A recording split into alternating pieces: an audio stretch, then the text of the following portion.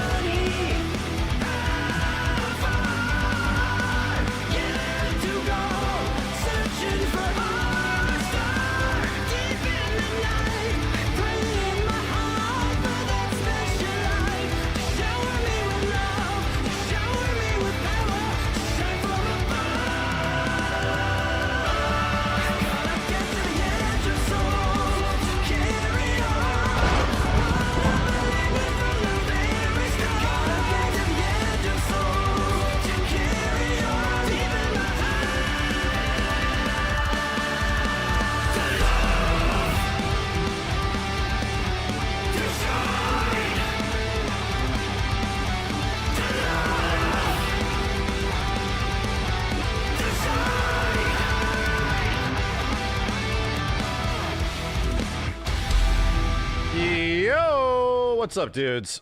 All right, chat. We're back. Hi. Hello. There we go. Hi. This is about to be a busy week. Is it not? We got Andy to check out today. I want to see what good old Andrew is like and his plain bageled ass. We got to see, we got to talk about this Arc System Works Direct thing, which was announced sort of like a couple days ago, but I have some predictions, you know. I want to put some gift sub bets down. There could be some pretty crazy things that are shown and or announced at that thing. And yeah, Night Rain update on the 26th. The Capcom Direct is the same day as the ARCSYS Direct. There is so much stuff, man.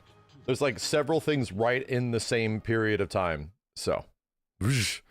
Did you ever check out the Tactics interview? I didn't. Yeah, maybe we should do that. Before we get into gift sub betting on this ARCSYS Direct, I'm gonna have interesting news for people that are expecting Dragon Ball FighterZ 2 or potentially Tokon. I'll have interesting news and what I feel is going to happen.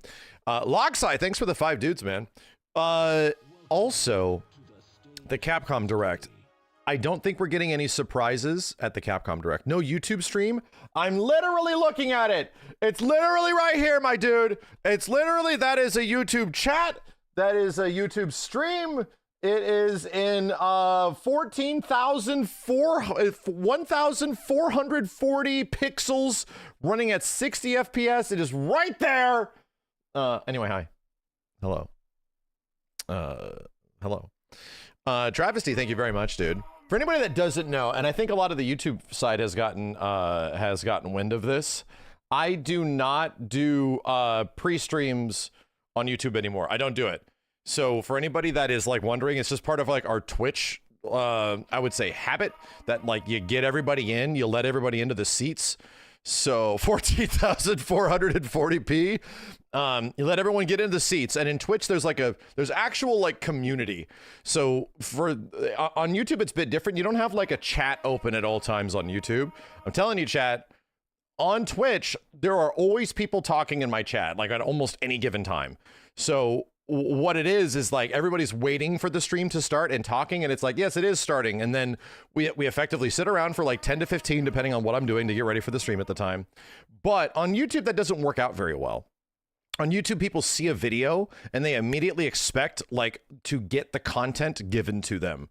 So on Twitch, that's a little bit different, you know? Am I gonna do 1440p on Twitch? We did 1440p on Twitch, but I wasn't happy with the 1080p streaming quality. To summarize, 1440p looked really good, but 1080p took kind of a hit. So I wasn't really happy with that. I kind of wanted a 1080p stream that looked good for everybody. So, you know, I think it was a bitrate consideration as well. It downgrades 1080p. It makes 1080p look kind of rough. So I think we have really good 1080p right now. That's even comparable to like 1440 to a certain degree. So anyway, that's it. But yes, I do a little pre-stream on Twitch, and I did that on YouTube. We are a community. Shut up, YouTube! On YouTube, there's no like congregation. There's no active chat of people just to like hang out, you know? So because of that, I found that so many people say all these things that are like skip the intro. Like, here's the timestamps to skip the intro, all that kind of stuff. And I'm like, you know what? I think it's probably just best if I skip all of the intro for YouTube and just click the YouTube live button right as the stream is starting, you know, right as it begins. So anyway, I see a lot of people that have been asking about that lately. Shut up, YouTube, all the sad faces, and you shut up too, Twitch. You know, it just works out better. So it allows people that tune in for the VODs and all that kind of stuff, you know, are able to sit and hang out and shit like that. Skip the yapping. Hey, I'll tell you what, the yapping has been a continual thing that is a 10-year tradition on sad faces on this platform. And I'll tell you what, everyone tunes in for the yapping and then people leave. It's crazy. Everybody loves the yapping, and then you start playing games and stuff, and you know, people piss off. It's like, whoa, that's crazy. So anyway, I like to yap. Shut up. You're not out here. There's too many sad faces. We're not out here trying to change the entire methodology of things, but we do have to yap a bit at today's stream because of all the ARCSYS news, the Capcom Direct, which we know, and then what else happened? Shit. Was there not more? I was literally answering so many goddamn emails the other day. Holy crap, dude. Because it was a 3-day weekend. There was a night range survey, kind of short. It gives an idea of what they think could be improved by looking at it. I'm looking forward to that new Night Lord boss. I really am. Like, I won't lie. That new boss fight is going to be badass. Ken is at Evo. Yes. I don't think we got to talk about that, but yeah. Ken is going to be at Evo. I will hit up SNK and see if there is a possibility similar to last year. Xbox layoffs. Do you know what channel this is? Similar to last year. And we will try to get SNK on board to show off Ken, if he is playable at Evo, right? If he is. So I think they said he's going to be like at the booth. So it's like, yeah, if you guys have a build, can you possibly bring it up to the stream during Evo, you know? Monster Hunter Wilds finished. I think we're literally about to watch a Capcom Direct talking about the future of Monster Hunter Wilds. I think we're literally about to do that. You ever thought about starting a podcast? I would never do a podcast, ever. I think podcasting is disgusting. Anybody that listens to podcasts, anybody that has ever engaged with a podcast is a true low scum of the earth human degenerate. I have a lot of opinions on this, and I want to try, you know, to be as respectful as possible, but I have no respect for those people. I have no respect for anybody that would ever do a podcast or podcast with like other people that are in similar interests. I have a podcast. It was called Triple KO.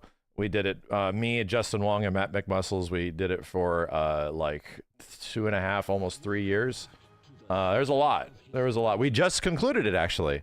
We just concluded it. We did it for 3 years, and just to let you know. So yeah, these piece of shit scum-sucking ass lords, like these three motherfuckers you see right here, the absolute scum of the earth, you know, just unbelievable scum of the earth, would do a podcast for that many episodes. Anyway, what's that? Some people in the chat, wasn't Triple KO a podcast? What is he saying? What is he saying? What's happening? Anyway. We're not even done with this. We'll jump back into it, scum. We'll jump back into it every once in a while. Don't worry. What do we talk about first? God, I want to get into the big news chat, but we're going to let people frolic in really quick.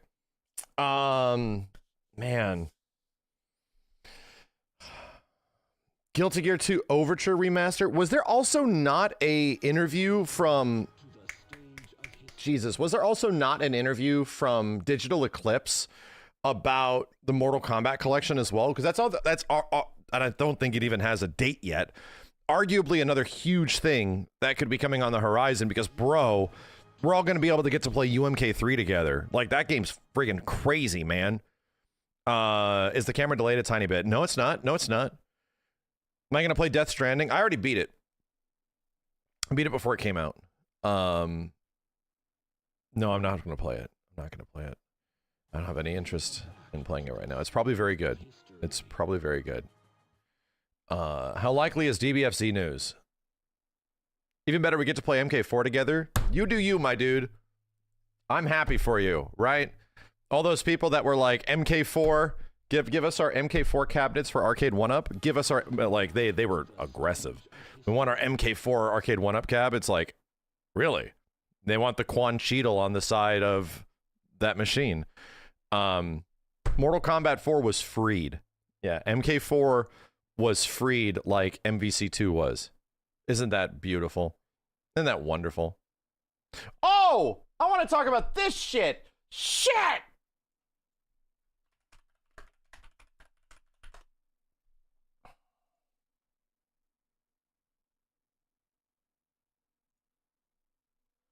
Bro! What is happening?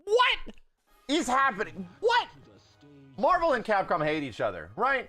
They literally got in the nastiest divorce ever seen in video game history. Unbelievable. They'll never work with each other ever again. Their licensing, their character crossovers, all that kind of stuff, it will never happen again.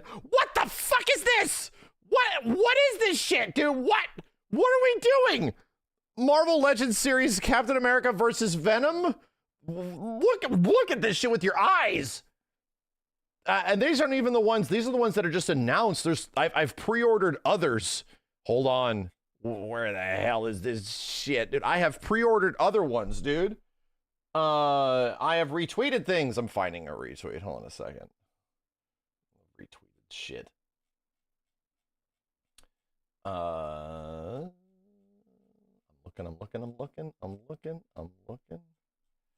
looking. Where the hell was it? There it is. Chat, look at glaze upon this with your eyes. Eyeball glazing. Bullshit blazing. Holy mother of God. It is literally Marvel Superheroes versus Street Fighter Cyclops.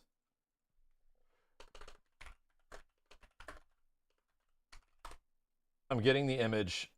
I'm acquiring the image. It is quite literally open image in new tab. Like, holy shit, man. That's insane.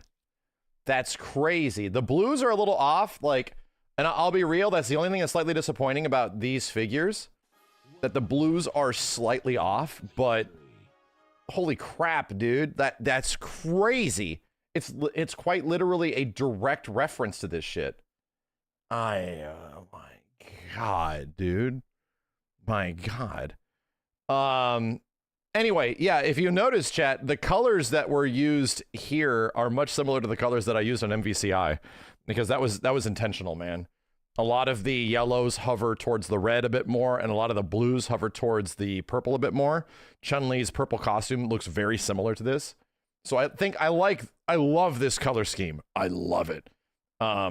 This is a bit more modern, obviously modernized, but this is crazy, dude.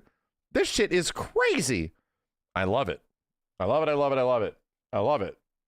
Sorry. I just absolutely love it. And they're making it, dude. What's his name? Shogoth?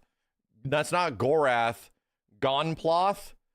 What do they call Shuma Gorath now? Hogarth?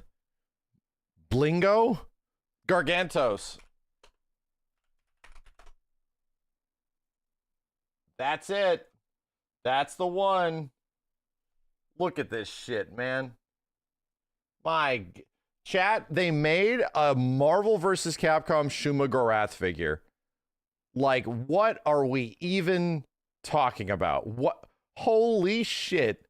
It's literally the windscreen, dude. This is crazy. It's just direct references to Marvel vs. Capcom 2 and Marvel Superheroes. It actually has the poses. It has the windscreen. Well, this is the Marvel 3 windscreen, funny enough. Is it posable? I mean, obviously. That's insane, dude. Oh,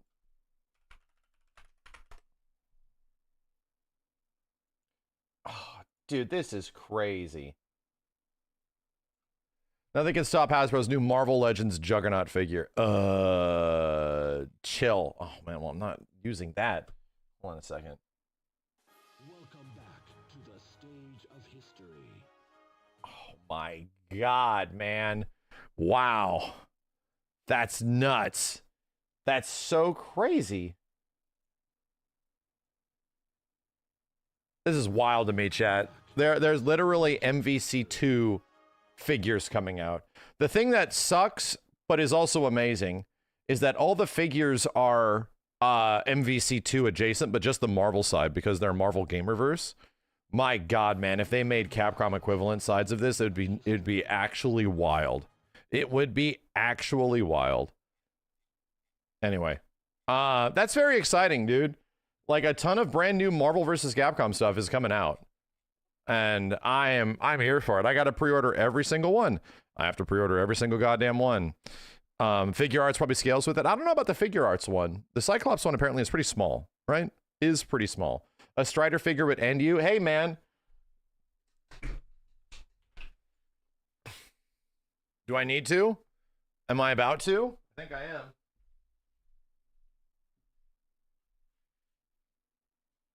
I'm reaching. It's dusty. Because it just stays up here. Welcome back. A Strider figure would end me, they say. A Strider figure would end you, you say. Look at that shit, bro. Check that shit out. I have all of these. This entire goddamn collection. I actually need to collect the other ones. There's Darkstalkers. They have these for Resident Evil and Darkstalkers 3. And I really want them. I gotta find that shit, dude. He's kind of skinny. Strider? Spider-Man's kind of skinny too. Damn, you're right. Holy shit. He's all arms. It looks like somebody messed him up on the character creator. That's weird. That's bizarre. Yeah, I have the X-Men versus Street Fighter set up here as well. But I'm sure you guys have seen that. I'm gonna have to do another room tour at some point, right? I'm gonna have to do another room tour. Ugh. Anyway. Hi. That's cool. I think we should just get into it. So this was announced a day or so ago, and I have thoughts. THOTS. Many thoughts. Arc System Works is getting a showcase / ASW Direct. Now, this can mean a lot of things. And it's fascinating that they're doing a ASW Direct right after finally announcing the game that they had been working on, which maybe isn't coincidental. This is happening on Thursday, 10 a.m. Friday, June 27, Japan time. So it's like, when is this, chat? Is it like 6 p.m.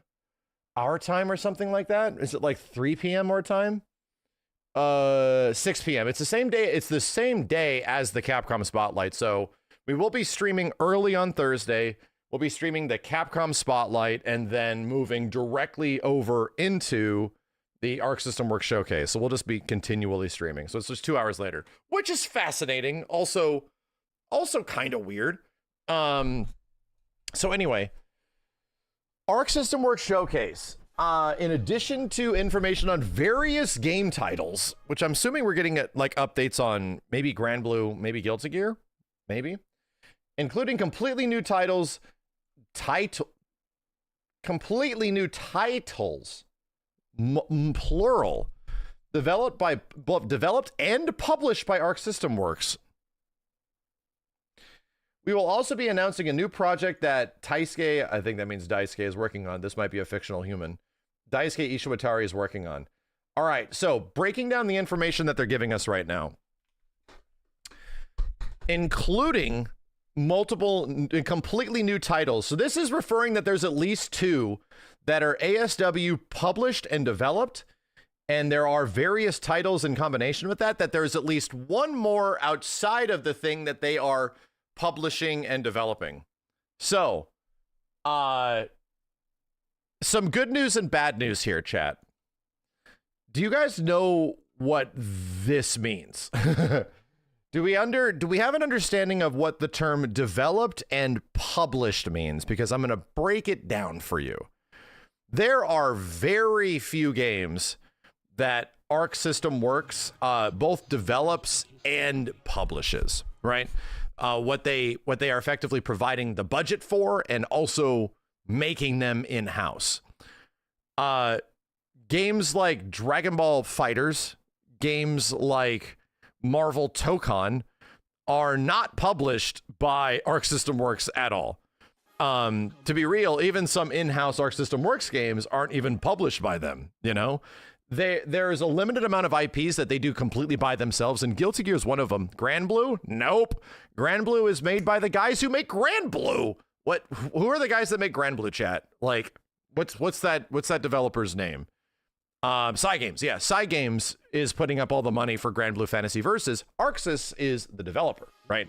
They are the developer in that situation. There might be some things in between here that change the legality in certain regions and areas. For example, Guilty Gear was developed by Arc System Works, Guilty Gear Strive, published by them in most regions. However, in some regions, it was published by Harada.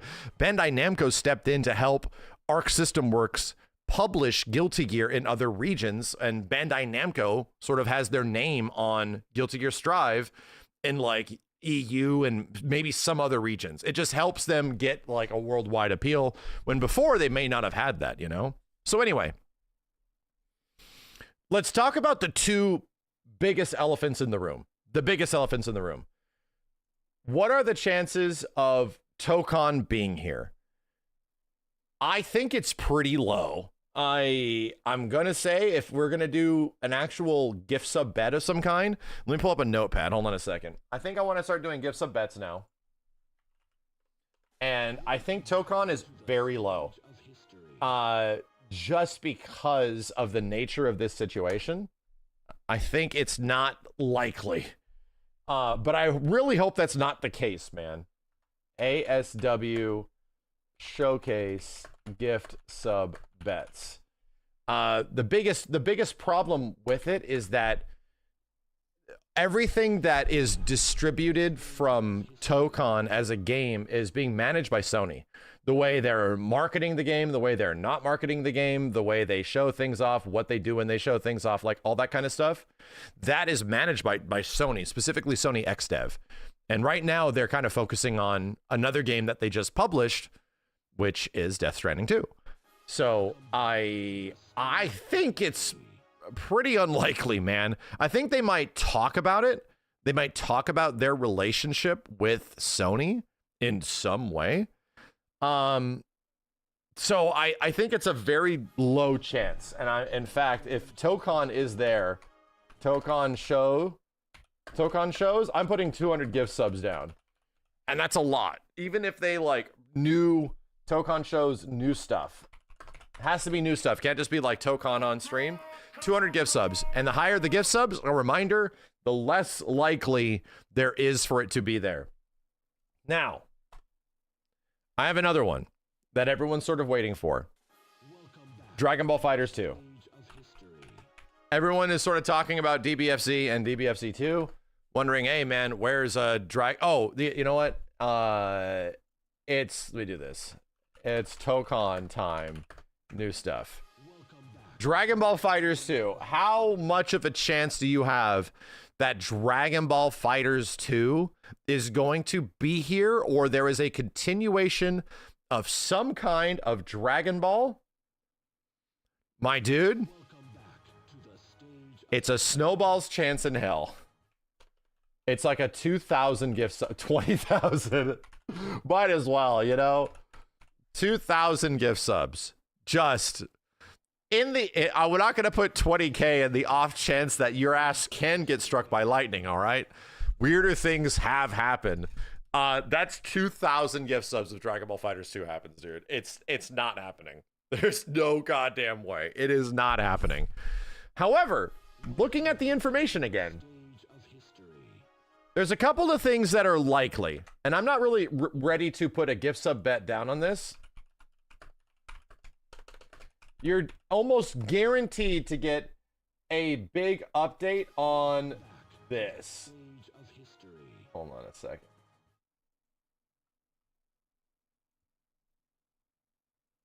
I'm gonna pull it up. Yeah. Welcome back to the stage of history. Put this over here. Let's just look at Arc System Works website and see what we got here. Reminder, that's not River City, it's the Double Dragon game, right? There's a brand new Double Dragon game that they're making that is likely also going to be here. I'm trying to get the name of it, and it doesn't seem to be showing up on here. But it's definitely here, man. It's definitely, you're not getting DNF Duel 2. Well, let me look it up. I thought it was on here. Double Dragon ARCSYS. Yeah, this one. Double Dragon Revive. The chance of this being here is extremely likely, dude. Extremely likely that this game will show up. Was it on there? And Jesus, I couldn't even see it. My brain didn't even process it. It was right there. Extremely likely that this is going to show up and be something that occupies a bit of space. I think there also could be, I don't think Under Night is done yet either, right, chat? I don't think Under Night is technically like totally kaputski. So that's a French bread made game, don't get me wrong, but also like ARCSYS published, you know. It's not done. Yeah, so I wouldn't be surprised. A reminder, this thing does say include new titles that are developed and published by ASW. So there's a line under there, but I think the various game titles, yes, there might be more stuff on Uni. It still has DLC on the way. I think the guarantee, I believe, guaranteed you're getting an update on this, and you're getting an update on this, okay? New Persona Fighter. I have bad news for you guys. If you're expecting a brand new Persona Fighter, that would very unlikely fall under any of these guidelines, because who would be the publisher of a new Persona Fighter? Would it technically be Sega now? Like who? Is ARCSYS, right? Which also now boils down to Sega. So that's a possibility, you know. Definitely a possibility that Sega and ARCSYS could have an announcement for something, but it would not be at an exclusive Arc System Works event. That makes no sense. That makes no sense. Sega would want to promote that at something that would get like a whole bunch of eyes and not like a direct like for fans only. The weird thing about this too is that this is happening like before EVO, like kind of like right before EVO.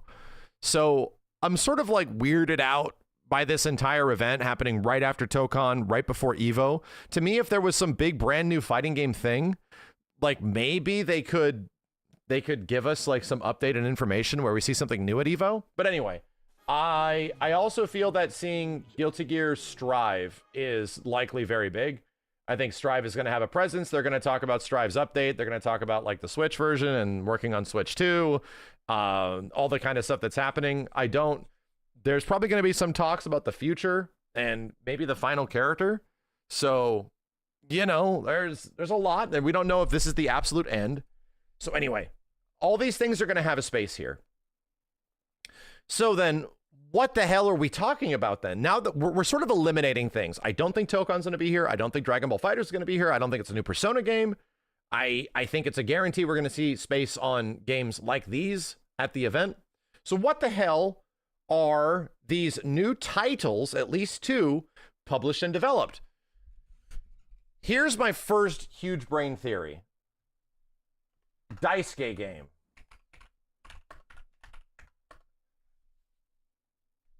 Daisuke's vision, his glorious Guilty Gear. I'm going to call it, I think it's done. I think his game is going to be a new IP fighting game. I legit do. And I'm putting in 100 gift subs because I think the likelihood of that being the case is pretty high, man. I think Daisuke moving away from Guilty Gear after all this time, now that the game has effectively found its audience and something like that, I would not be surprised if like he has moved. Shadow drop? What the hell? No. This would be like a logo, right? This would be something extremely small, like not big, dude. This is a like a teaser / mini reveal, you know? This is like him wearing a t-shirt or something like that. They might show a character or something in that regard. Max doesn't even register BlazBlue anymore. Dude, Daisuke wasn't of the BlazBlue guy. What the fuck? Am I drunk? I'm fairly sure Team Red did not have much to do with BlazBlue at the time, right? He composed music for it. That's true. That was the other dude that left SNK, right? Like, I was a completely different side of the company. Granted, we're not talking about that right now. It's literally a completely different thing. I think Daisuke getting a brand new IP fighting game definitely could happen. And I think I'm down for it, dude. To be real, I legit hope that there is a possibility that Guilty Gear maybe could continue in some fashion, in some way. But it did absolutely feel like, from my outsider's perspective and somebody that has no idea of the actual Guilty Gear lore, ain't that shit done? Didn't Frederick, wasn't he innocent in the end? Didn't they wrap that shit up with a bow? There's like an anime and shit. Like, he went from sole bad guy to Frederico. Like, it seemed like a lot of the story and the buildup over what that has been over the years, even though I just have not had any interest in it, feels like it kind of changed, you know? Like, they seemed like it was sort of wrapping up the entire ordeal. So anyway, I think I'm very much down for Daisuke's thing being a brand new IP fighting game, you know? I'm just down for it. And not as in Daisuke is working on a new IP Dragon Ball, a new IP One Piece game. No. I think he's doing his whole thing, right? I think he's doing like his own thing, unique idea, based on all the success that they've sort of had in the past. I think actually new. You have never seen this before. Not even Guilty Gear related. I think it's completely new IP, and it's not Guilty Gear. I'm just calling it right now. I think that's what it's going to be. So, anyway. Baki, yeah, not based on anything existing. Actually unique. You know what I mean? So, that leaves something else.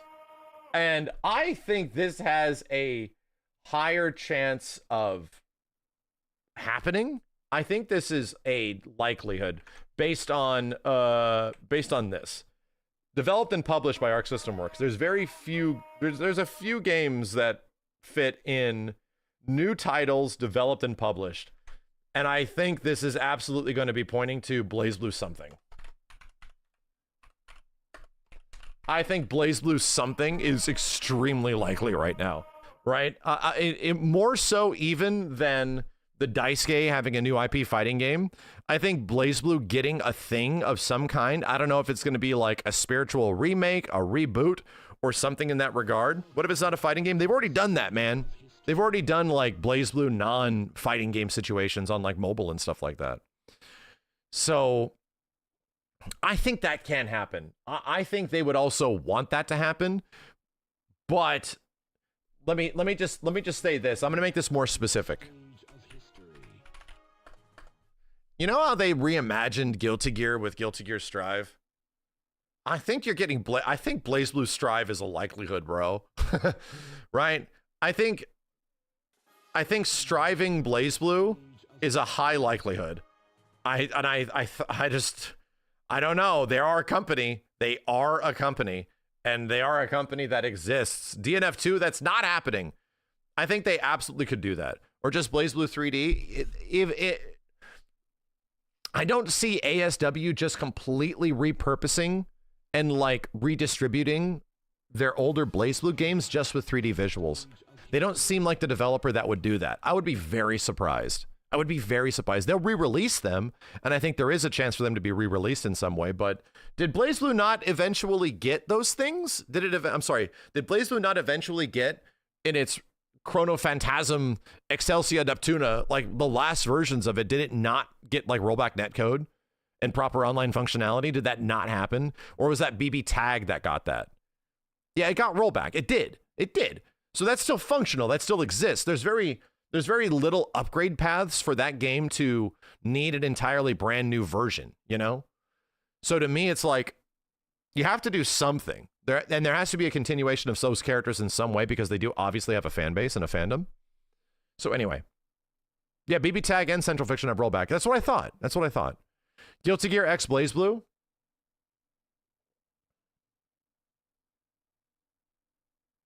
I don't see it happening at all. I see Cross Tag 2 happening before that. And possibly, I think the toughest part of it is asset issues, right? I think the asset issues is like the one big issue. BB Tag already had the lovely access to a ton of sprites and shit. So the logistics of it are kind of rough, you know? I think Cross Tag 2 can happen, but here's all I'm going to say. I think BlazBlue needs to come back first, right? I think there's like instead of just getting the thing that you want in front of your face right now, chat, I think there's a thing that could be down the line that eventually happens. I think if you take BlazBlue characters and you re-release if you Strivify BlazBlue, and whatever, if that means a bad thing, chat, I'm not thinking of gameplay. Everyone thinks immediately of a gameplay thing. When I think of Strivify, I think you reimagine the characters, right? Reimagine their visuals, take the game and put it in a completely different visual style, different gameplay style than the previous one, right? Like you have to reimagine the game in some way. So if you Strivify BlazBlue, you're now making 3D models and new designs of a whole bunch of characters, right? You're effectively redesigning the way Noelle looks and Ragna and all these shitheads, you know? You're trying to turn it into something a bit more modern, right? I could see them doing that. Yes, a reboot, 100%. I can see them rebooting it in some way. And then that can turn into a game that builds a lot of characters over a few years. That can turn into a game that has like a whole bunch of stuff, that has a bunch of 3D models for characters and shit. But that could also lead to a thing eventually where they have all these Guilty Gear characters to work with. They have all these BlazBlue characters to work with. They both have 3D models. Now a BlazBlue where that has built up in more popularity than ever, because it will be popular. I guarantee you, dude. If you release a BlazBlue game nowadays and it has modern Arc System Works designed ass looking characters, that shit is going to fucking slap. They have built an audience based on Dragon Ball and Guilty Gear Strive that will be super down for what they do. And I think you can create a big old BlazBlue audience, people that like this shit way more or like this stuff just as much. And then you can eventually get the BBVGG, right? BlazBlue X Guilty Gear. And now you have a game where those characters are fighting each other. And that would be badass. Now that makes a lot of sense because we didn't really get that in BB Tag, even though it felt like a clear thing, but it just never like really formed a reality. So anyway, I think BlazBlue getting reimagined is absolutely a possibility. And to be real, I think the chance of it happening is also pretty, I'm going to say it's okay. I'm going to say it's another 100 gift sub bet. I straight up think that that's like not that outside of the realm of possibility. I legit think it could happen. So there's our gift subs. There's a few things in here. I would be very curious what BlazBlue Reimagined would be like. Am I inherently a huge BlazBlue guy? Absolutely not. Every single time I try to jump into this game, it just never clicks with me in any way. However, I am curious where they could take it. I am curious where it could go and what they could do with it to put it in like a modern time frame. A new game that isn't a fighting game. I'll be real. I don't think I have any resounding interest in anything that Arc System Works puts out that's non-fighting game related. I'll be real. I think if you're going to talk about ASW, that is where my interest lies, is in the fighting game side of it. If they're like, hey, so here's a Guilty Gear single player RPG. Yeah, a lot of people are going to be really into that. I ain't going to be into that. I'm like, cool. You guys have fun. Like, you guys enjoy yourself. You have fun. You know what I mean? We're getting Dissidia. Chat, you're not getting Dissidia. Jeez. Okay, fine. Here's the meme.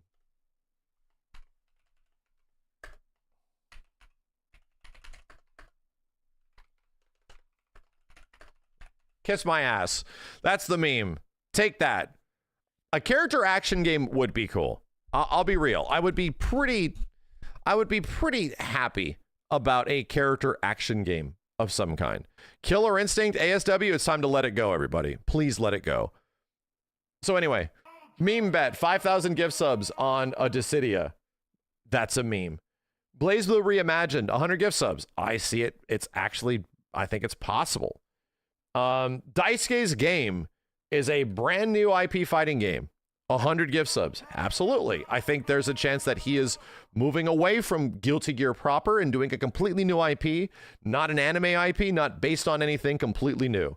Let's talk about a possible Dragon Ball FighterZ 2. Yes, you can also get struck by lightning right now. Right now? Right now. But you didn't. So the chance of it happening is extremely low, 2,000 gift subs. And does Tokon show up here? I don't think it's that likely. I think it's still unfortunately unlikely the way these shows are structured. They might talk about Tokon, but specifically showing off brand new Tokon stuff, I don't think that happens here. That's a Sony shindig, man. That would happen at like a Sony thing. They choose where that shit goes. It would be I want to be wrong. I want to see more stuff on Tokon, but I do not think it's going to be here. And a reminder, the higher the gift subs, the less likely these things are to happen. We already talked about Lucy. We already talked about all the other games they're going to show. I'm not putting gift subs on some cyberpunk character I've never heard of before. But I do think a few of these would make me pretty excited. I think any of these happening in some fashion, this is cool, dude. Like a reimagined version of BlazBlue. Obviously, this is cool.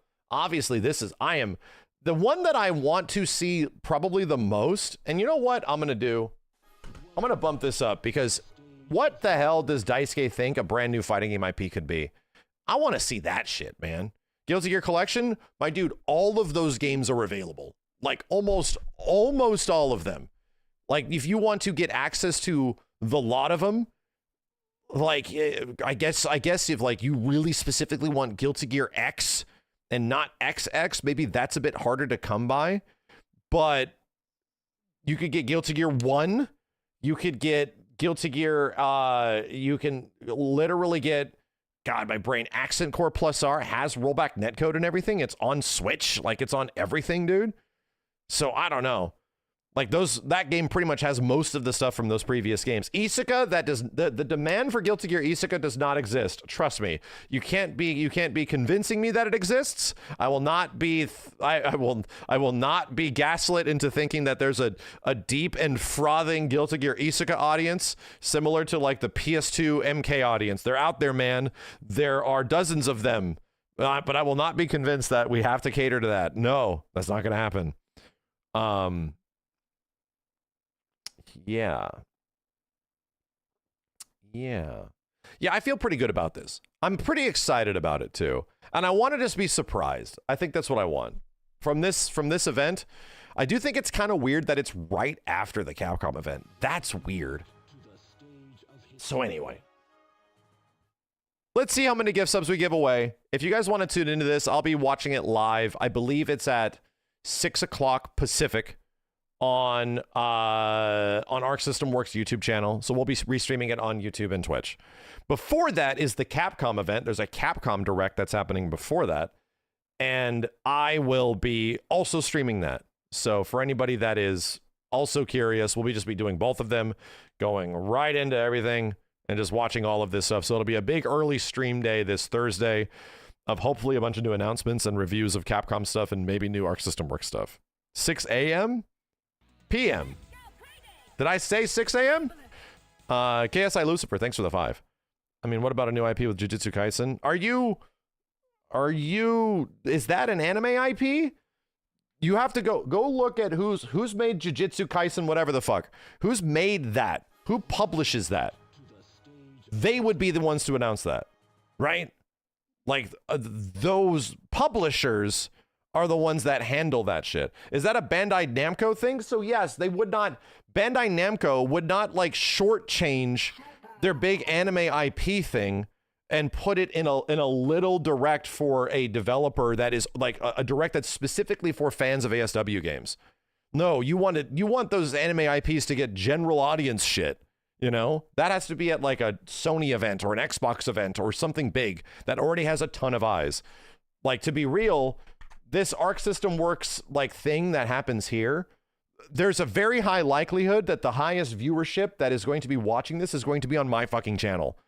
So no, that would not be the goal of like spending millions of dollars on an anime IP so that you can specifically get Max's chat to be the ones that are primarily watching this. That's not a good idea, man. So it might be, though. You know what? It could be. It could be. Anyway. Hi. Instant kills in Strive? You know what? I don't think it's happening. Did you see Toke on Twitter? Did you see Tokon's Twitter? Or did you see something that is called Tokon Updates, which is like third party?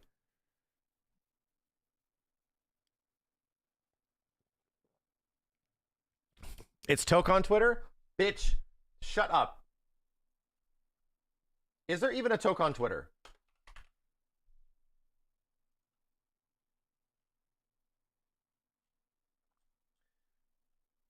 So this is not it. A reminder, this is not it.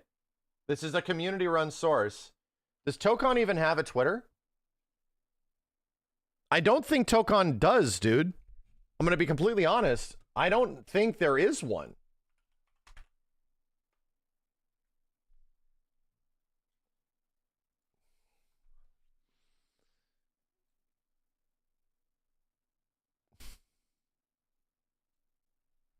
Anyway. It's 10 minutes. It's fine. You'll be fine. You got me to look. Okay? You got me to look. You got me interested. So anyway. That's my gift sub bets. I think we're going to see a lot of refreshes on stuff that is already announced. But ASW has been working on stuff in the background, man. And I think the bigger question that I have is Arc System Works, and what teams at Arc System Works working on games like Tokon? I'm really curious how much of that game is all hands on deck. How much of that game is like is being committed from a development side to being put in. Like, I'm really curious to see how much that is, and I wouldn't be surprised if it's a lot of the Dragon Ball teams, or if not little pieces here and there. So anyway, I don't think we're gonna get much information on that, but if they're talking about multiple new games with multiple different like publisher and developer in-house, that's a lot, dude. I'm curious how much bigger Arc System Works has become as a studio. They've been cooking. They've definitely been cooking, and all of their games that exist right now, specifically the ones that are getting updates like Grand Blue, Grand Blue, over the past few years, Grand Blue, DNF Duel, and Guilty Gear Strive have been substantially delayed. Those games getting their updates that people were expecting were all delayed. So there's a reason for that. Like, they've been working in the background. They've been like super busy, you know, like doing shit. And what shit we will see, we will find out. We will find out, I think, very soon. Anyway. That's it, chat. DBFC sold 10 million, so ARCSYS is getting recognized. Dragon Ball FighterZ sold 10 million, and ARCSYS didn't see shit of it, dude. All that money went to Bandai Namco. I mean, they might have gotten a bonus, right? That's usually written into some contracts. But Arc System Works got its notoriety from Dragon Ball FighterZ, for sure. And that led to Guilty Gear Strive getting a lot of success, you know? If you're like, hey, Dragon Ball FighterZ, what about the recompense of that game? Dude, that's why Guilty Gear Strive was big. That's why they sold like 2 million copies and have like 3 to 4 million players of people playing Strive. Like, they saw the return in their own game, and they made a shit ton of money, dude. They made a shit ton of money. No Arc System Works published and developed game has ever come close to like 1 million units sold. Ever. And that game sold like 2 million and was also on Game Pass, had like 3 to 4 million players with Game Pass, dude. Like, that's huge for them. It's huge. But it just goes to show you the scale, where something like Street Fighter 6 can be out for 2 years and sell 5 million copies. Mortal Kombat 1 could be out for, you know, a few months, like 1 year, and sell 5 million copies or some shit. Tekken 8 could be doing, according to everybody, absolutely terrible, and it's sold like, what, 3 to 4? Like, comparatively speaking, Arc System Works games have never had an opportunity to sell that much until it was Dragon Ball, but Dragon Ball was a Bandai Namco game, so they reaped all the rewards, you know? And now that they do their own thing, and their own thing sells like 1 to 2 million units, that's huge, man. That is wildly successful for that company. So anyway, it's great. It's great news, and that will give them more opportunities for them to pop off with new IPs in the future, 100%. I don't know if Guilty Gear Strive has sold physically 3 million because they keep saying players, right? Does anyone have confirmation, chat? The last I heard, it was 2 million sold, and then it was 3 million players celebrated, and then 4 million players celebrated. Did we ever get to a point where they actually pushed 3 million units sold? Or do they keep talking about players because of Game Pass? I don't know if that eventually happened yet. Anyway, still, it's good. Players means Game Pass, yeah. BlazBlue sold a million. BlazBlue might have sold 1 million in its entire franchise history. It might have. I think there's a chance that's definitely true. But like in one version of the game selling a ton, I'd be really surprised if if one BlazBlue game like Chrono Phantasm, whatever, like if one BlazBlue sold that good, then yeah, absolutely, dude. Absolutely. BB Tag, I could see definitely selling over 1 million because that wasn't all their franchises. Right? That's a bit different. That is definitely their game. Don't get me wrong. But they also had to shell out a bit of money for IP, you know? Is DBFZ the highest selling modern fighting game? Not by a long shot. Dragon Ball FighterZ doesn't come close to Mortal Kombat X, doesn't come close to MK11, unfortunately. Those MKX and the MK11 sold over 15 million. And even in the time frame that we knew a few years later, MKX had sold 10 before MK11 was even out. So who knows how much? We actually do not know how much it sold. Yeah, no, MK11 was the best-selling individual fighting game of all time outside of Smash Brothers. Smash for Wii U and Smash Ultimate. I think it sold more than Smash for Wii U. It might have. It legit might have. And you have to go back a lot. Like, you have to go... Even Street Fighter 4 didn't sell nearly that much, dude. And to be real, the other game that is up there is Tekken 7. Tekken 7 ended up being one of the most successful fighting games of all time. By a lot, dude. When is Street Fighter 6 going to hit 10 million? I think it can legit happen. No joke. By the time that game gets more updates and stuff like that, like, I think by the time it finishes its life cycle, it'll be at 10 million. I don't know if you guys saw this, but some of these stats are crazy. Check this out.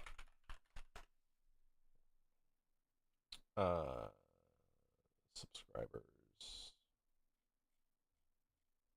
This is right over here. This video came out earlier today.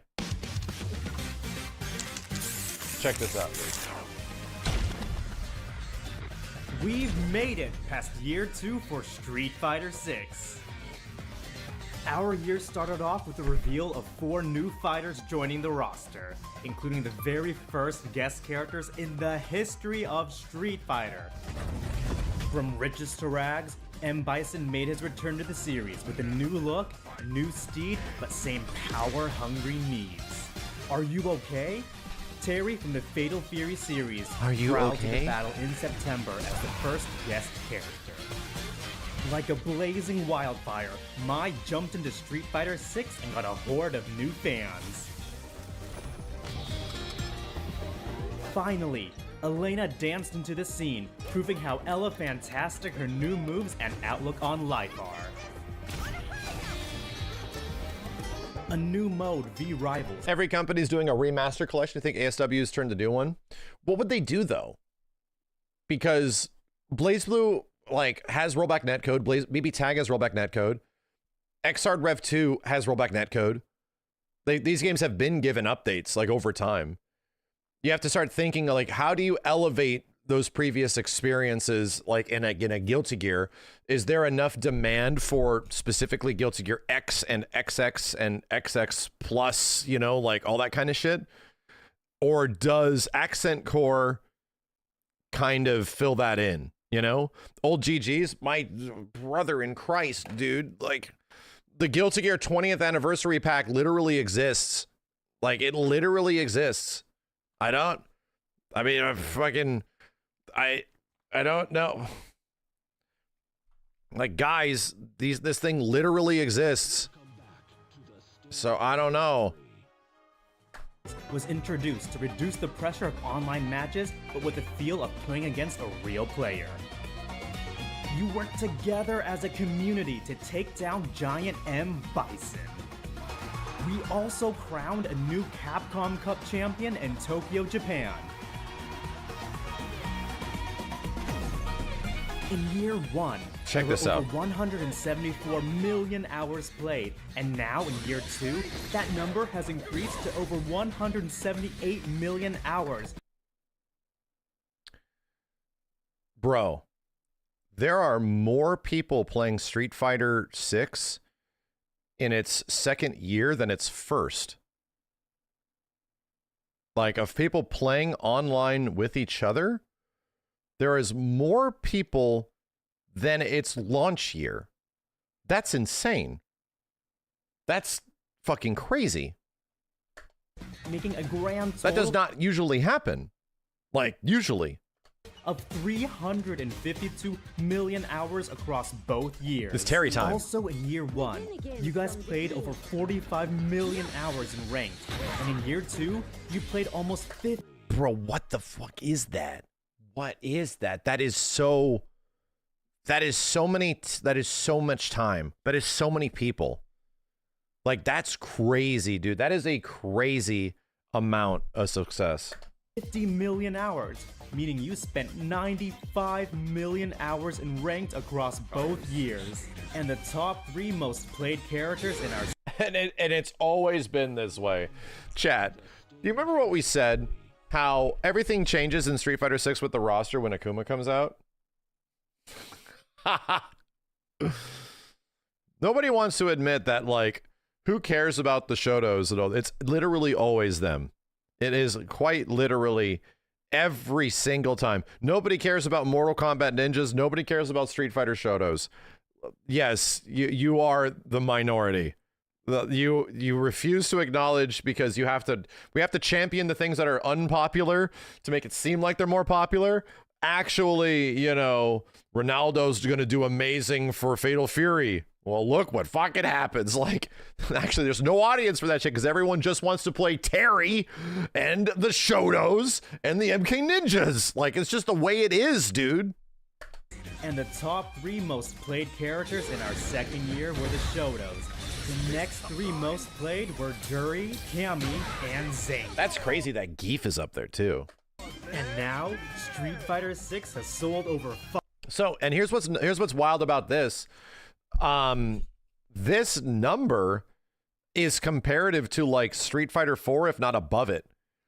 So, a reminder, Street Fighter 6 is currently outperforming Street Fighter 4 within a similar time span. That's wild. And this is even before, maybe not even accounting for the Switch release, right? The Switch release still is being, we're still in like the same month as of the Switch coming out. So maybe, just maybe, it does have a little bit of it. 5 million copies. Thank you to all our World Warriors out there. From the pros to the many content creators who fought it out at this year's various events. And from the artists and cosplayers who show their fandoms in creative ways. 5 million is low for a game that is available on a single platform. Banning that guy. YouTube, you gotta do better. You gotta keep those people accountable. We'll keep them accountable for me, bro. More characters. Keep these doomers accountable. From the Nintendo Switch 2, all to Street Fighter 6. We're literally looking at the most successful fighting game in the last, like, 15 years outside of, like, a Dragon Ball. Or a Smash Brothers, or a Mortal Kombat. Like, wildly mainstream games. So anyway, good stuff. Good stuff. Tekken 7. Yeah. Well, to be real, Tekken 7 got it over time. Tekken 7 was like, even in the first 2 years. I'm curious. Let me look at something. Tekken 7.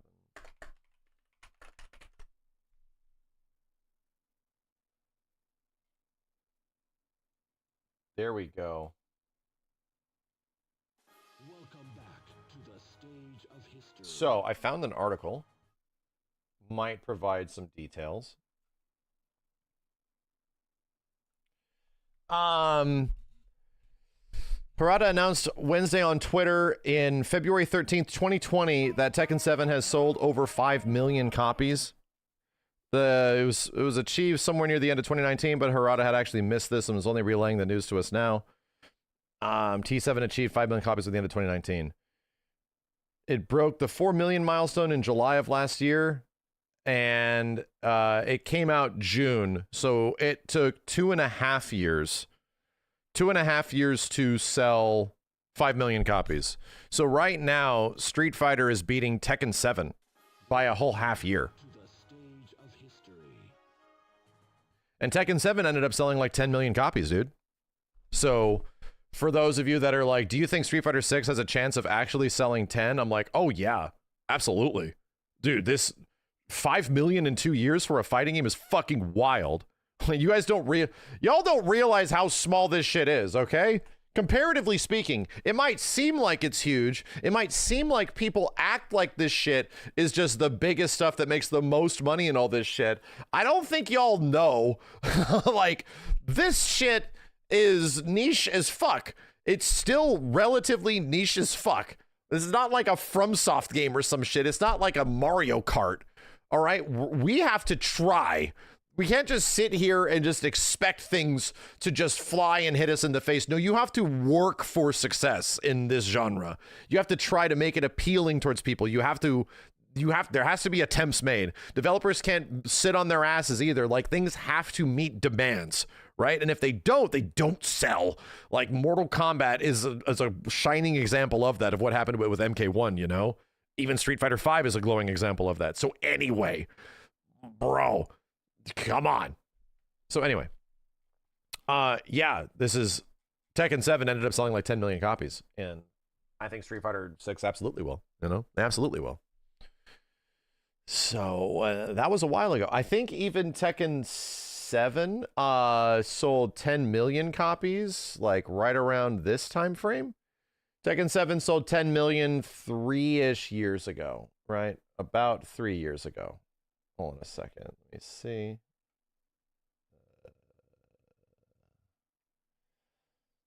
10 million. God damn it. Fucking Reddit. Let me see. Tekken 7, 10 million. Tekken 8 sold good. I think Tekken 8 sold pretty good as well. It did. Yeah, there it is. There's the official tweet. I'm like, dude, where the hell is this shit? Here's the official tweet. Tekken 7 as of, dude, Tekken pushed 5 million copies sold in like over 2 years. Holy shit. There's a chance that Tekken 7 might have gotten a really big pandemic boost, you know? It might have gotten a pandemic boost. Doubled in 2 years? Holy fuck. This game definitely could have gotten a COVID bump. So maybe not. You know, we'll see if Street Fighter 6 ends up getting that. We shall see. It was always on sale. That's true. That's true. Let me look up Tekken 8. I think Tekken 8's at 3 million. Yeah, it is, dude.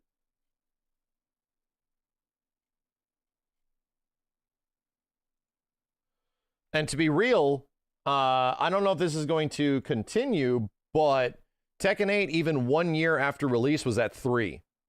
So, wildly successful. Like, I don't know if Season 2 is going to do enough to bump that really high, but after 1 year,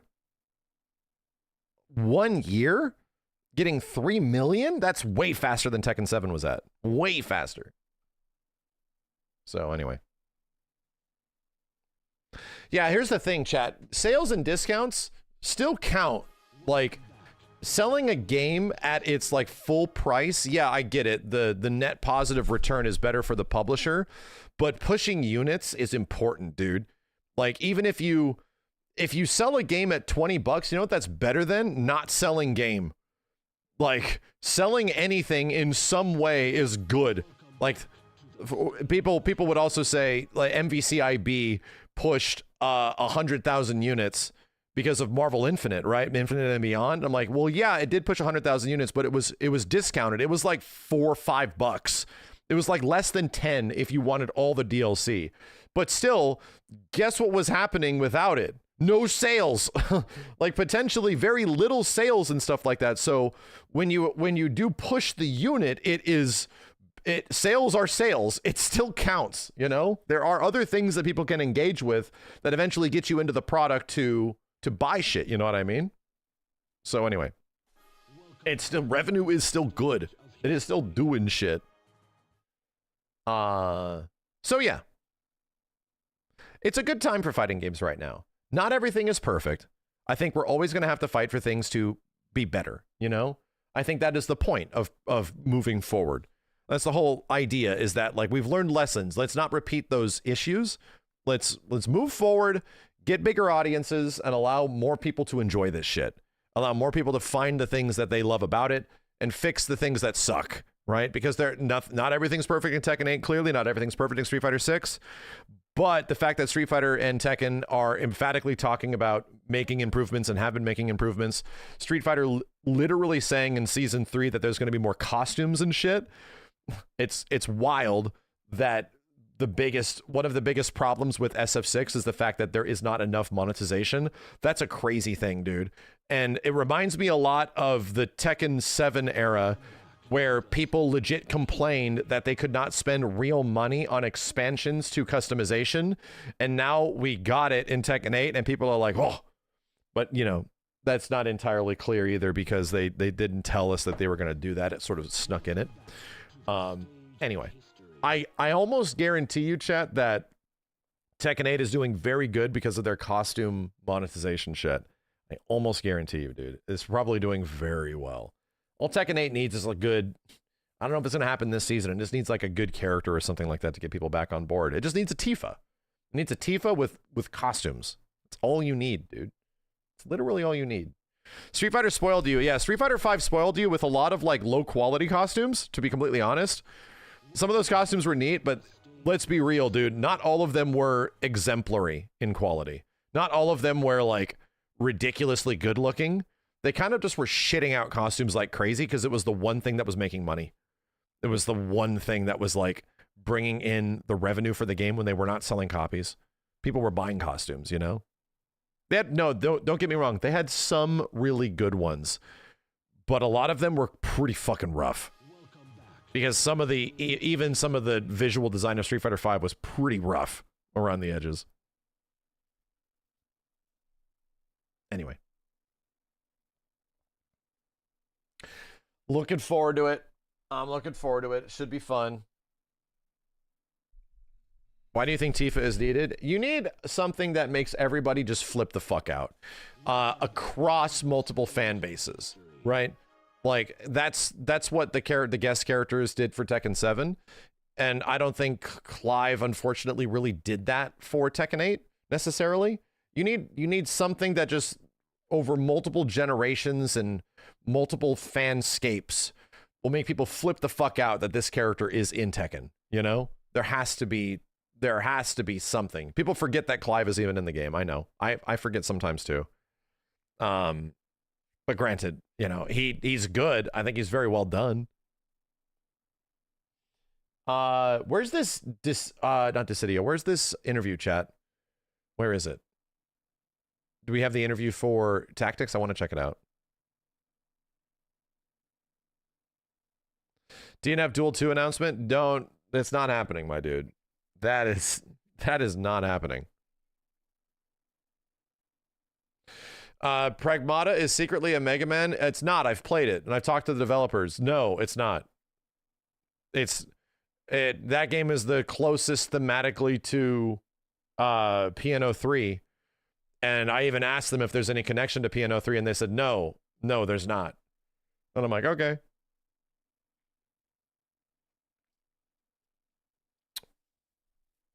Yeah, give me the interview to the tactics thing, Chad. I want to check that out. We're gonna play Andy in City of the Wolves. Yeah, we're about to fire him up, but I want to check out on news. Did they give you the wink? They did not give me the wink. I told them that the game plays very Mega Man-like, which is kind of like an old arcade-style Capcom game where the design is simple, but then it expands, and it's like, oh, and it sort of like engages you and wants you to go faster and stuff like that. To me, it reminded me of a Mega Man game. I told them that, and they were just like happy with it. They weren't like, yes, like there's definitely no Mega Man connections in that story, dude. There's not.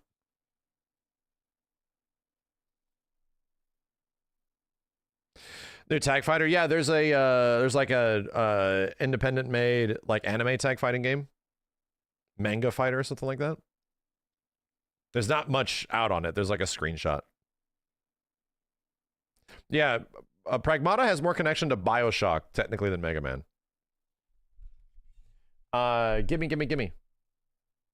Hold up. Yeah, the Sonic Tag Fighter's been around forever. We played it a while ago. I didn't love it particularly, but I'm assuming that the brand new updated version is likely way better. Is it pinned? Okay, hold up. Pull this shit up.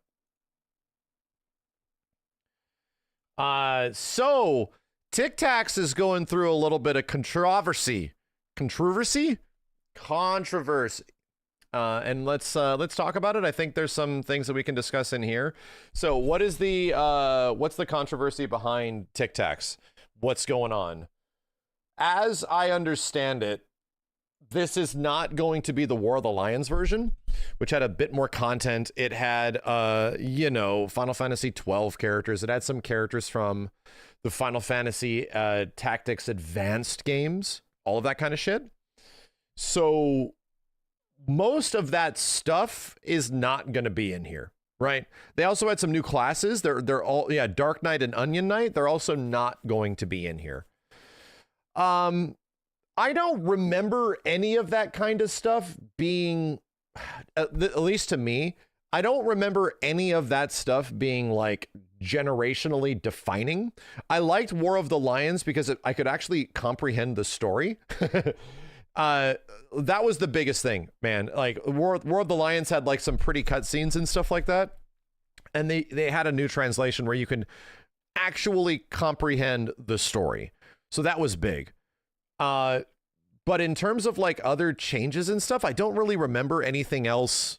Like in War of the Lions, I wasn't freaking out about Balthier and all that kind of stuff. So I'm curious. It's been a long time, man. I haven't played that since it came out on the PSP. So it isn't a make it or break situation for me, but it is definitely it's definitely unfortunate that a re-release of Tactics for a third time, technically outside of the mobile and the PSP versions, is not going to be like feature complete. That sucks, man. I get it. You can change between the old PS1 version and the modern version, the Evil East Chronicles version, but not having access to, all of that kind of, I think that is disappointing. I think that is kind of like rough. War of the Lions had some funky slowdown. It was not perfect. Don't get me wrong. I only played through it once, but I was like, this is much better. I think having the story in a story game being even comprehensible was a pretty big deal. So that's the thing that I liked about War of the Lions the most, But still, I'm looking forward to it. Granted, I'm still very much looking forward to it. I don't know the full breadth of all of the new features that are in the game because we haven't quite literally seen them yet. We haven't seen all this shit. But I think having a full game like this with voice acting is a pretty big deal, man. I think that's a lot. That is going to be a pretty big difference in the overall quality of the game in terms of it being like a modern day game experience. So anyway, what about Tactics makes it your favorite Final Fantasy? The job system. This was the first Final Fantasy game that really gave me access to what the job system in a Final Fantasy game is and how you can manipulate it and share the abilities and all that kind of stuff. The FF7 and this game came out in a similar time frame. So, you know, going from FF7 that didn't have much on jobs at all to this, which was super job focused, and you had to find mystery jobs and figure this one out of this works with that and all that kind of stuff was amazing. And then that also led me directly to Final Fantasy XI, which was that entire stuff, a job system game all over again. So I loved it, man. I never played 5. No, not at all. I have not played any Final Fantasy before 6. So anytime I tried, I just couldn't get into them. But this game and the amount of stuff you could do with like sharing abilities of one job with another to unlock this, to unlock that, dude, I loved it. I absolutely loved it. So this was the first game that introduced me to that, and I really enjoyed it. So let's talk about it. Tactics is one of the greatest tactical RPGs ever made. God damn. Starting off good. To this day, fans praise its incredible storytelling, impressive customization. It's a masterpiece. Yeah. Okay, glazing. So when the director and his team started to work on a modern platform, they faced the tantalizing question: how do you make a masterpiece even better? Damn. All right, little glazy. The answers can be found in the Evilise Chronicles. New voice acting, conversations, loads, quality of life features, autosave, battle speed, and more. We asked the director how his team approached the challenging update to a legendary game, especially as he was part of the development team. All right, here we go. They're hyping it up a lot here. No lies detected in the first sentence. Granted, me playing Tactics also sent me down a spiral of playing a whole bunch of different tactical RPGs, like TRPGs, on PlayStation in this time, because there was a shit ton of them, dude. Right after I played Tactics, I played through Vandal Hearts. Right after I played Vandal Hearts, I played Cardia. Right after Cardia, I played, something or other. I played Hoshigami. There's a lot. I don't know if I beat Hoshigami, but I played several of them. And yeah, dude, it was like, there was just a ton of these games. Disgaea was much later. That was like PlayStation 2, you know? Vanguard Bandits, thank you! Holy shit! Hold on a second. Is that is the one with the robots, dude? It totally is. I don't think I beat this because I rented it. Yes, God, thank you. I'm like, what is the one with the Escaflowne-ass looking robot on the front, dude? Yes, thank you. God damn, I was trying to remember this friggin' game. Anyway, I have not played it in a very long time. I don't remember much. So let's move on. Years ago, certain circumstances led me to play the original Tactics. It was my first time playing the game since it released. All those years ago, I got to experience the brilliance all over again, from its outstanding design that still holds up today, even amongst modern games, to its deep narrative. However, there was no way to play the game on current generation consoles. Yeah, you're not wrong. So that's why we started developing this title. What were the main areas to focus on when creating the enhanced version? The original game is 30 years old. No matter how good a game is, simply remastering or porting it would not be enough to convey the greatness of a new generation of players. Dude, this is wild. Like, can we just talk about this? You can have something as well known and as like PlayStation 1 classic as Final Fantasy Tactics, and it only, well, granted, War of the Lions exists, but it only takes 30 years, right? Just 30 years for it to come back. Let's just take 30 years for this game to return. Like, yeesh, dude. Yeesh. We just needed the PSP version. Just give us the PSP version on PC. Our main focus was to keep everything that was great about the original, but also working to further improve the game to adapt to the current era, revamping controls, UI, as well as adding full voice acting. That'll help. Rather than having the game run on an emulator or produce the remaster remake, their approach was to reinvent it. Really. Because the source code's gone. A reminder, chat. The source code for most PSP games, the source code for almost all PS1 games, that shit is toast. There was no reason to hold on to any of that stuff before the year 2010. So the very wide majority of these games, source code is absolutely lost. So how do they're definitely running on, they're doing something. Did they like reverse engineer the game? Why? Because data space was way more expensive than it is nowadays. There was no, preservation did not mean anything. There was no reason to preserve anything, you know? So ultimately speaking, having access to like the original versions of games and going in and changing things again is almost in many game situations just unavailable, you know? Tactics is warmly regarded and highly requested by fans even after all this time, so why do you think that is? There's aspects of the game that are highly regarded to players, such as the in-depth character customization to the job system. That's me. That's me. Compelling narrative and corporatist political intrigue. To me, the gameplay, dude. To me, the gameplay of Tactics, like setting up the fight and the job system, it was fucking peak. I love it. I think the reason that the game is so highly regarded is that it brings all these elements into harmony. The context of the Final Fantasy title. There have been lots of games released in tactical RPG subgenre, but Tactics stands one of a kind among them. This harmonization is why Tactics holds a lasting place in players' hearts rather than simply being another game among many. Yeah, probably true. What was the biggest challenge you faced when creating Tactics and Evil East Chronicles? There was a number of major challenges, but all of them stem from the fact that the master data and source code from the game no longer existed, of course. There isn't a way to say, this isn't to say that they were mishandled or poorly managed or anything like that. Keeping that kind of data wasn't normal. Yeah, there was no reason to. Like, game data, you could not keep a project in project files and just put hard drives in a, no, it's delete it and move on. Like, get rid of all of that material. You have the physical material, which likely goes to places, like the original sketches and all that kind of stuff. Physical material, yes, but data not valuable. Get rid of it. Like, just move forward, you know? That continued all the way until, no shit, probably like early 2010s. Like, no kidding. In those days, we didn't have much of a sort of robust resource management tools that existed today. On top of that, the production workflow for a game was such that the Japanese version was produced first, and then we would create localized versions by overwriting data with that other languages, including English. There was also no such thing as online patches, updates, so unless there was a major reason to do something, once you made the game, that was it. Yup. Oh yeah. So I think it's fair to say that developing the game without any master data or source code was the biggest challenge. Yeah, and man, they had to reverse engineer. There's a lovely story I've had from some friends of mine that made games, and the Devil May Cry HD collection chat was reverse engineered.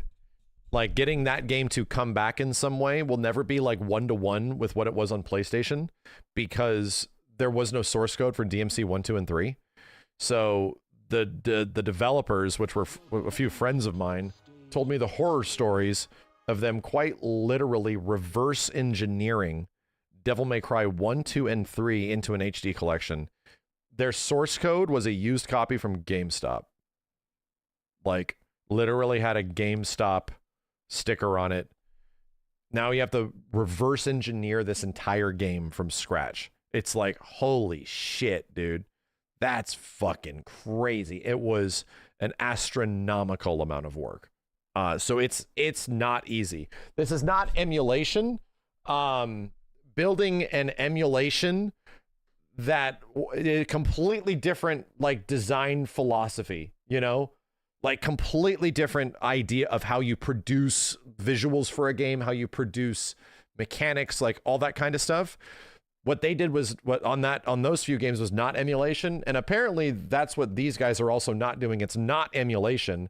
They're likely reverse engineering it, because if you produce like an emulation of a game, it can be relatively quick. It's just, the problem with emulation is that you're going to run into a lot of problems. Like, the games will not run particularly good, and unless you have people that are really smart, this is why, chat, that like, even a lot of games we get nowadays, it's like, dude, just emulate it and repackage it and distribute it. It's going to be great, right? And then it's not, and it kind of sucks. It's like a shitty port, and it has a ton of input delay or the wrong audio or all this kind of shit. It's like, yeah, it's like 98% there, but that 2% really messes up the entire experience, man.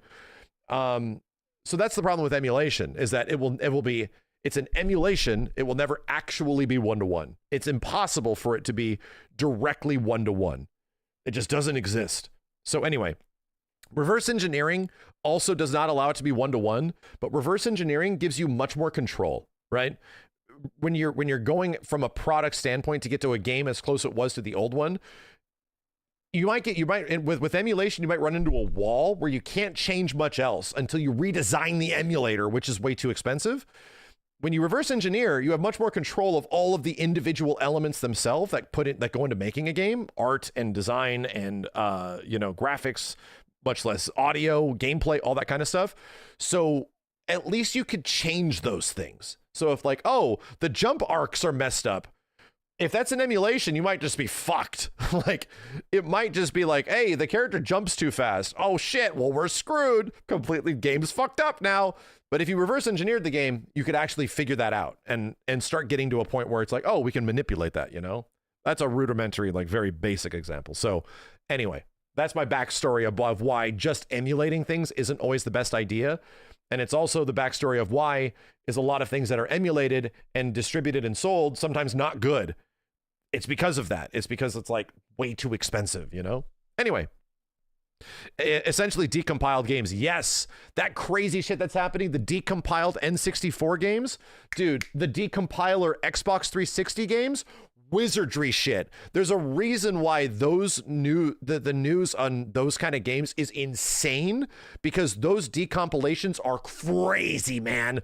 Those dudes are literally, they have wizard hats on. That shit is magic. Like, there's a reason why you don't get many stories about that. Why, like, there's a PC version of Star Fox 64 now, because even small, simple games like a Star Fox are ridiculously hard to decomp back into something that is like the original, but on a different, you know, completely different platform. That's really hard to do. Anyway, that's my story.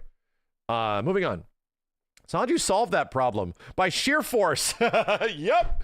That's all it takes. It just takes fucking manpower. It's just, if you want to like remake the way tactics works as an entire game, you just got to remake. Here's what's wild. Here's what's arguably even crazier about this. Tactics took 9 months to make, from what I recall. It was like about a 9 to 12 month development window. So they literally made the whole game, original Final Fantasy Tactics on PS1, they made the whole game in about like less than a year. Let's just throw out a general time frame. That's how long it took for old games to be made, just because there wasn't that much assets, you know? There wasn't that many assets you need to make. This sheer force probably took years. If just re-engineering the game backwards and recompiling everything back together to work in the same way, no shit, likely took them 2.5 to 3 years. Like, no joke. I would not be surprised. They could have started from complete scratch again from the beginning, but they didn't. You have to keep everything intact. The game has to work and have the logic that it does, or else it's not the same game anymore, you know? So anyway, that's what's wild about this, is that if you wanted to create a game, that it was faster to make the game normally back then than it is to go back and remake the game now. So we analyzed a number of existing versions of the game, reconstructed the programming of the original, but there were also times where we played the original game and worked it out just by feel. The entire process, result of cumulative hard work, from one hand working to implement new features. Behind the scenes work was similar to porting an old arcade game to the NES. Yeah, you have to make a whole new game. The staff who worked on the game were real lifesavers. I can't thank them enough. Yep, this is all lining up. As you mentioned earlier, the game now features full voice acting and an updated script. Why did you want to add that to the experience? So nowadays, it's become the norm for games to have fully voiced dialogue. But when the original Final Fantasy Tactics was released, this wasn't the case. Of course, there are huge benefits to having voice acting in a game. It allows you to portray the feelings of the characters, so having the game be fully voiced was necessary. On the other hand, the dialogue in the original game was written to be read by the players, so just having it read out by a voice actor as it would have felt unnatural. So with the help from Matsuno, who wrote the script for the original game, we tweaked the dialogue to make it even better for voice. That's great. So that's great. That's great. And yeah, Tactics as a fully voiced experience is going to be kind of crazy to me, dude. Because so much of the Tactics experience is up here. I think we have kept the overall feel of the original intact while creating a more natural spoken dialogue, which offers even greater level of immersion. Let's go. The original game on PS1, how difficult was it to update the visuals to capture the same feel? One of the things that was so great about the original game was the sprites for the characters, which were cute yet meticulously crafted. The visuals for the maps were also put together in a very striking way, with textures models that had a kind of warmth to them. So for Final Fantasy Tactics, the Evil East, our aim was to improve them without losing those qualities. We increased the resolution while keeping the flashy effects at a minimum. We spent a long time tweaking this on-screen effects, and I think that the end product is something that preserves what made the original so special, while offering a fresh new take on Tactics. The interface was also given a redesign. The main reason is that we wanted players who are new to the game to play it. The game UI tends to change. Yeah, dude, Tactics is not...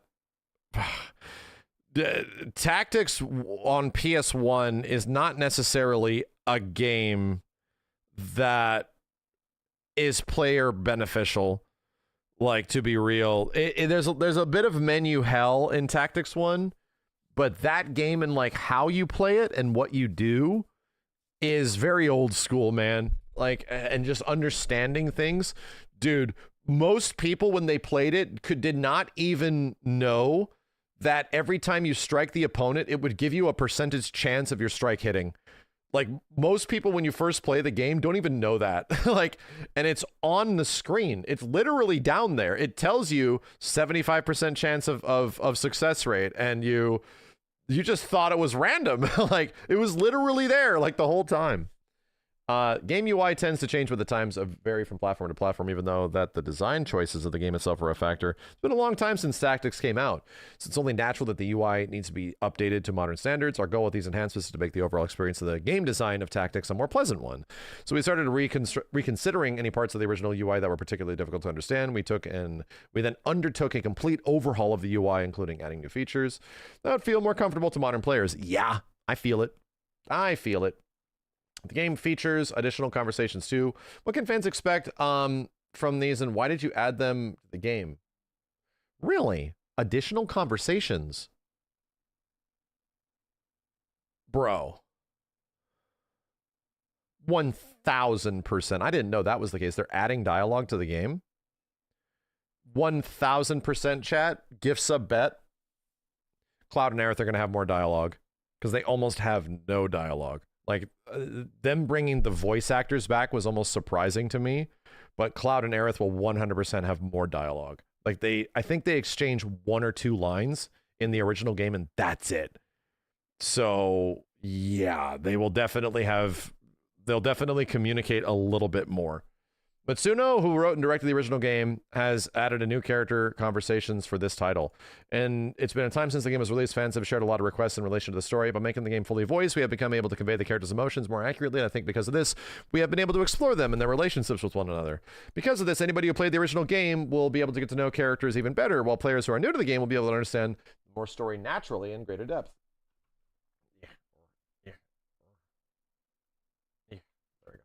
Some of these conversations only take place under certain very specific conditions, so I hope that players try a lot of different things to discover them. Ooh, really? Really? Interesting. Unlocking Cloud is hard, if I recall. You literally have to make a time machine. Yeah. There's a side quest involving, what's his name? Mustadio? The gun guy, but not the shitty gun guy, the friendly gun guy. Is it Mustadio, chat? And you find a hidden robot, like, somewhere, and that robot somehow connects to a time portal, and Cloud gets sucked in, and he just pops up. He's like, where the hell am I? So, yeah, it's like a Mustadio quest with his dad. Worker 8, yeah, and then Worker 8 becomes playable. It's an interesting side quest, that, to say the least. The problem with it is that Cloud's a piece of shit. He's arguably like one of the worst classes in the whole goddamn game.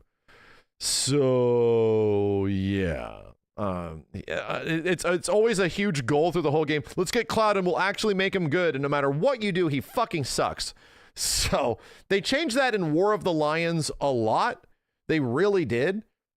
But I think they can push it forward more. In fact, I think it would be so much better if they just gave Cloud much better attacks, because most of Cloud's moves that he uses don't really match. They're not super FF7 adjacent. Some are, but a lot of them are like weird, where it's like, this feels like it was for a character that was not in here. It feels like this is like a move set for a different, yeah, he has the Materia Blade, the Cherry Blossom, you know? It feels like this is a move set for another character that they just put into Cloud, and we're just like, hey, why not, you know? Anyway. Moving on. Yeah, finishing touch. He has some things that are close, but most of his moves fucking suck, man. And getting the Materia Blade is hilariously hard. It's on like, remind me if I'm wrong, the Materia Blade is on the highest map in the game, and you have to get to the top of this map, but there's a bunch of shitheads on this volcano, and you have to go up there and dig like crazy to pull up the materia blade from the top of this volcano, and if you don't do that, Cloud is useless. Like, you cannot equip him with normal weapons. It's so goofy, dude. Like, the process of getting him to even be a functioning character is tough, and once you're done with all that, he still sucks. Anyway, moving on.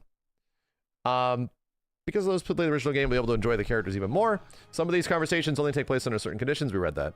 The game does have a very memorable cast. Do you have any particular favorites? As mentioned, ARCSYS. Shit, bro. Ramza and ARCSYS and Delita. As mentioned, we made previous adjustments to some of the story content, which allow us to portray the inner workings of certain characters in a way that were there in the original game. The addition of voice acting also adds more emotion to every single line of dialogue. This has led to Gafgarion becoming one of my favorite characters. Yeah. There are also some hidden branching dialogue options in some of the exchanges between Ramza and Gafgarion. So I hope that players will also look forward to that. Gafgarion was the dude in the huge plate armor, and he had the big old white beard, right? He's not a good guy. He eventually, spoiler alert for a 20-plus-year-old game, he betrays you. But when he's in your party, he's god tier. Like, he's so good.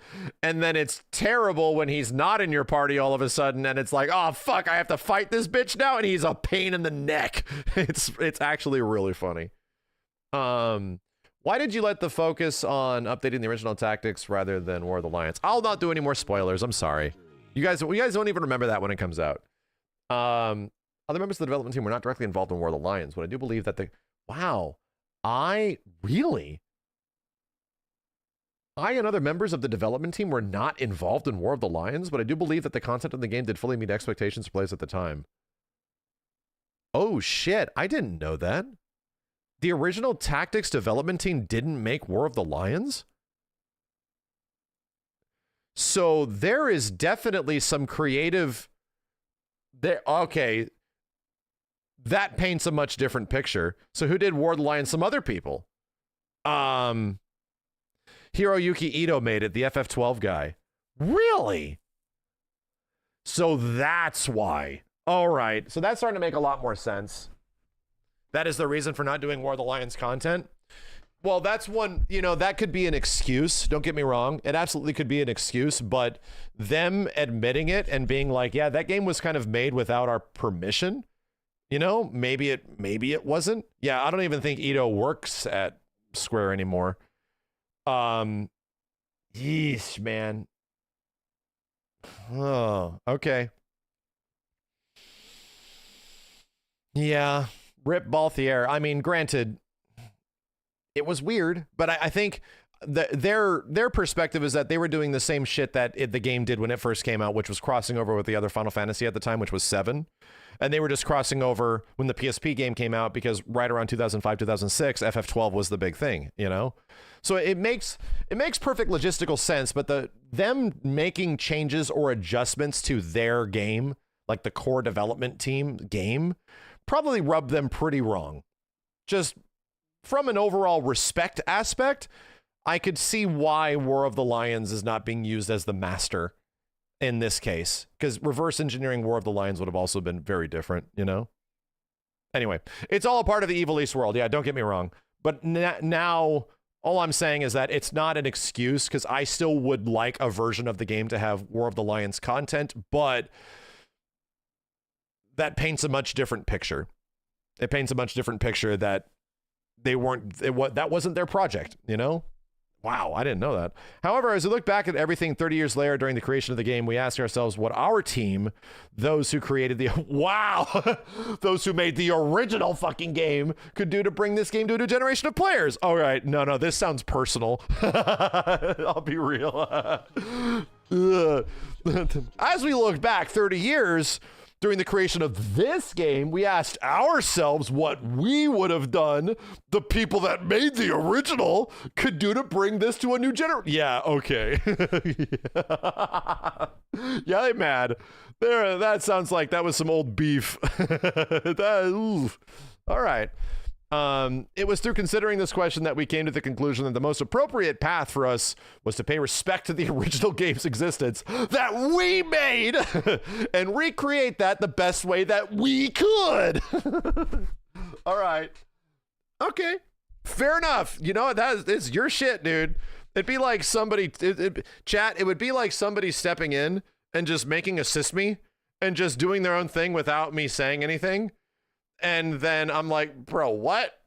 Like, wait a minute. No, you're just going to take all the characters that you established and made, and we're just going to do whatever we want with them. See you later.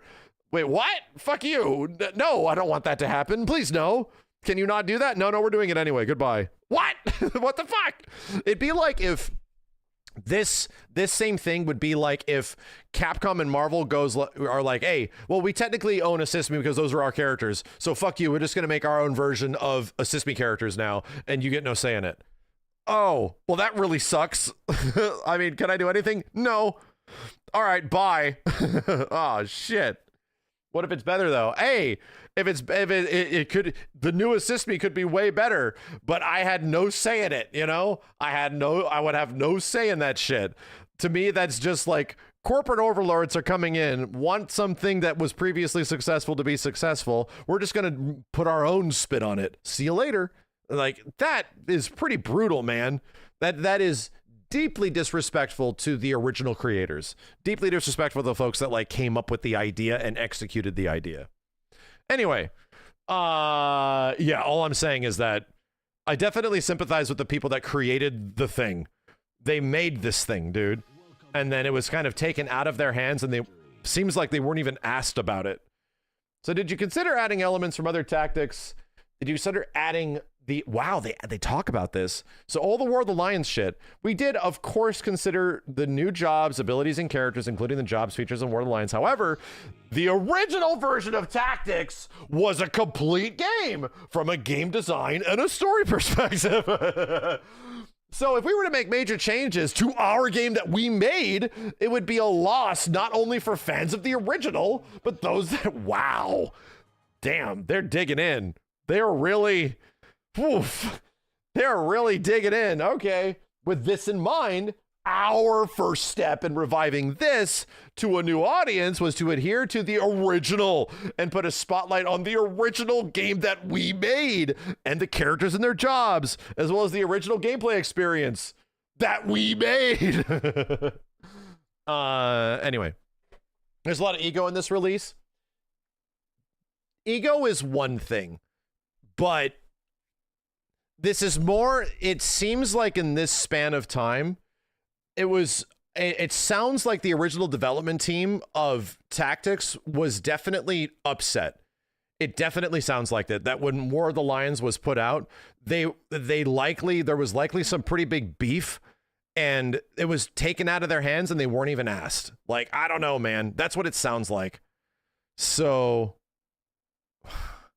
it's like it's their baby, and all of a sudden it's not yours anymore. Now it's like you're raising your child, and now they're 5 years old, and somebody else is going to take them away. Like, wait, no, that's my child. Wait, what? Excuse me? So it's extremely unprofessional. Yeah, is what it is. So anyway, you can understand ego is one thing, but like, you fucking made it, dude. Like, come on. Like, you have to understand from like a creative standpoint, that sucks. Like, that shit, that it would be like, I don't know, man.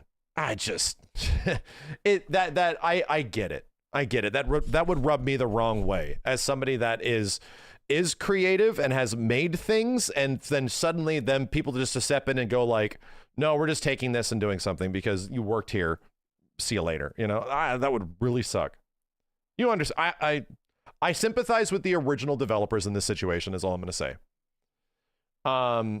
The development team were passionate when it came to bringing the experience as close to the original as possible, and as a result, we have recreated and used the original VFX and sound effects, something I hope fans will particularly enjoy as they play. So they like remade a whole bunch of stuff.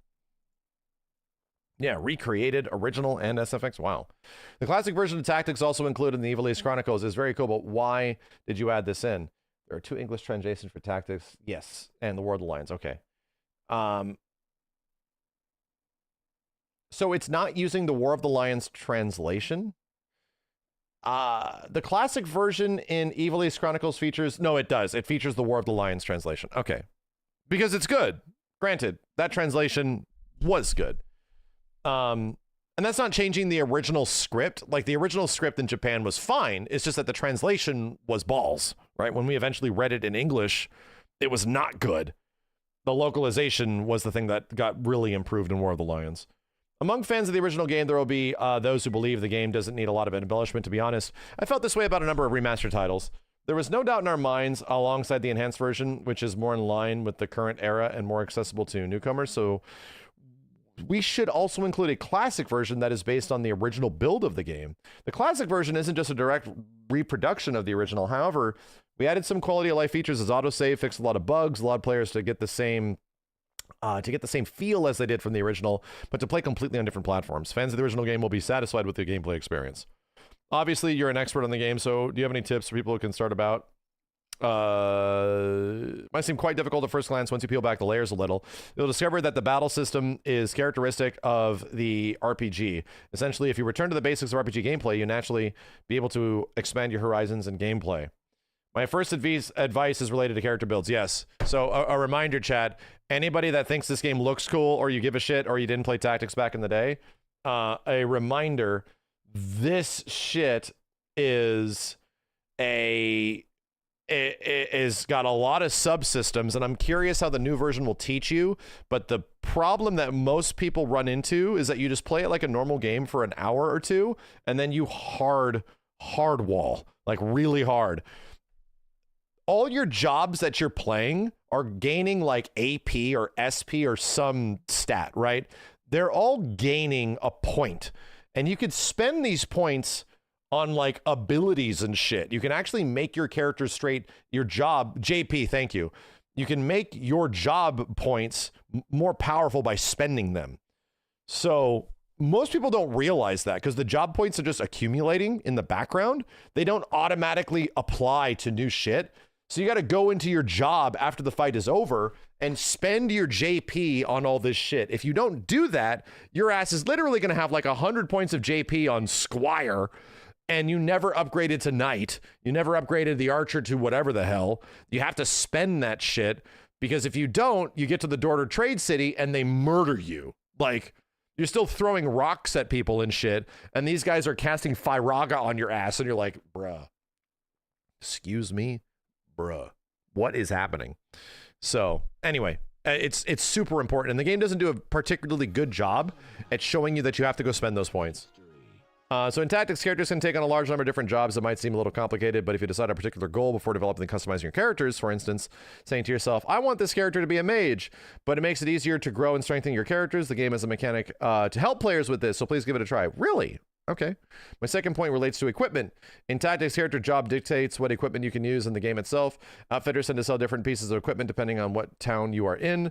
I recommend regularly making sure all party members are outfitted with the best equipment and the formation you're using, as it will not only help strengthen your characters, but will also significantly reduce the difficulty of battles.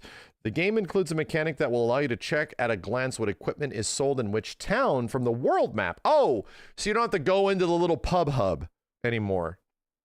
That's cool. That's fine. I like like the little pub hub that you go into. You literally walk into like an inn and you talk to the armorer guy, but it's just like a screen. So they make it so that you don't have to do that. Interesting. My third piece of advice is to check on the statuses of enemy characters. Most enemy characters have certain jobs associated with them, are equipped with items and abilities, just like characters in your party. In some battles, therefore, you might find yourself on the receiving end of an unexpected enemy attack, or being assailed by a surprise counterattack. Investigating the status of enemies, yada, yada, yada.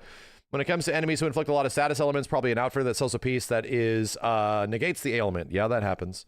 In this game, it's easy to quit or retry battles, so make sure to... Yeah. So there are fights in this game that are fucking hard. Like, there are fights in this game where it's like, okay, so the whole fight revolves around a bridge, you know, like something like that. The whole fight revolves around, like, there's two sides, and you have to get your team on one side to fight the team on the other, and the only thing connecting is a bridge, or you go the long way up like a waterfall. There are so many maps in this game that are that, where it's like, all right, so what do we do with the team in this situation? There's like a gate or something like that goes up that you can manipulate that completely changes like the map and how you have to send all your troops into battle type shit. And it's hella engaging, dude. It's really, when that shit happens and it goes good, it's friggin' awesome. It's so much fun when your game plan eventually like snowballs and it goes good, great. Oh God, they're dead. You know, finally, it feels so good. What are you most proud about? The fact that even now, many years after the release of the original, Tactics is still loved by so many fans is something to be tremendously proud of. Speaking personally, I'm proud that I was able to work on both the fantastic original game and this one as well. Finally, is there anything you wish to say to all you people excited? It's finally been given a new life, set against the backdrop of a military conflict between two royal factions known as the War of the Lions. This game tells the story of the hero Delita and another Ramza Bevul. This game has been designed to delight players and fans of the original, as well as those who will be experiencing Final Fantasy Tactics for the first time. Please check it out. Chat, did you know that Final Fantasy 16, the main character goes through 3 generations of his life, like his teenage years, his like 20s, and like his 30s type of stuff? That wasn't the first Final Fantasy to do that. That technically was Tactics.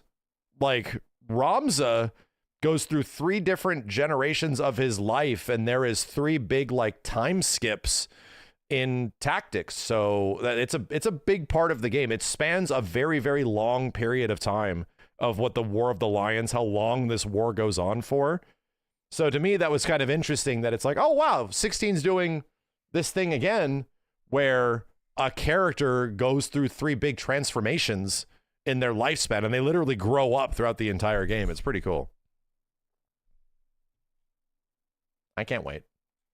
Yeah, Ramza gets 3 completely different sprites throughout the game. This is the Squire sprite, the youngest one. Whew. Man, cool. Very cool. Mahiro, the guy in the interview, is the lead director of 16, so it tracks. Damn. Pretty sick. I always thought it would have been neat if 16 was in Ivalice, but it's not. That would have been cool. But still. Did I ever play Tactics Advance? I tried it. I didn't like it very much because it was so different. It was so different, dude. Any gift subs on the Capcom event? We know everything that's going to be there, so not really.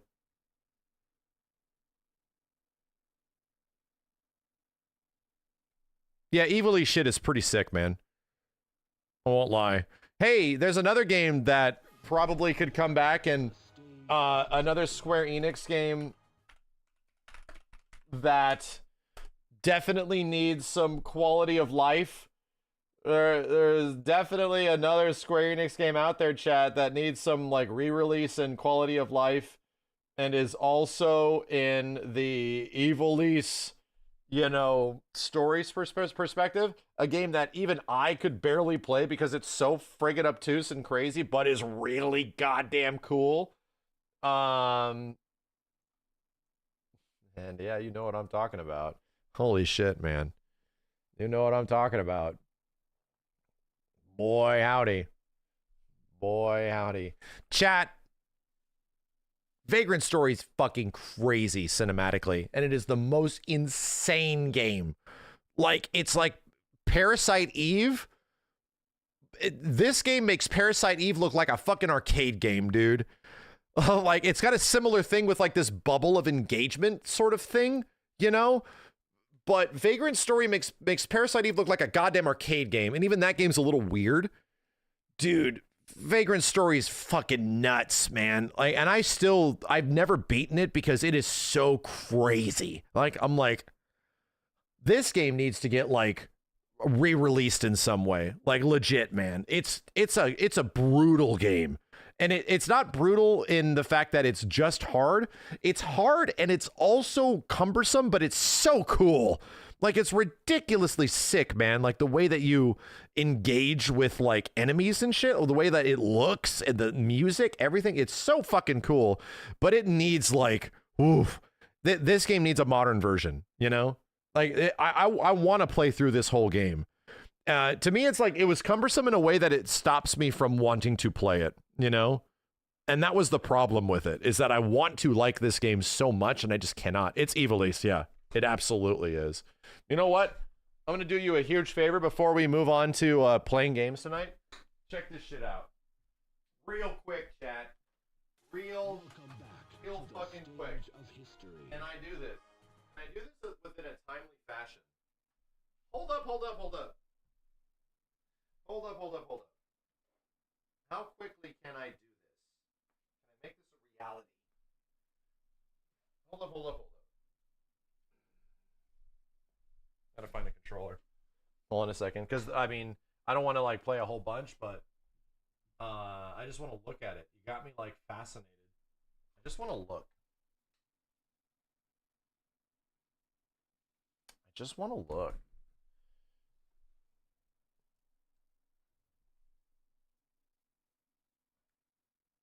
Yeah.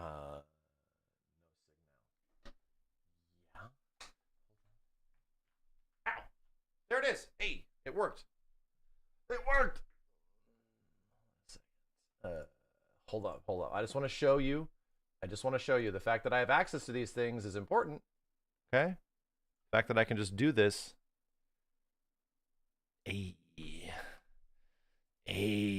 the PS1. Hold on a second. Let's get this out of here. Let's put that in there. Oh my God, my ass is huge. Why ass so huge? Why my scaling has been messed up in OBS lately. Okay, hold on a second. This is a PS1 chat with an HDMI mod. And I had a controller for it. I had a wireless controller for my PS1. Just gonna plug it in. Asshole! Where is it? Fucking the dudes! The fucking dudes! Hey, I think I found it. Battery? Please?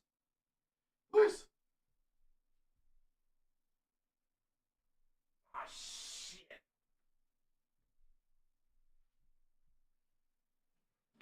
Assholes and elbows. Where'd it go? Oh, God! Chad, this is your fault. I have too much shit in here, and I need to do spring cleaning hella bad. Like, so bad, and it's your fault. It's literally your fault. I'm pissed at you. Oh, God damn it, man. Where the fuck did this thing go? Oh, man. Max at summer. Shut up! I found the N64 wireless controller, for Christ's sake. Oh my God. Ugh. Wait. Nope. God. Back to being pissed off, chat. Wait. Yes! We did it, chat. Who's he yelling at? You specifically. Yelling at you specifically.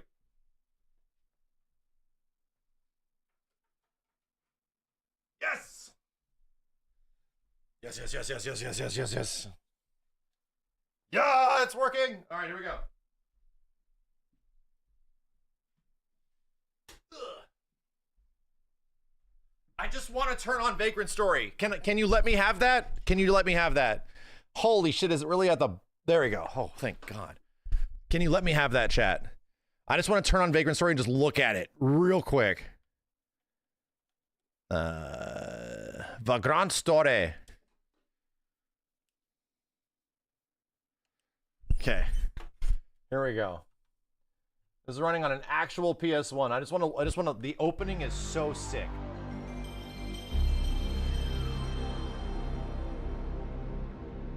I didn't get to hear that. Did it sound amazing? Did it sound amazing?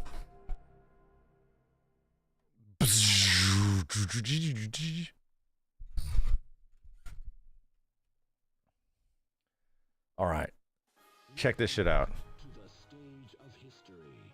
So the best console intro. It's pretty great. I won't lie. PS1's pretty great. PS1 is my second favorite Sony console. I think PS4 might be my first.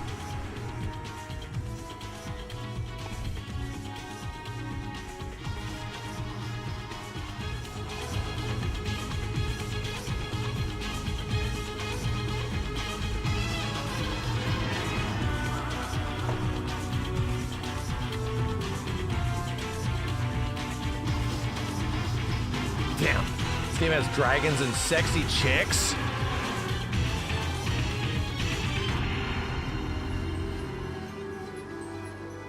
It's funny is that Square would pump out like 7 of these games. Approximately 7 of these games a year. Oh, do I have a save?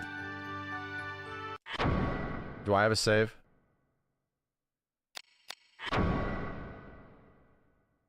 Yeah, I have a memory card with just a ton of saves on it that are not mine. And yeah, it's there.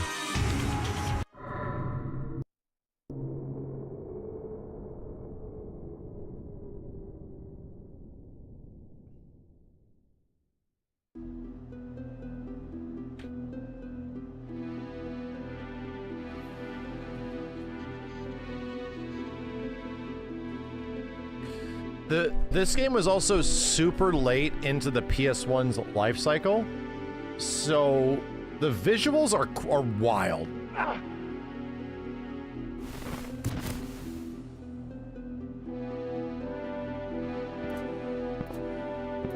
For PS1, like, the graphics are, and the lighting is insane.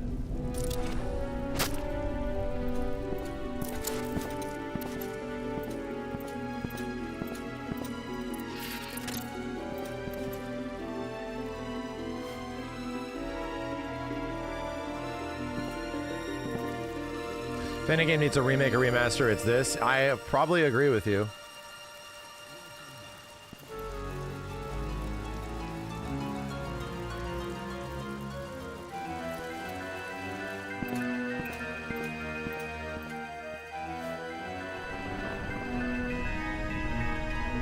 They rendered 2 character models at the same time to get the rim light effect? That's so cool. Holy shit. That's so cool. I did not know that. Because you can't do that kind of lighting on PS1.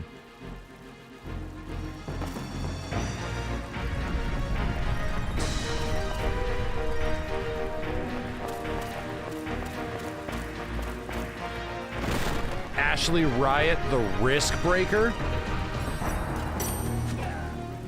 Dude, Ben, you could also play this guy.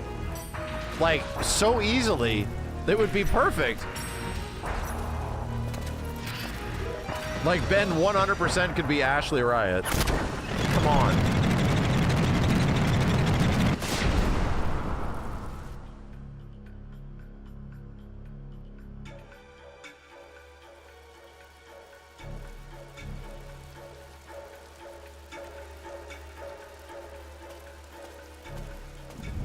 After Metal Gear Solid cutscenes were changed forever, 100%. Yeah, like the camera direction, the blocking, like everything after Metal Gear 1 got so much better, dude. I think this game is also, just in terms of its visual storytelling, one of the direct, I would say, one of the direct results of Metal Gear 1 existing, you know? Like, they started taking stuff like that seriously. Where do we put the camera? Where do we put characters? How do we block characters? They started blocking it like it's a stage play.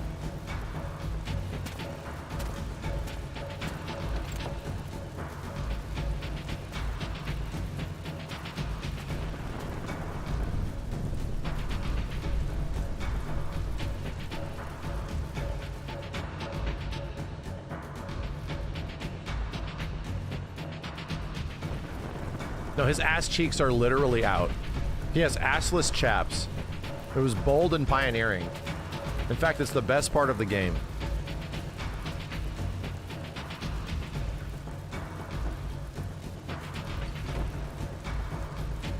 This is a PS1 rendering this, chat.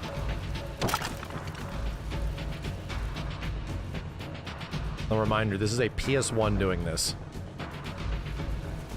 The resolution, everything is PS1 resolution.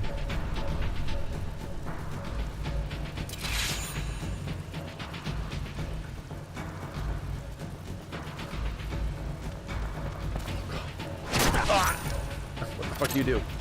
Oh my god, battle mode. Okay. Get it. Fucking jumping. I'm jumping. I'm jumping. Alright. Items. No, that's not it. Alright. Don't want to do that. Alright. It's backwards square buttons. Okay. I got him getting whacked. Okay. Gotcha. We're gonna find the right button to make it work. It's not triangle. It's not circle. Is there an attack? Nothing's attacking. Battle mode. Okay. Unbattle mode. Alright. Got slapped in the ass.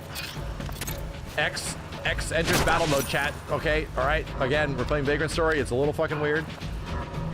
Okay. Okay. Item.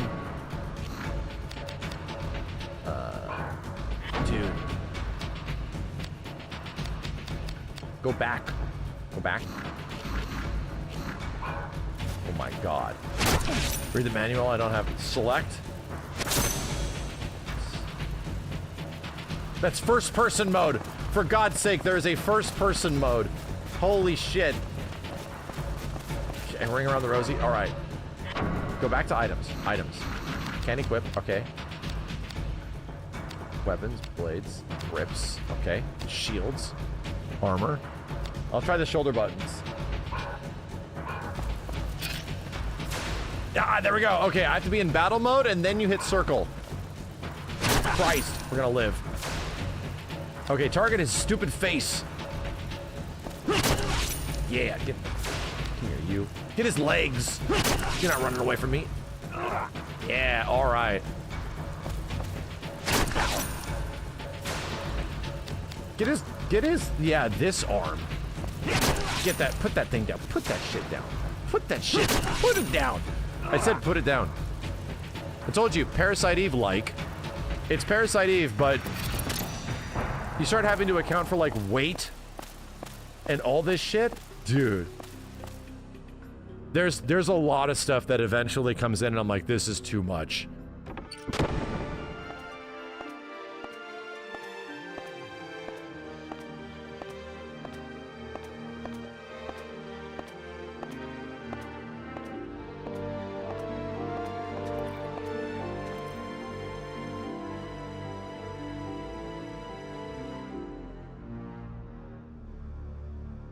It's such a pretty game, dude. It's so crazy.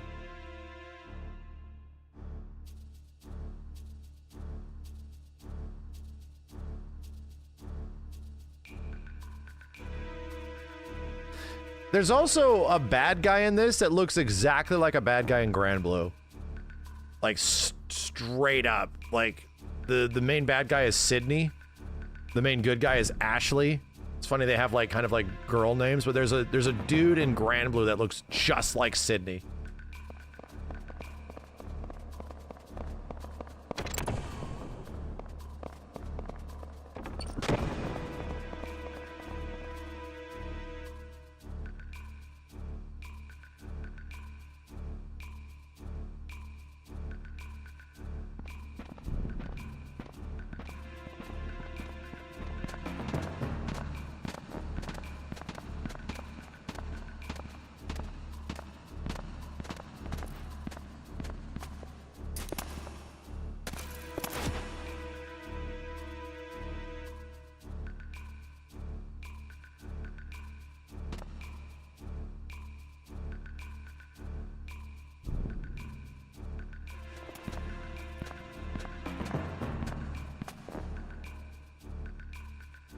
You talking about Lucilius and Grand Blue? Maybe.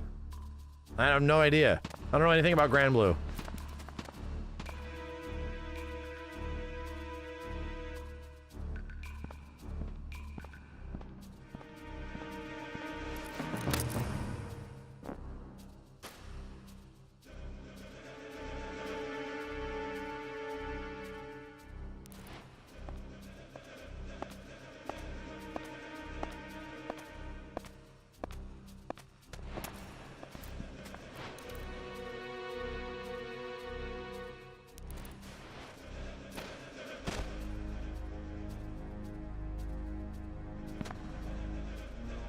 The Risk Breaker.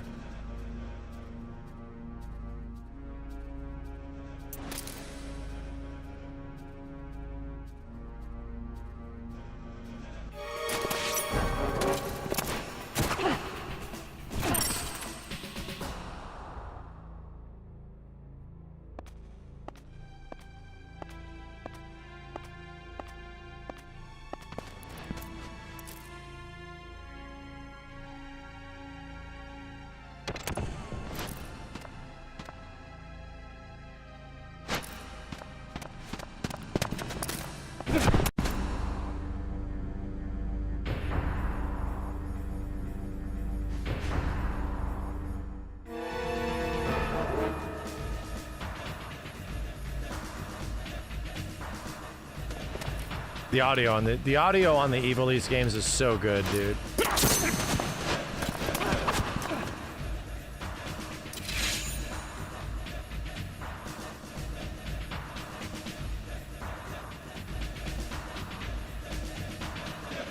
Leave the back from the grave stuff to the fairy tales.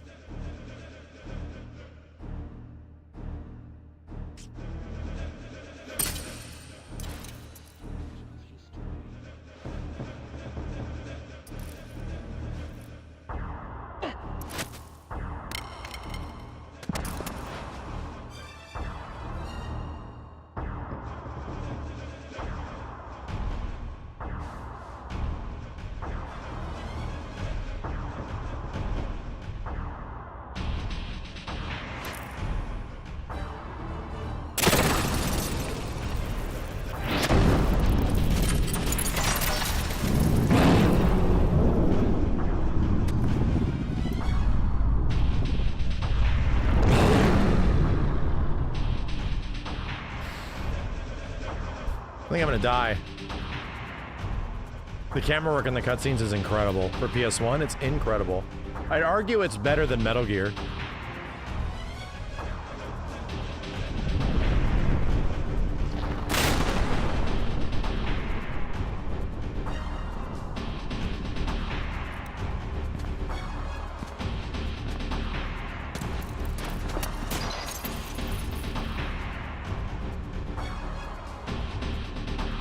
Hands down the best PS1 graphics. It's up there.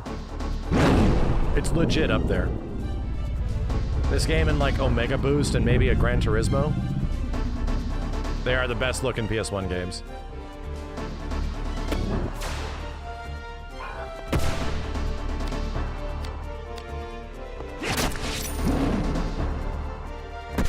Oh god.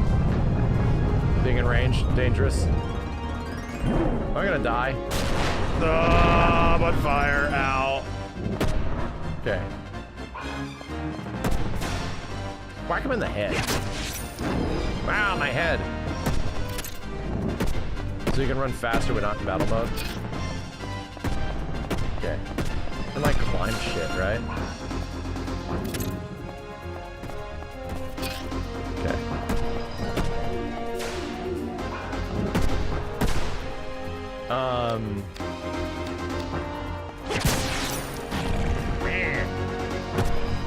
You can combo attacks with the right timing? Really? Try it.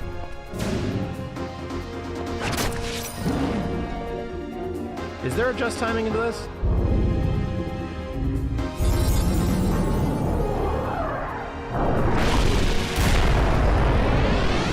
Easy enough. I don't know if it's there yet. Sakaguchi.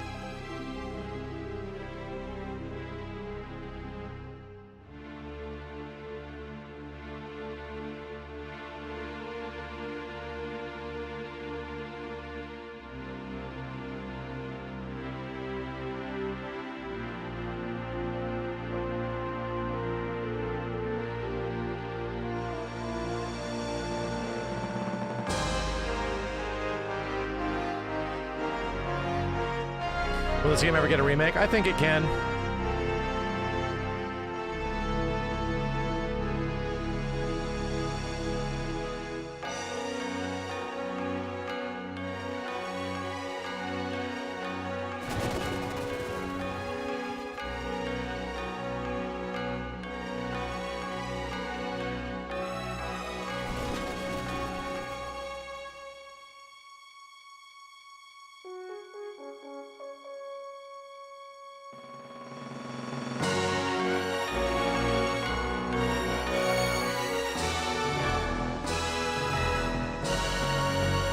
It's got a good intro. It has a very good intro. Why did this game make the top 10 PS1 games? Because it's hard as fuck and it's obtuse as shit. You get to a point where all of these things seem cool in the first few fights, and then you start playing the game a bit, and you know how tactics like hard drops you? Nah, dude. This game will fucking destroy you, and then you have to do it all over again. Like, you have to play these huge swathing sections all over again. Like, it's like stat management and gear management and weight management and like all of this shit. It's painful. It becomes like this intro makes it seem like it's the most easy 10 out of 10 ever, and then you play it and it's like a 7, and it so could be a 9. It could be a 9, dude. It's so close to being a 9, but some of like the combat and all of that shit just ends up sucking ass. It's like, oh dude, this is brutal. Like, it's brutal in like in an unfun way, you know?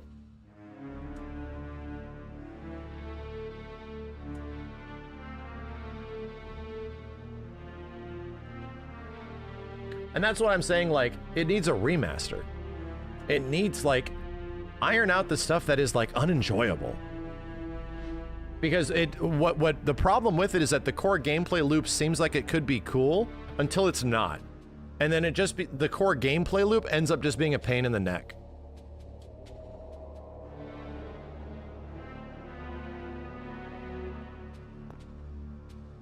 Anyway, cool, right? Very cool. Yeah, you can like soft lock yourself. There's a lot of like weird shit where like you just have to like replay the whole game over again. And it's like a shorter game. It's like 10 hours-ish. I think you could beat it in like 10 to 12. But there's parts where like you just have to start over. Like, what the fuck, man? Like, Jesus Christ. You need to have a good understanding of the mechanics. Right, so that's a problem. Like, getting a good understanding of the mechanics is legit hard as fuck. Like, it'll take investment, you know? Like, actual investment.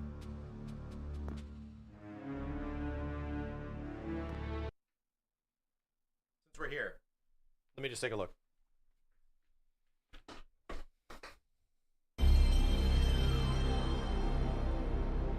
Sounded weird.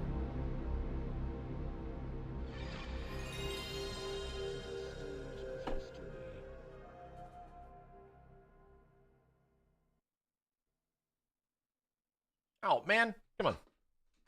Reset.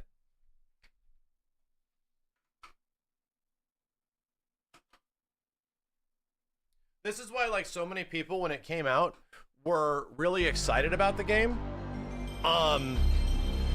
And then it came out and the reviews were, like, sort of middling and stuff like that. And I'm like, they don't know anything. And then we rent it and we try to play it and it's like, oh, fuck, they were right. God damn it, they were right. Hold up. I don't want to do this for too long because I actually want to play some games tonight.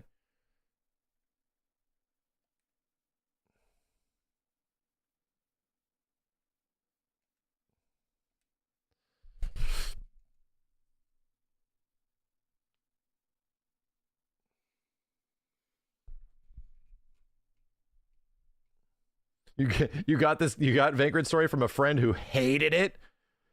That's the relationship that most of us had with it. It's so sick, and then it's like, oh, then it just gets on your nerves. I have a memory card with my original Tactics save data, but I don't think it's this one. Let me see. My kid's on your nads. Do I have Tactics save data on here? Do I have some hacked save data? I do not. I have something random.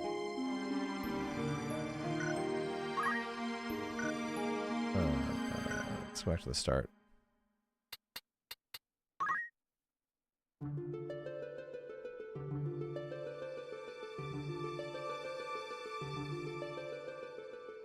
You have to squint, chat. It's fine. Just squint.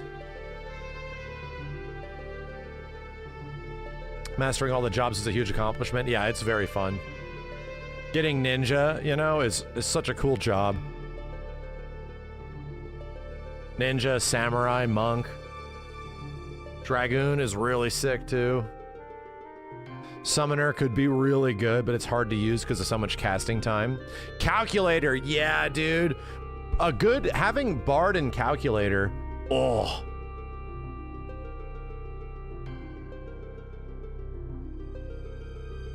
The math magic.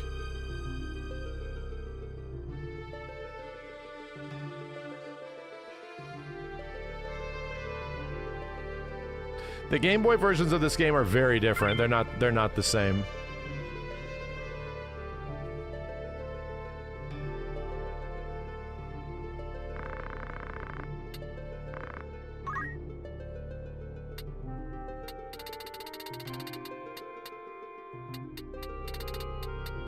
Again, all this stuff ends up being important.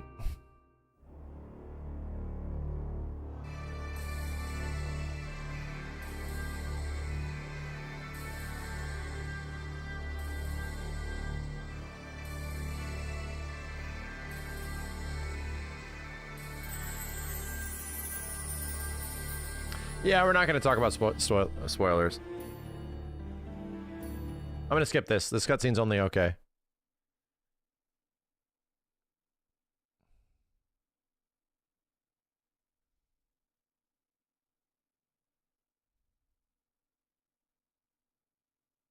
Is this game very old? It's only like 30 years old.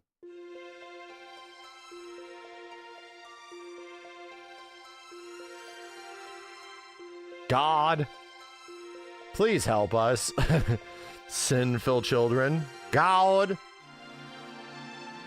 Hey, God.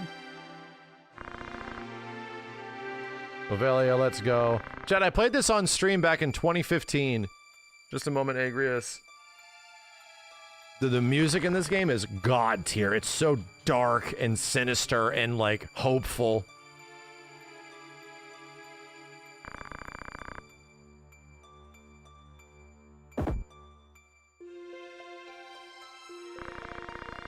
What's going on? It's been nearly an hour. Don't be rude to the Princess, Gafgarian. It's going to be alright, Agrius. This is an urgent issue for us. So there are rude knaves even among the Hokuten. I wonder if their name is still going to be the Hokuten. Because you have this, like, Evil East world and they have this, like, super Japanese name for their group. I'm being more than kind on the guard captains here. The Hokuten! The mercenaries hired by the Hokuten. I'm not obliged to show respect to you. Were the Hokuten given a different name in War of the Lions? Enough, let's go. You prefer class or monster? Monsters are fun. I had a whole chocobo squad. I had like 6 red chocobos that just casted meteor on dudes all the time. Go with God. You too, Simon.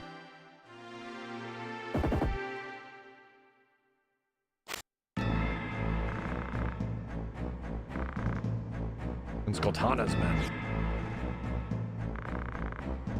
What one must do to make money. What, Ramza, you have a problem too? I'm no longer a knight, just a mercenary like you. That's right. Well then, let's go.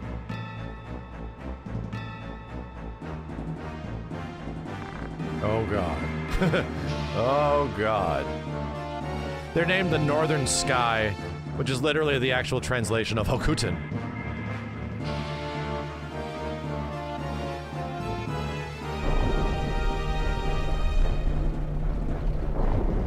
I'll never forget the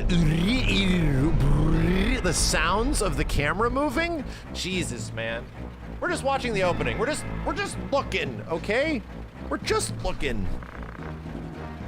He's such an idiot. Does he want to start a war? Dave, there's no point in resisting. Just give us the princess. The beautiful face of yours will be scarred forever. Fool! Only idiots attack head on. Leave this to us. You can't make money that way. Rad, Ramza, follow me.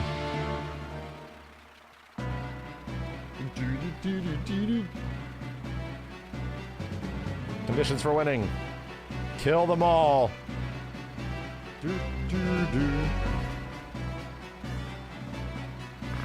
Kill them all. Don't leave any survivors. Nonsense, there's no need to kill them. They're just what Giltana wants us to do. Just let them go. That's impossible. And he acts on his own, right? Yeah, he does. Always opens with the big sword skill. The Knight Sword. Whoa! No hole? That bitch survived? Alright. So I'm gonna go over here and start punching my own teammates and then healing them repeatedly over and over and over and over again. Don't mind me. I'm gonna go punch my own teammates about 16,000 times. Get some sweet GP.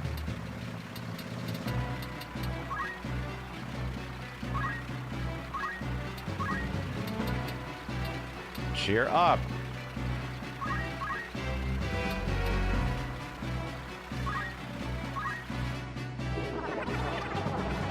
He talks to himself. He gets really excited.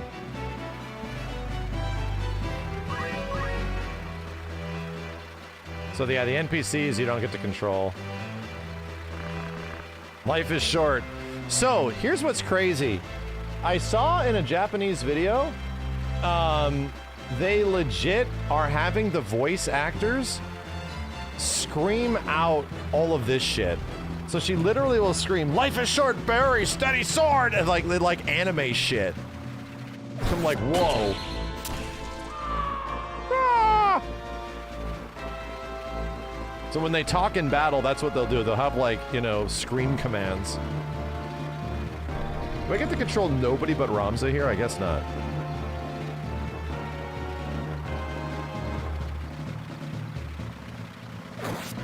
Broke his shield. Wow. That bitch leveled up from it. What a piece of shit. What a piece of shit.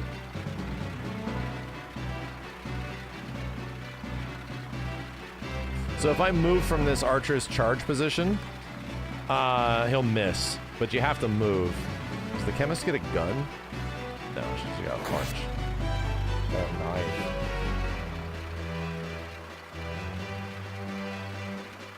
Brad, hurry the hell up. What are you casting? Damn it! That's a charge 1.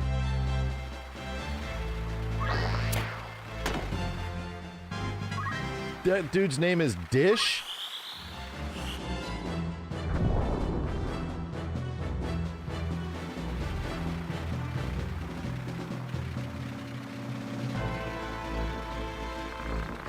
Master of all swords, Night Sword. You know, him doing it too much might be a little annoying. So you should hopefully be able to skip it. Bro, when is it my turn? You guys are doing all the work. Ah! Yeah, the female death scream, the male death scream.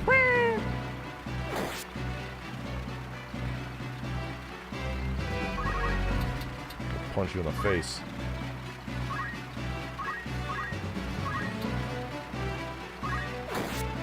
I never realized the game's also running at 30, you know? The game doesn't even have 60.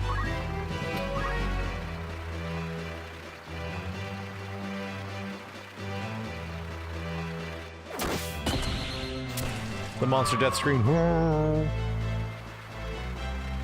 Do we win? Who's alive? Oh, it's this guy. I'm gonna beat the shit out of you.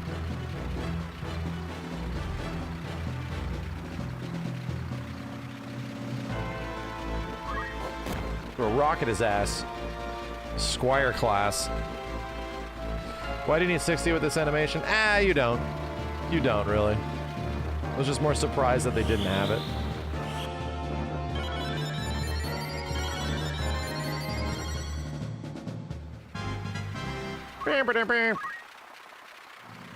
The zodiac signs mean anything for combat? I think when something does happen because the time of day, like the day and the year, do pass as you play the game. So I think they have an effect when it's like the character's birthday when you're in their zodiac sign. 78% die. Oh! 78%.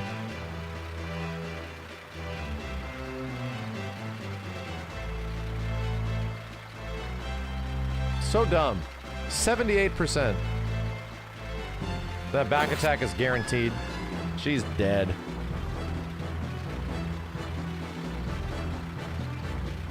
If you charge from there, he'll die. 12 HP. Oh my god, you're a squire. It influences damage, it influences accuracy. Yeah, that's a lot.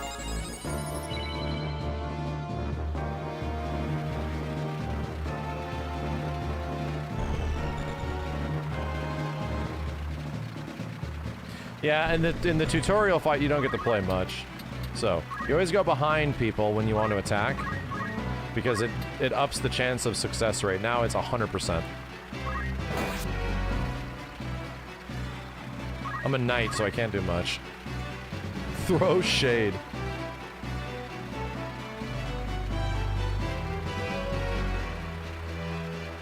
Hey, don't go after the little dude. Oh my god. Ow, half health.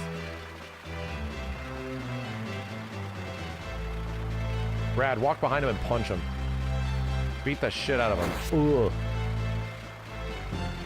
Friendly fire is also a big problem in this game, dude. You have to get used to it.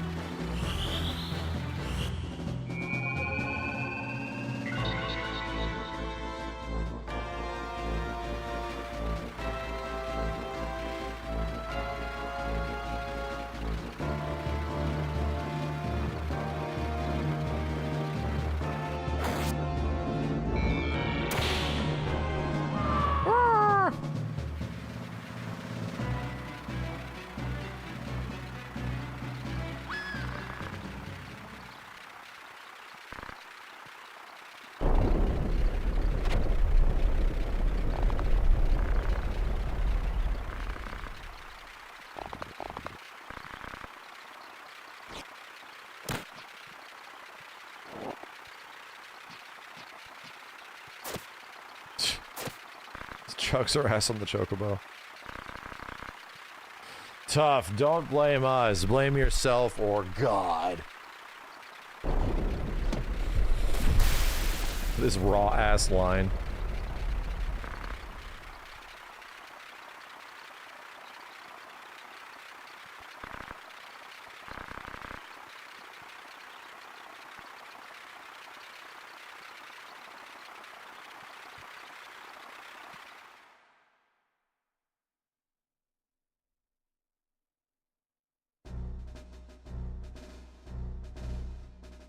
Oh, I know about FFT Battleground. I've given them shoutouts at several points.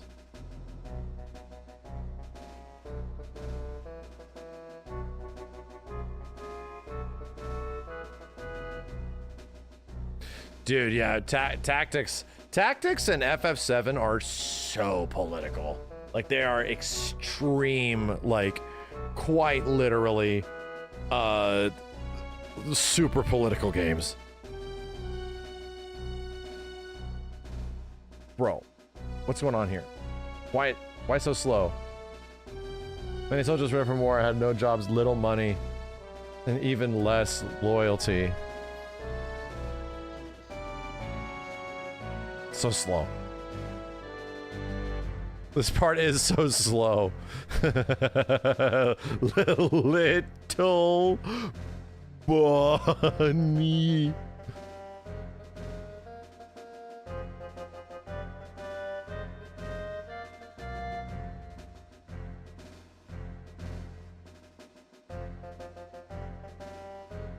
Supposedly the little money thing, it was because the translation team got gypped. So they made it run slower? Oh, shit. That's hilarious. They made it run slower? Little money. I definitely read it, that's for sure. I definitely read it more.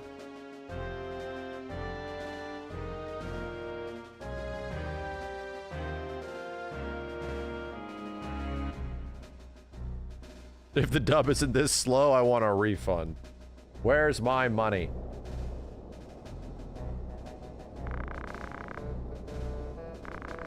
So yeah, that's it. You know, that's tactics. You go back in time when they were much younger and they were friends. Yeah, no, there's a bunch of shit. There's a Larg. The Hokuten. Most of the stuff you get early in the game is not like that interesting.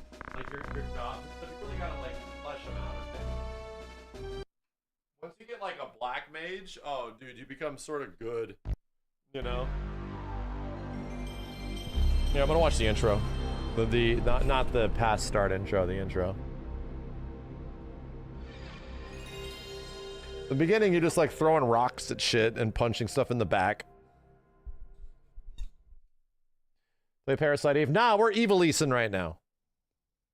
We're just looking at this shit. Do you have Xenogears? I have all the PS1 games on here. All of them.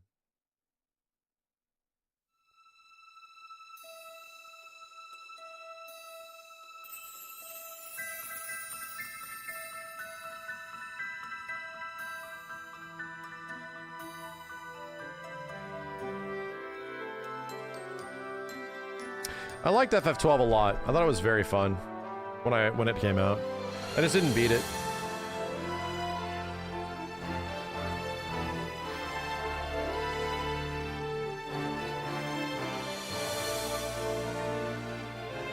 You ever played Final Fantasy VII? That game sucks.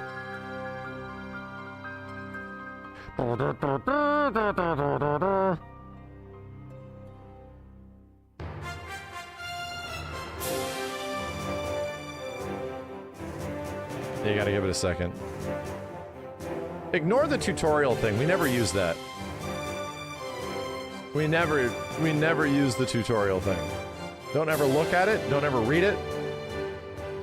The option might not even deserve to exist on this menu. Never tutorial.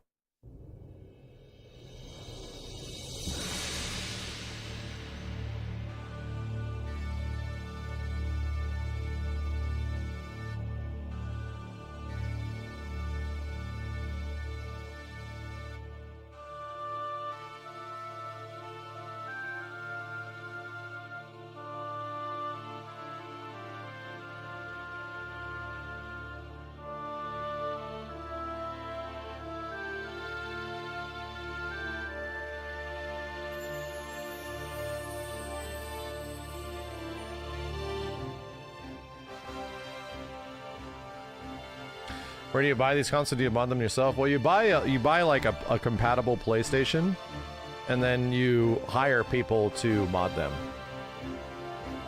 All the mods are done by hand.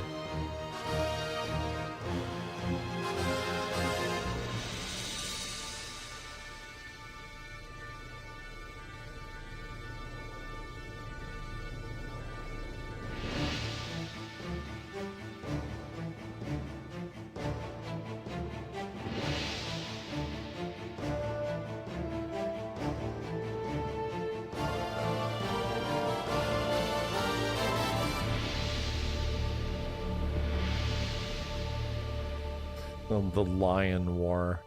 The original. War of the Lions sounds so much cooler. Where is the, chat, where's the job breakdown? It's in here too, right?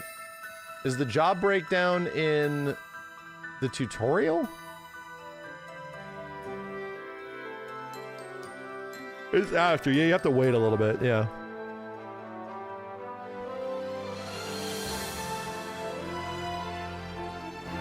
Give it a second. Did I ever try the Ogre Battle games? No, I didn't.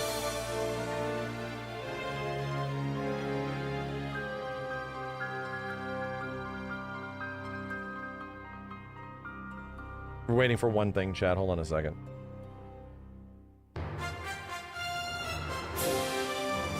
Hold. Hold.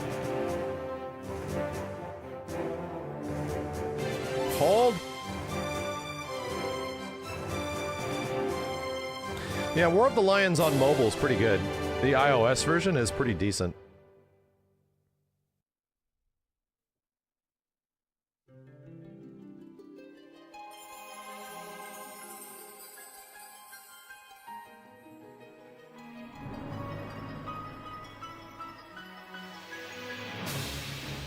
The Lion War.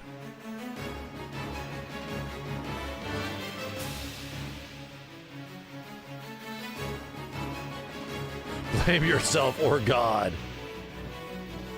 I realize how much of the new trailer is like this intro.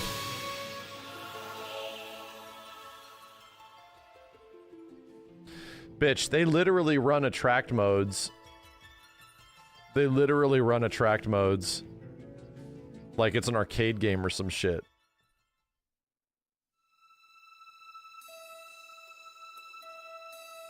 Can I skip this chat or do we still hold? Hold?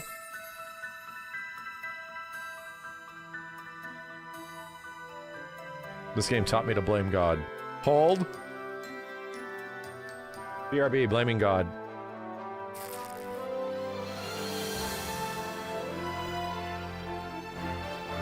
Hold. What are we holding for? Shut up!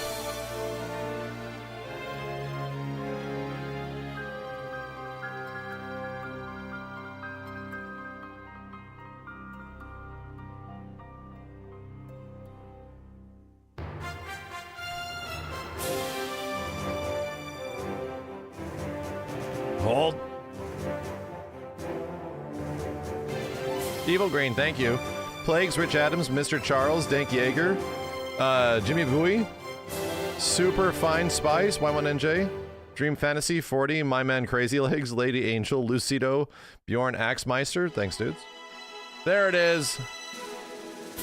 Squire. They aren't too useful in the beginning. Yeah, because they get Ultima. Squires get Ultima. Chemist. They use items, and they use guns. Knight.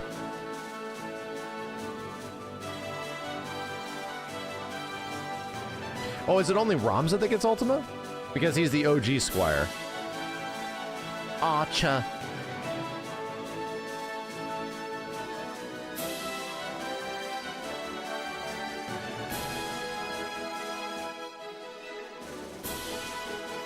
Monk is also crazy good at the start.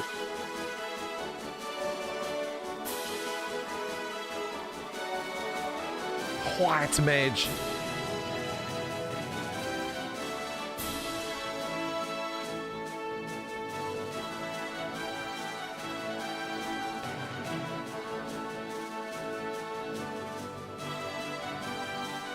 Black Mages all look like Vivi.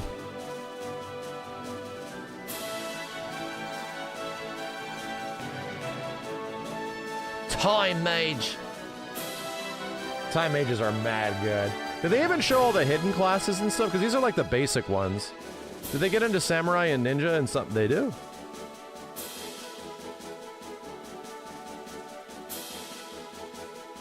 You fight with JPEGs as summoner.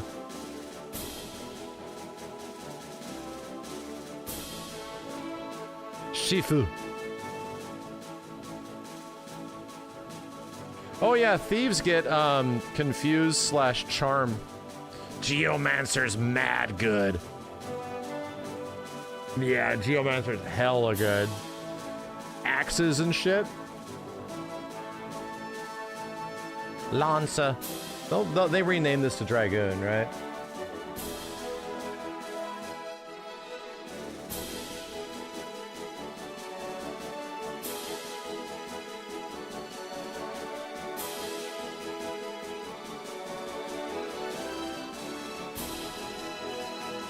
Ninja.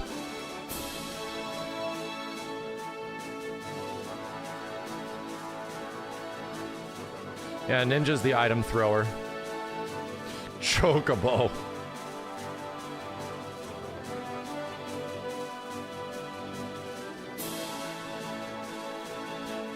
Chicken. Yeah, and then you can play as a bunch of monsters, right? Because you can recruit monsters. A lot of different mobs that you can recruit. Fran is in this game? No, that's the other version. That's the PSP version. Cloud. No calculator. Yeah, there's some hidden classes.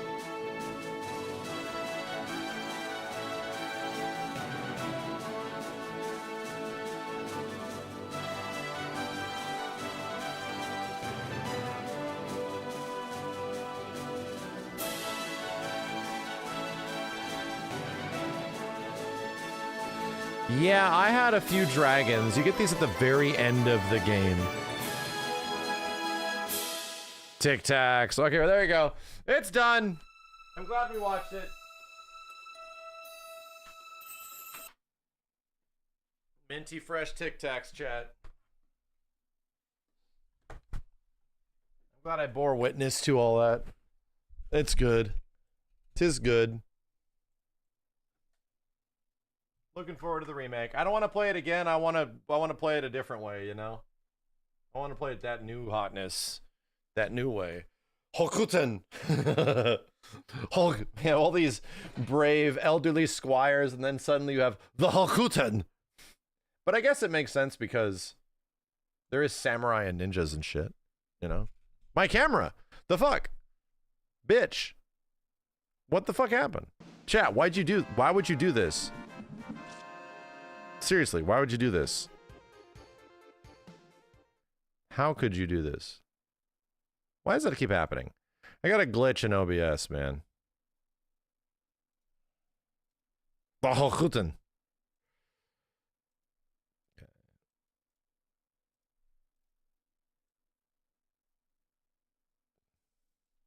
Time to blame God.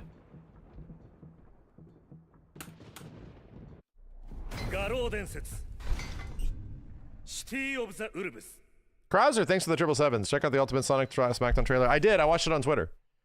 I played that game like years ago, unless it's a different game now. But it looks like they've definitely made a lot of improvements. There was a lot of Street Fighter V movesets in that game, from what I recall. Like, many characters had, like, one dude... Some guy played like they were Alex. Hold on a second.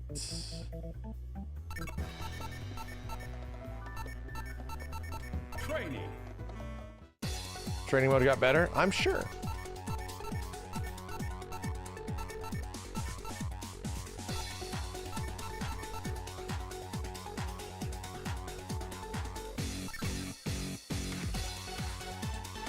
All right, Andy, where are you, man? Andy, you out here? There he is, Andrew Bogardo, the legendary Andrew Bogard.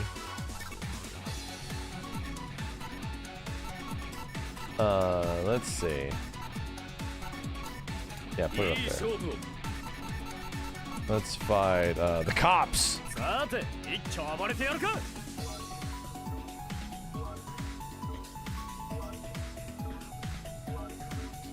Okay, Andy, let me see what you like.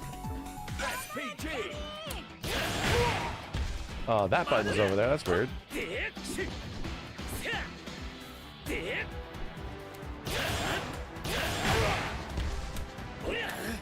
What the hell?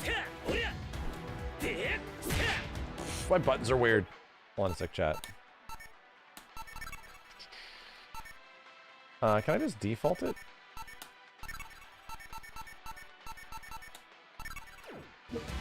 There we go. Damn. Kick my foot. Hell yeah.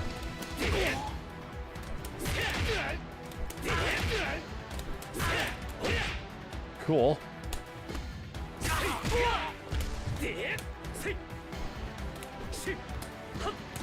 What's my air fireball?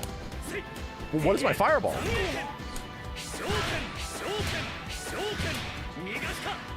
That's so crazy how it interrupts his moveset.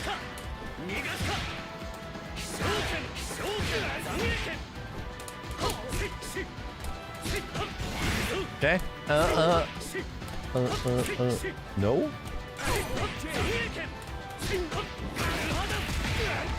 Can I break this? Can I break the heavy one? Break, please. Hey, there we go. And what's my DP? Yeah. Cool. I like it. He does look way better, man. They did a lot on his visual design, okay? Whoa, that is different. So, I have Fleeman Dip.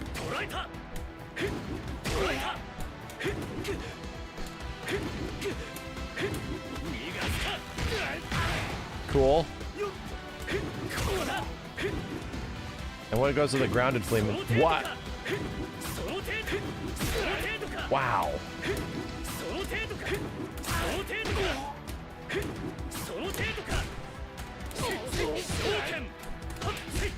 Okay.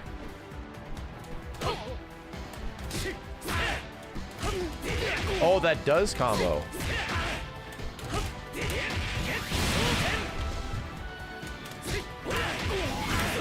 Okay, that's leading into stuff. Let's fireball forward kick. That's the launcher. Okay, I think that's it, right? It is, it has a built-in cross-up, but the hit stun is ass.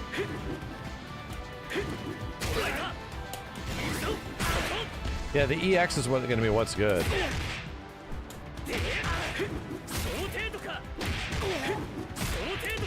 Look at that. I can't even get a jab. My God.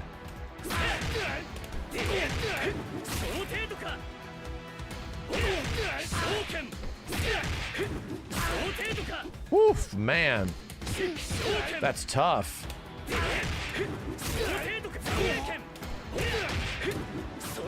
Yeah, I don't know.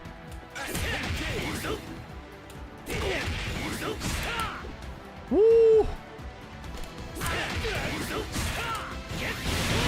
Trying to figure out what I can even get. What can I even get into? Allergic boy. Holy shit! Holy shit, allergic boy. That is an ass load of gift subs, my dude. Oh my God. That is an ass load of gift subs. Holy crap, chat. Get dodging, dude. You're gonna have to move quickly. That's a lot. That is a lot.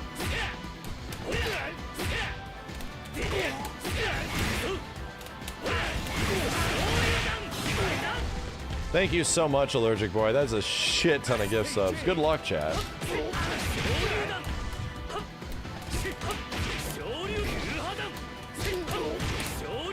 Are you done? Do I get anything after this?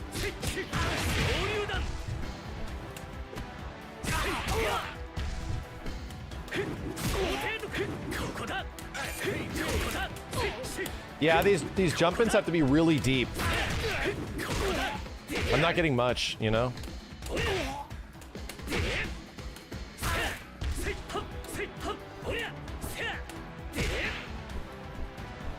Andy's fate isn't too easy to use compared to Terry's. Yeah, I can see that.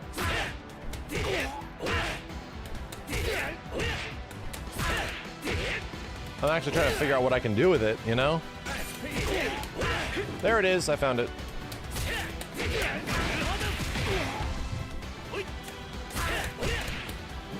Oh!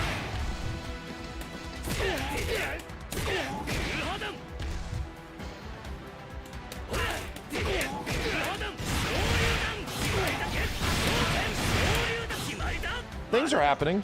All right, things are happening.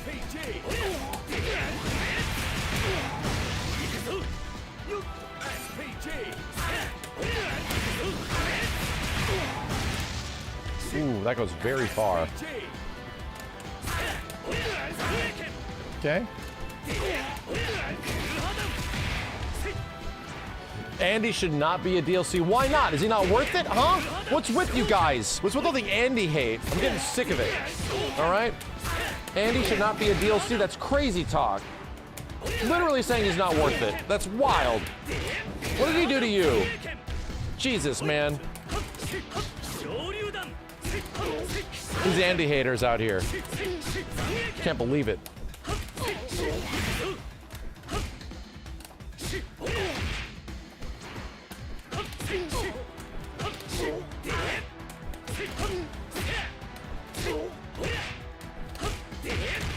Damn it.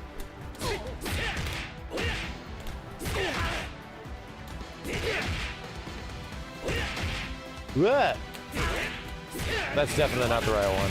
It's supposed to be a fake fireball?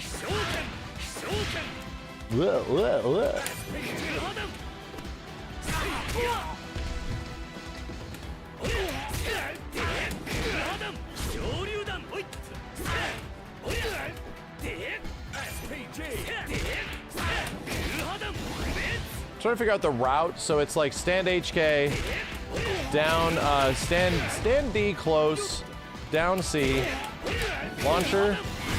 There we go.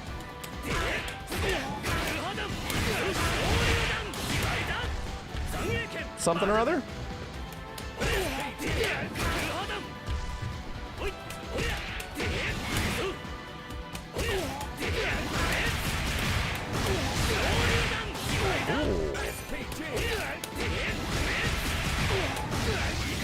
That ain't it. Can Fireball far C super? Speaking of supers. Speaking of supers, what do we got?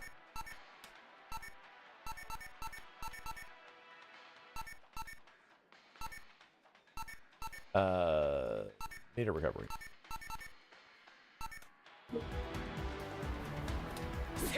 It's super meter, my dude. Come on, what is it? Rev meter recovery.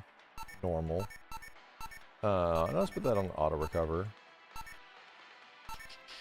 P1 power gauge. There we go.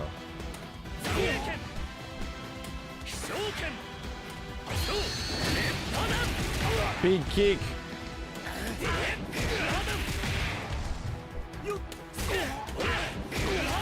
I think it's 2 buttons.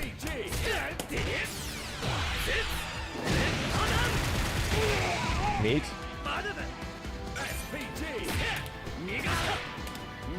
And it's forward punches. Yeah. Cool. Damn, Chelsea City. Holy shit, 25 gift subs. Thank you. Holy crap. Ah! Hold on a second. Let's do the right VO.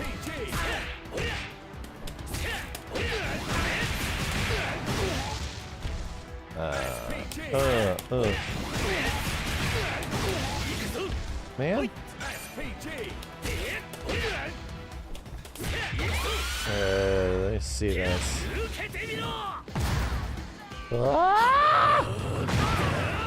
There we go. Making sure.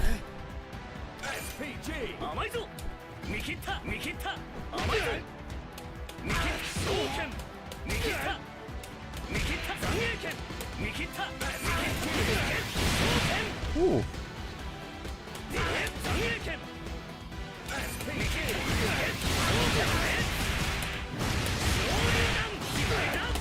Whoa! So wait a minute. I was doing...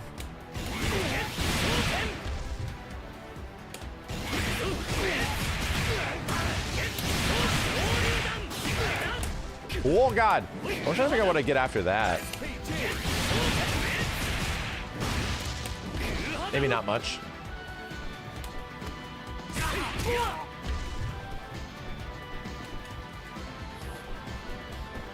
Does Heavy and EX Elbow have a follow-up?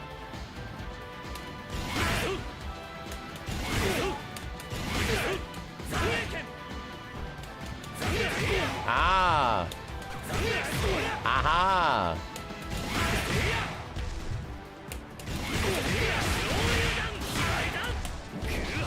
Aha! That makes sense. You don't get that, no.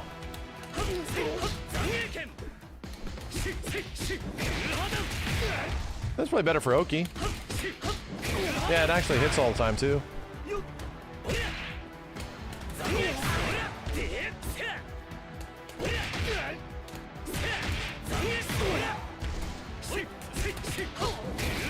Okay. He's got really good light confirms, yeah. That's a good fireball, man. So crazy as EX fireball is completely different.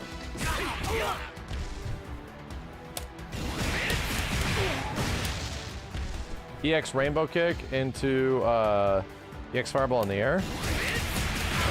Oh, that's cool. So I think I see the idea.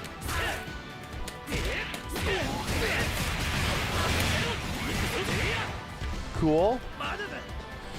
Stand D, feint C, then you can do a quarter circle forward, HK break, EX, quarter circle forward, punch, forward punch, EX DP, so it's like land, EX, quarter circle back punch, so it's this first into fireball there. Why am I not getting it?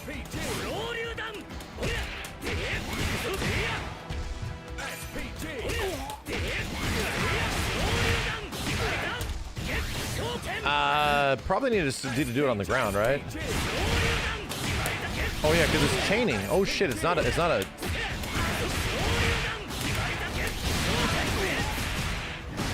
Dude, so this is really good for Andy, that all of his moves can chain and there's no gaps. They don't have like the Terry and Rock problem where they're gonna have big gaps, right? And that uses like an extra 25% gauge.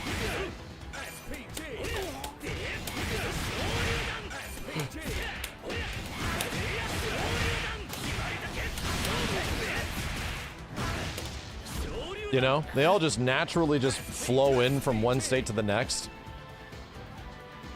So land, EX, quarter circle forward kick. Yeah, I think that was it. Like,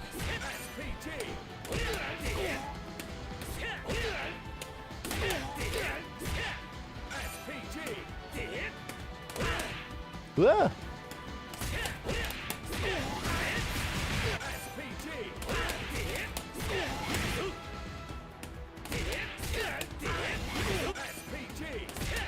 Wah. How is his top attack? Seems okay. Seems alright.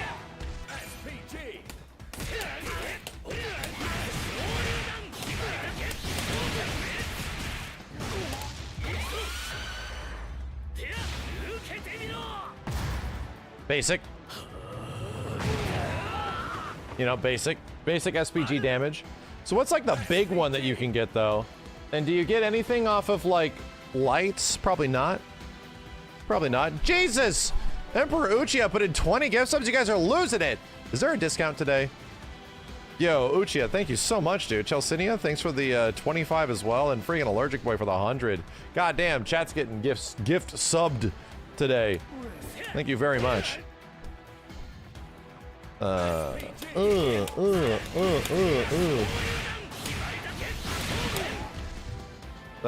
trying to find a juggle state. Hold on a second.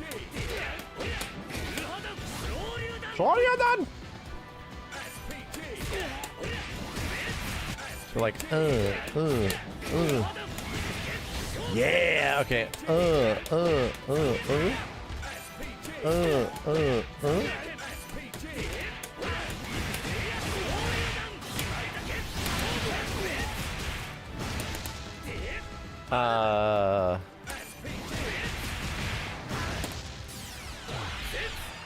That's a very easy setup for that, dude.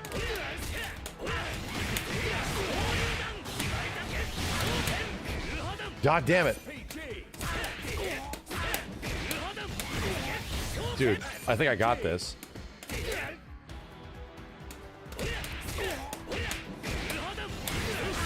And add the extra hit.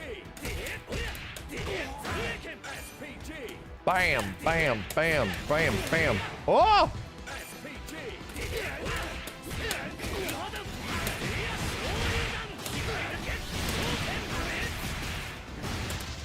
Oh, is that supposed to be done in the air? This is a shit ton of damage, my dude. Like, this is a lot of damage.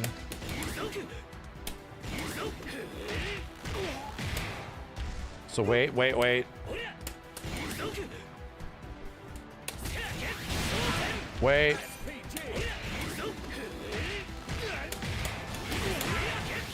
Oh, God.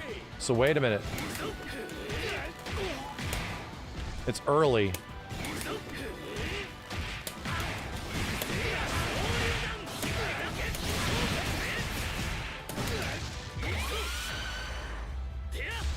I have to do it earlier.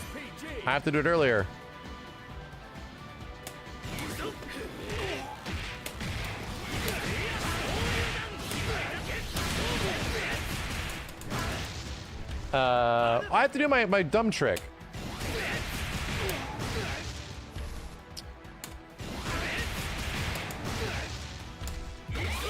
Oh, it starts grounded and then it jumps. I'm like, what the hell? Yeah, the grab has mad scaling, but it's cool.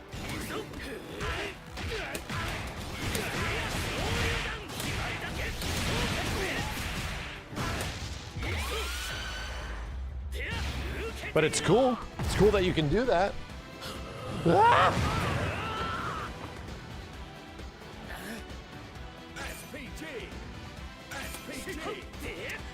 Neat. So that's pretty much like his big routes, right?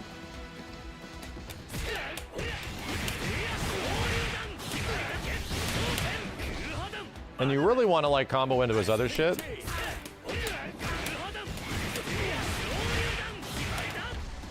Yeah. Gotta do it quickly. Whoa! You can EX teleport after Rainbow as well for side switch combos. Oh! Oh, that's badass! Oh, that's badass!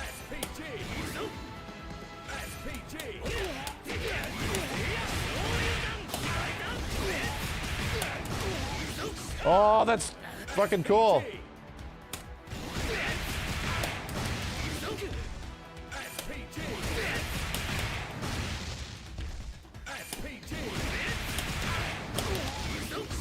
Trying to figure out the timing.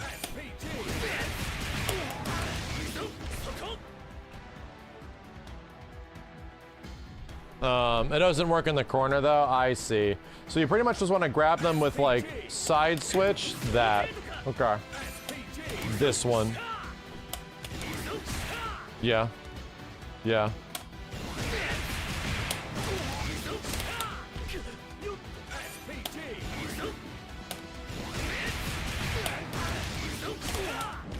Where? But I can break this, right? Yeah, I can also do that. I didn't use my...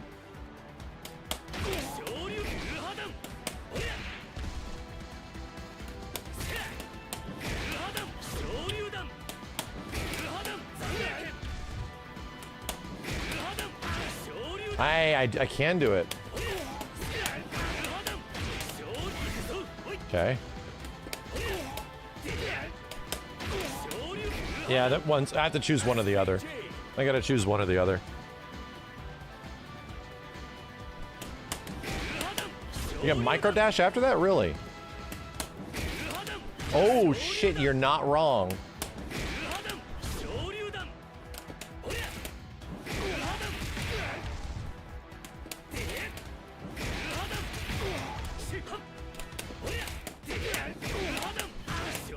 But what would you even get after that?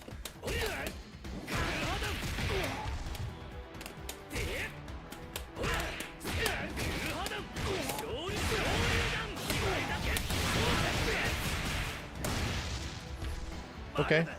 It's a little hard. Yeah, and I could probably only do this on one side. Oh, fuck me. I got it. Oh, fuck me. I got it.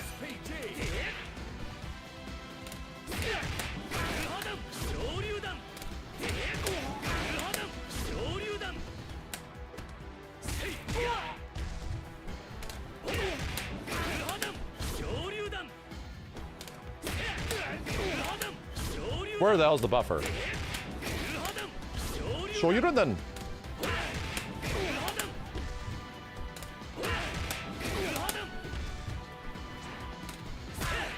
I'm doing the manual micro dash.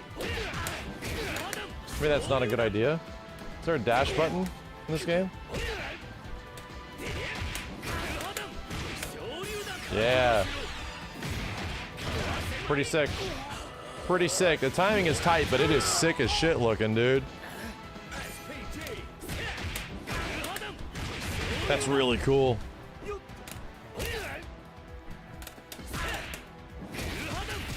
Forward cancel, please.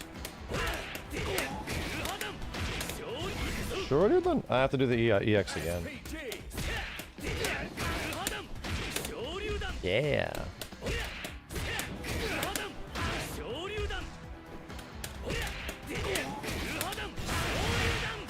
What are you done? God damn.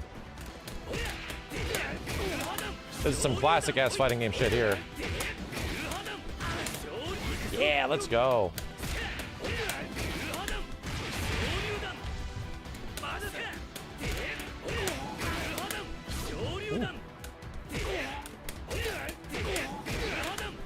Woo. Tough as nuts. I love it.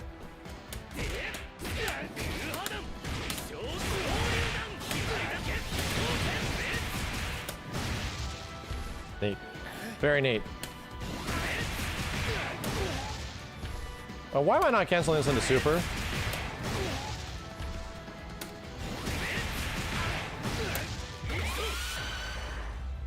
Because it's at the end.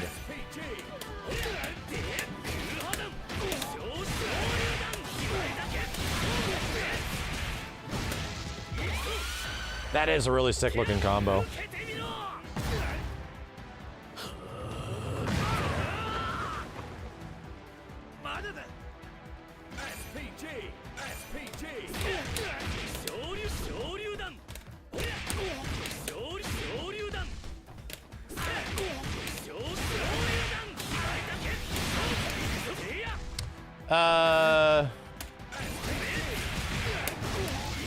That doesn't work there.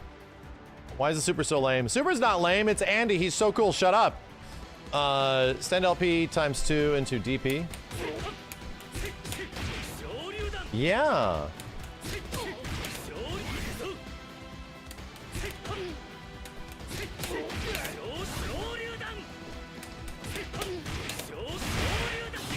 Yeah. Quarter circle back. Quarter circle forward kick break. Oh, you can do this.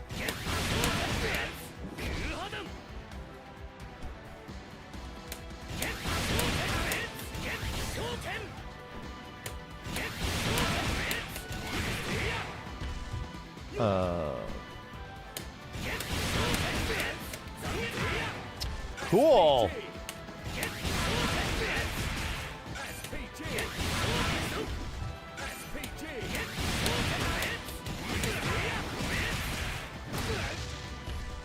Yeah.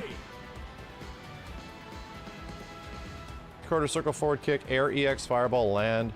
Quarter circle forward kick, LK.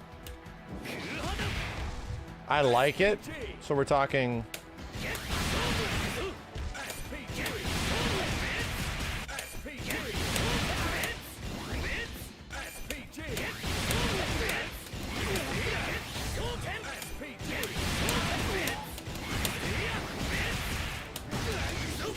And then after the second EX quarter circle forward, it's air EX fireball. So it's like.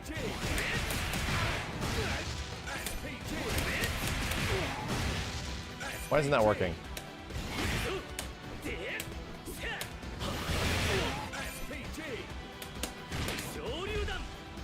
Why isn't that working?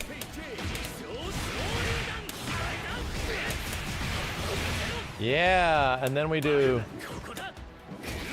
Yeah, okay, so I like it.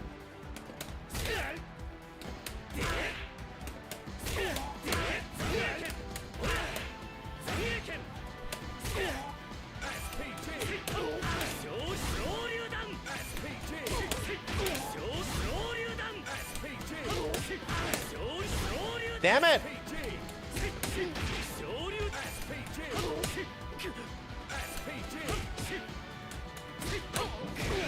Damn it! SPG! Trying to get the hang of this. So I just want to do that one in the end. That's the idea.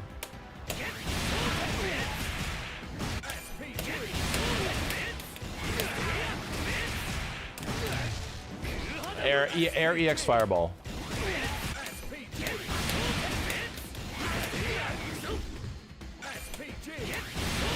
Damn it, bro, come on. Wrong side, still getting used to it.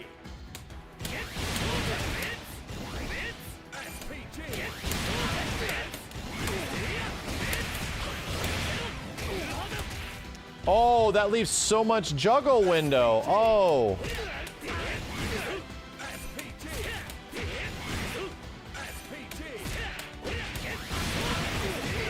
I don't think that comboed. It didn't. It did not combo. So...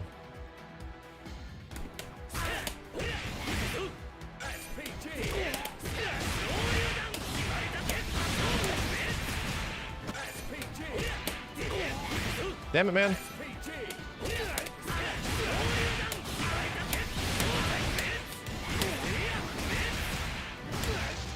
I'm gonna get this. It's gonna work. God damn it.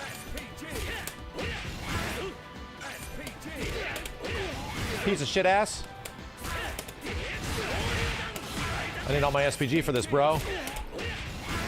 Getting the DP to happen on this side is tough. Oh dear!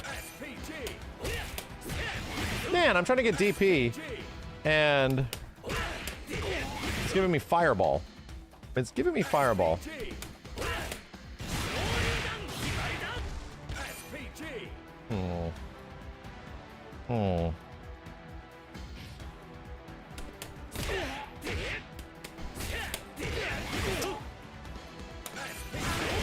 Yeah, only when I buffer it in. I have to end an up forward. Or not. Kiss my ass.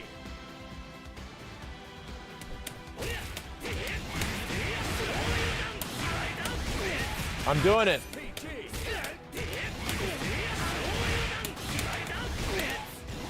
I'm doing it.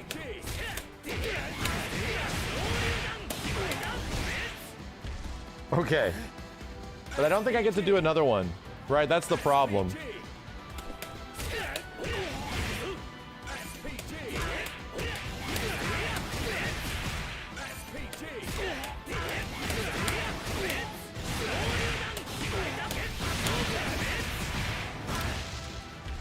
I don't get another break. Oh, the EX Fireball!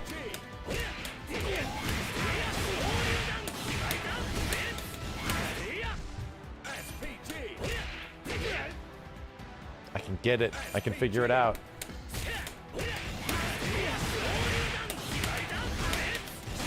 Ah!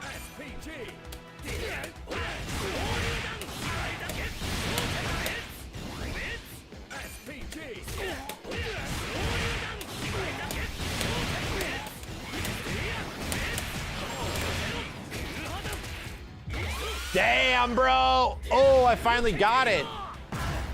Ah! That's a lot of damage. That's a lot of fat ass damage. Holy hell. So pretty much anything you do, like, you could just end. I think this works.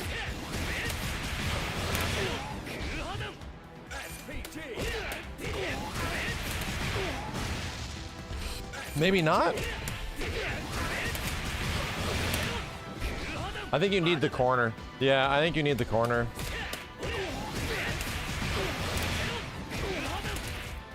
Yeah, you do.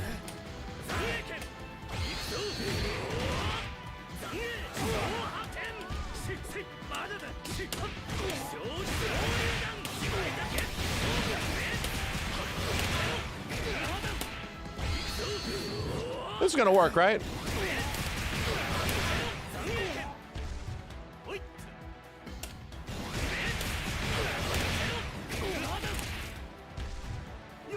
This is gonna work. This is definitely gonna work. Come on, bro.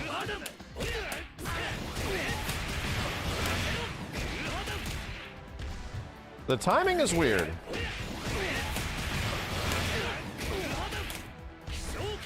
Shoken.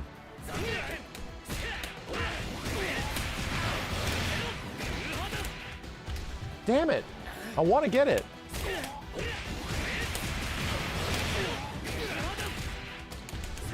Yeah.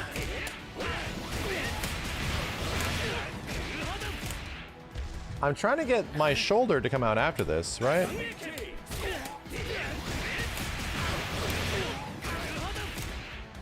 Sorry then.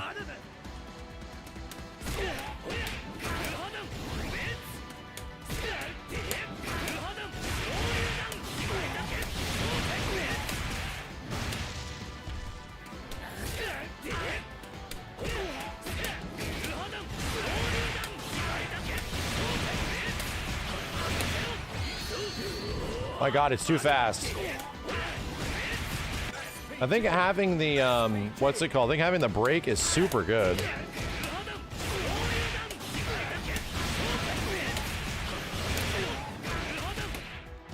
Super, you stupid blonde bastard!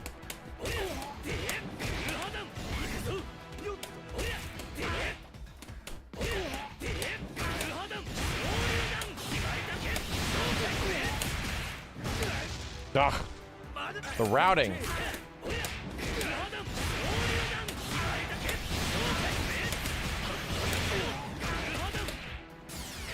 No super? Damn it!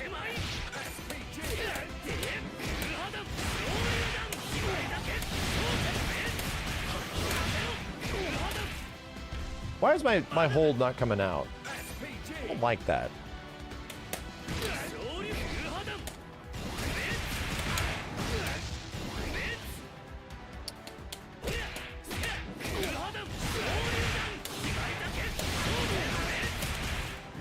Oh no!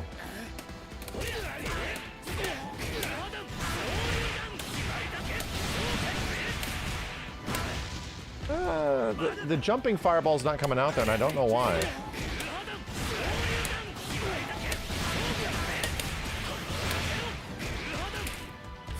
Dude, where is super? I need to look at the moves. My inputs.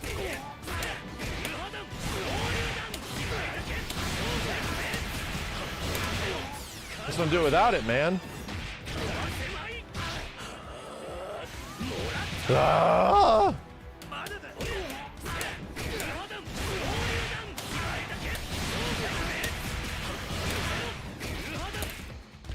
Dude, where does it?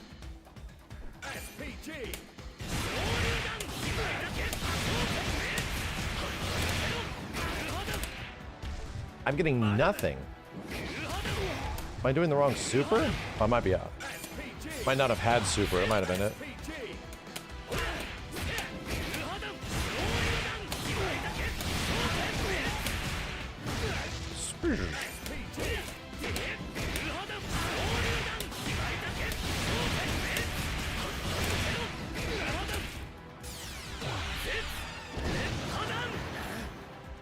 Trying to figure out where I can get this, you know?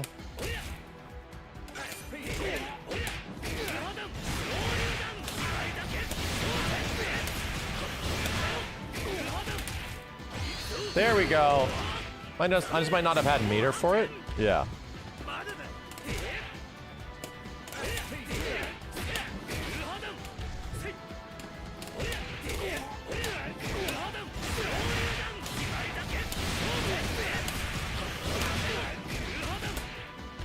Dude, I was doing the whole trick. Oh, I didn't have the meter. That would make sense.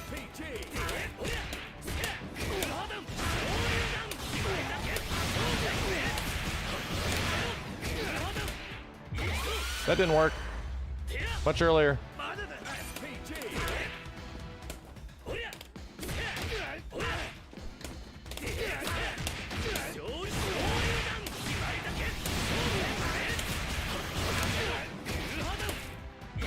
No, it didn't work either. Why am I not getting this is my question, right?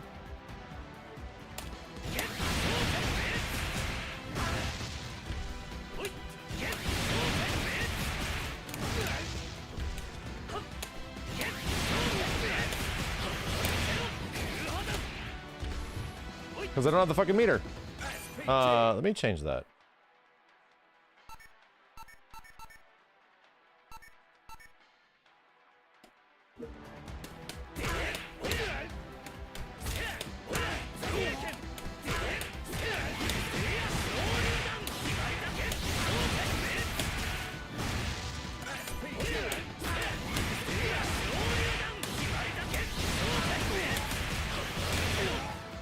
This is getting pretty big.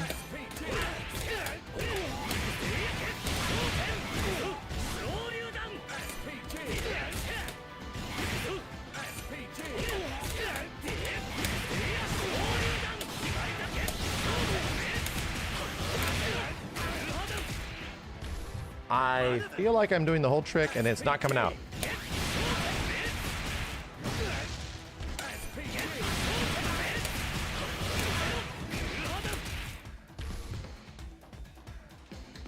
Shit.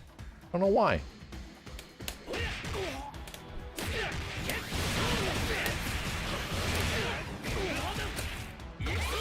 Maybe I have to do it much later? Much later?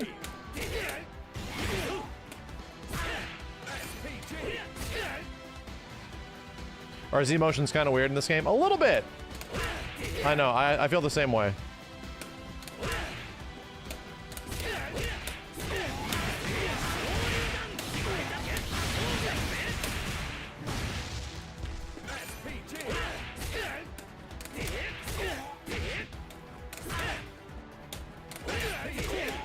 Dude, that was not enough hits done. Oh my god.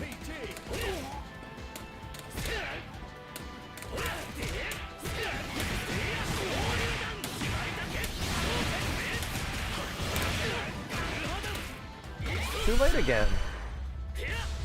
You aren't doing the DP break this combo. You might be able to do heavy DP break. Heavy DP break in order to land the super at the end. Like, does that work? Oh my god, it does. You're right.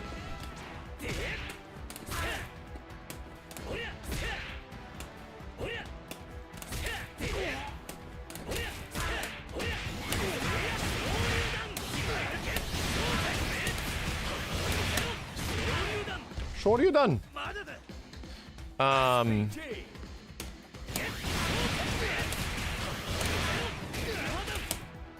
Can I get it after that?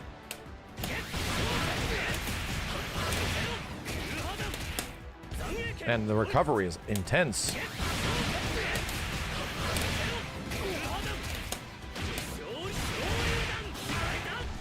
Yeah. I'm starting to see it. It's not hitting fully sometimes, and that's why the super's not working. That might be it.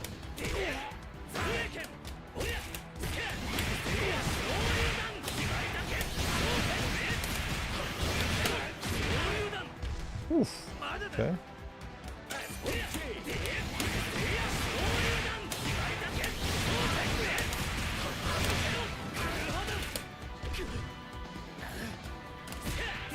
Hey.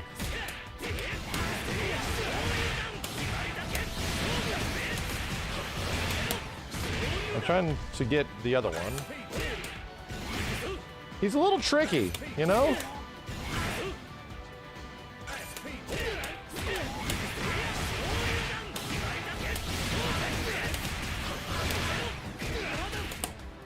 Woof. A little late. A little late.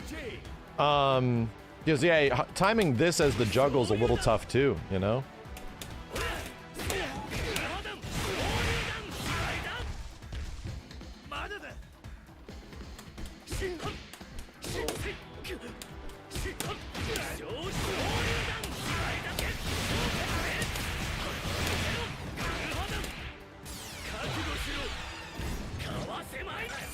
Cool. Cool. Let's check out his training mode stuff. Check out combo stuff. See what he's got in there. I'm a little curious. And I want to see what his story is. I want to see how him and Mai are hitting it off together. They've been married for like 30 years or some shit, right?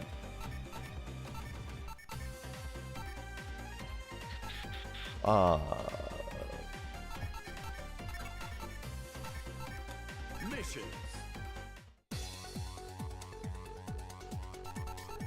Andrew Bogardo. What do we got? Show me what the game has outside of what we figured out. Get ready. They added trials for feint combos now? Jab, jab, jab.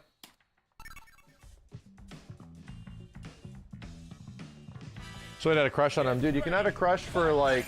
You can both be single and have a crush for only so long before it becomes weird.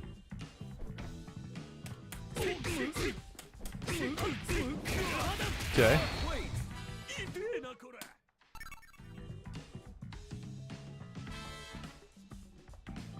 Get ready. Fight SPG. Yep.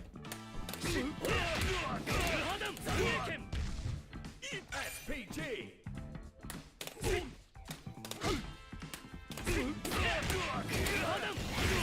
Oops. SPG. Son it again. SPG.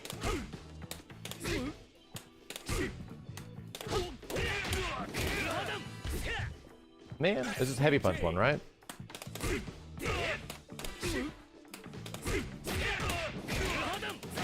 There it goes. I was like, what the hell?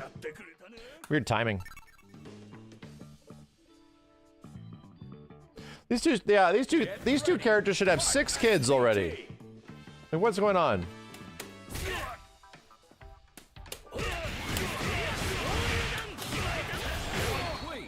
Andy and Mai should have 6 children.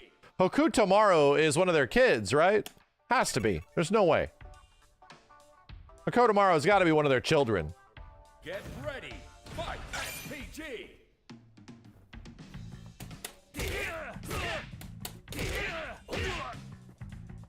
Oh, it's this into that. Yeah. SPG.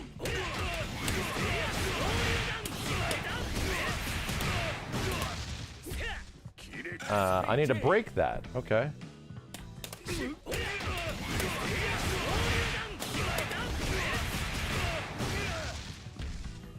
That is the break, yeah.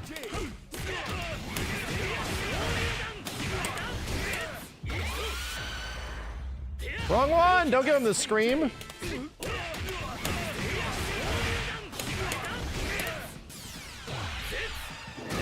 That's a very easy way to set up into super.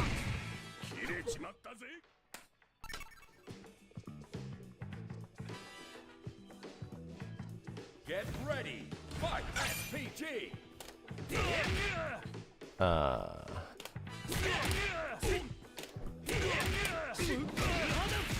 Complete! There's a lot of break combos in here now. That's good. Feels good. Get ready.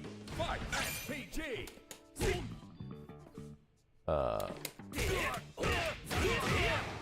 Wrong one. Complete. SPG.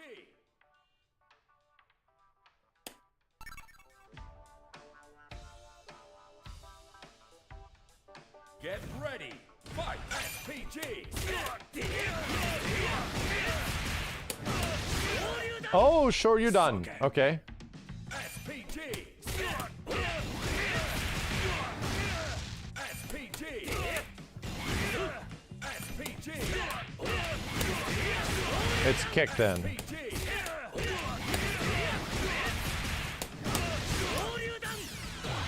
It's with the fuck punch! SPG.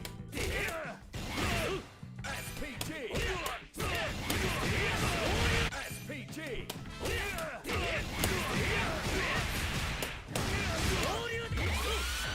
Did I do the wrong one? I did the super.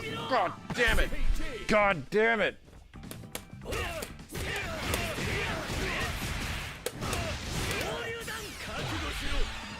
There we go. See it to completion. Morata! Oh, was that it? Okay. There's some shit in there. Doesn't go as crazy as what, you know, we were figuring out, but it's alright. It's alright. Andy is... Oh, it's not... We're not done? Are we not done?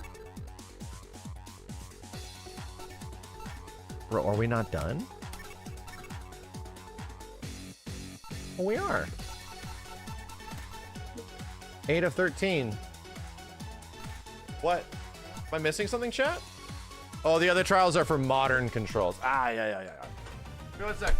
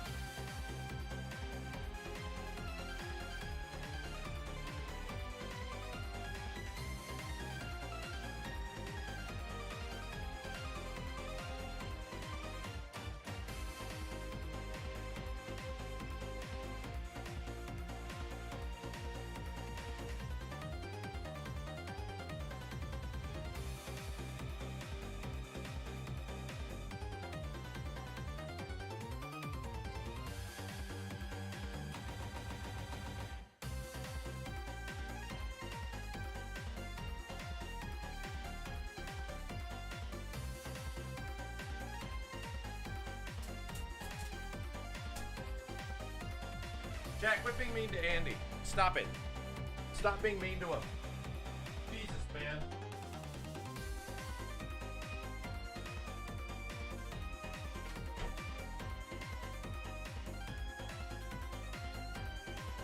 Not his fault he has the endowment of a mannequin. And he's not attracted to Mai in any way at all. It's not his fault. Okay? It's her fault for being so attractive. How could it happen? It's her fault for being so interested in Andy. The poor guy. What's he supposed to do? Huh? He's a mannequin down there. He doesn't know what to do. Poor guy. All right, here we go.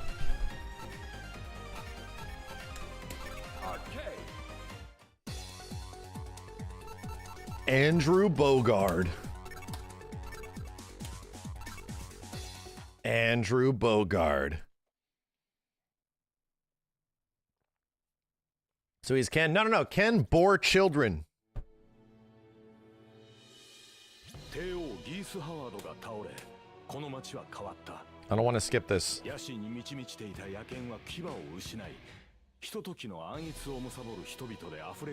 is Andy like Ryu? He just lives for the fight? I'm only here to battle and fight.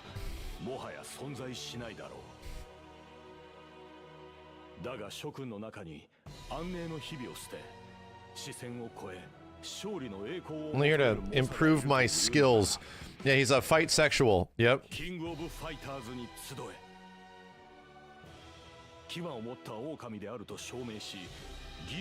Thought that was Terry. Nah, man. No, that is not.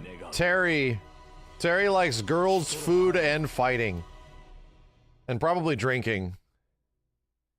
知らぬ流忍術の使い手アンディ・ボガード父の命を奪った宿敵ギース・ハワードを撃つべくテリー・ジョーと共に戦った宿敵は倒れたしかしアンディにはまだ越えなければならない壁があるそれは偉大なる兄 Oh, he's gonna kill his brother. Okay. ギースから受けた胸の傷は未だ完全には癒えていないが格闘家としての前世も過ぎ去りつつあるアンディの心にくすぶり続ける小さな炎積年の思いに決着をつけるべく大会の地へ向かう Terry the alcoholic. So I'm definitely fighting Terry at the end of this. Not some mystery Joe.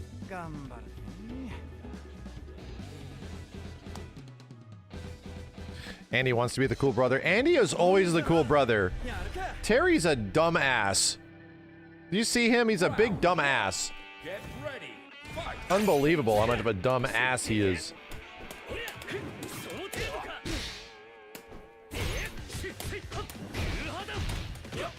Ow, stop hurting me, sir. Ow.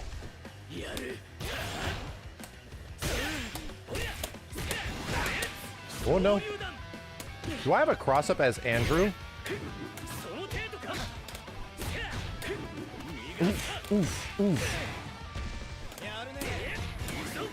How could you?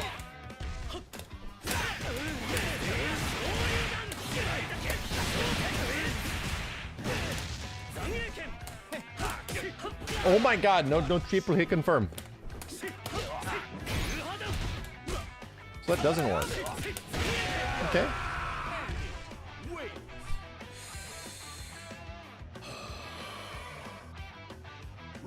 I have fireballs, that's right.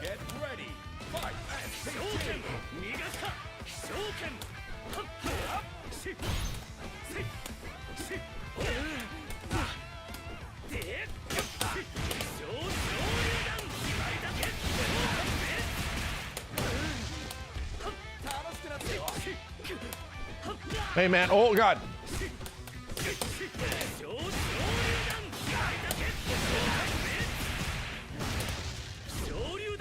Oh no.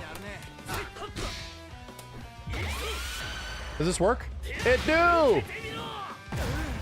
Ah!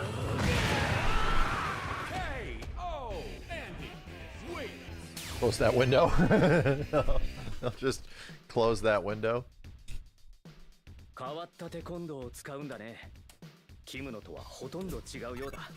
Just gonna close that window. Don't worry about it.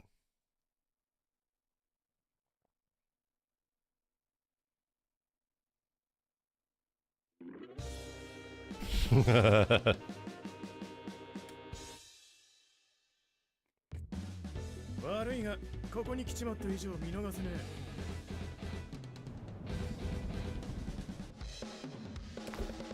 Whooshin' swooshin'. Round 1.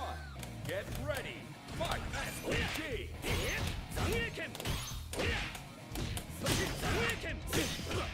Hey man, chill.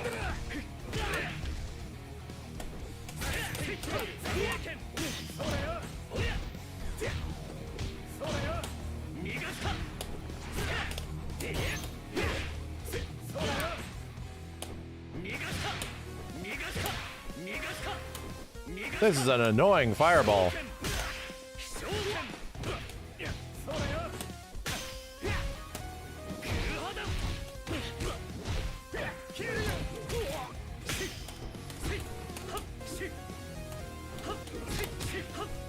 Hey man, can you just die for me? Okay. That's an annoying fireball, dude. Round 2. Get ready. Fight.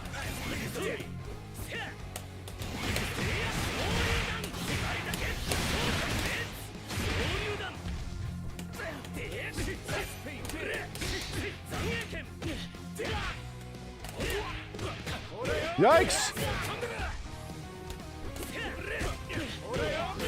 Stop it, you!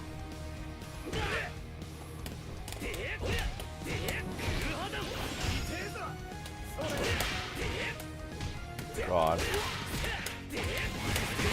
Okay, working, trying things. He does look a lot better, man. In all fairness, he does look a lot better. Welcome back to the stage of history.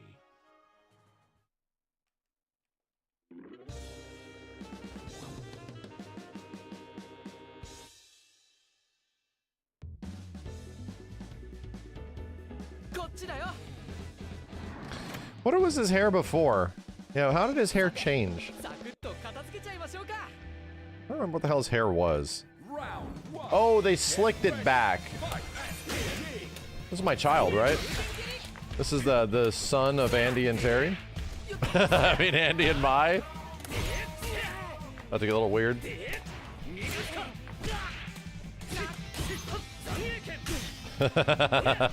What? Hey, yo, what?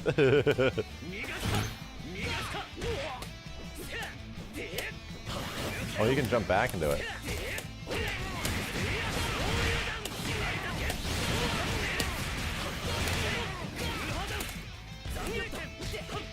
That body hopped. I saw the body hop, dude.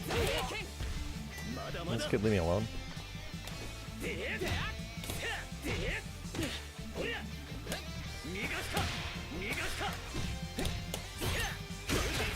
Can this kid die? Just die. Come on. Wait. Round 2. Get ready. Fight.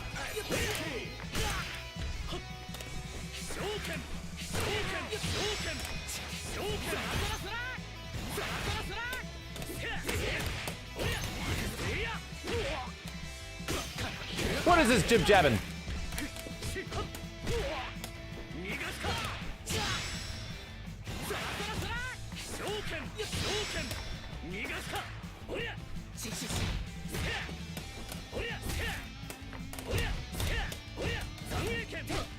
Well, I guess that doesn't work on, oh, it does. Okay.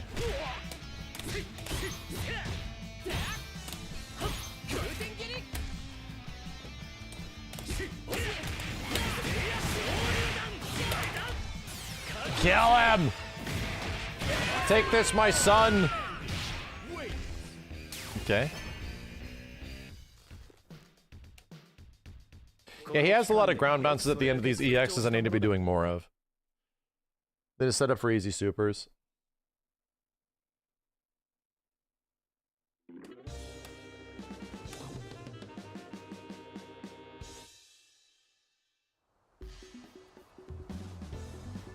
And there goes his child.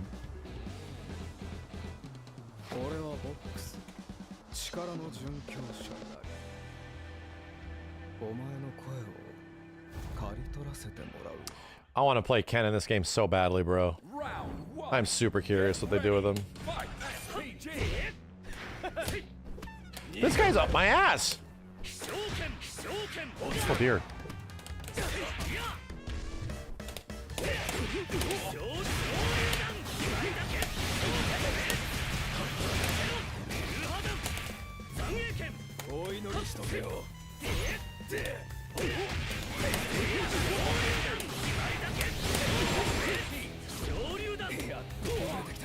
I'm overheating over here.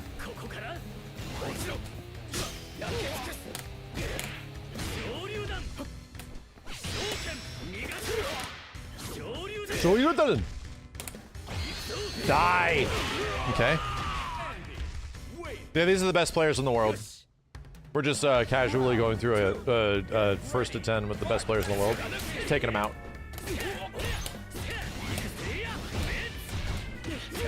I need to go cancel into the flippy kip. Yeah. Oh my god. That's the wrong one.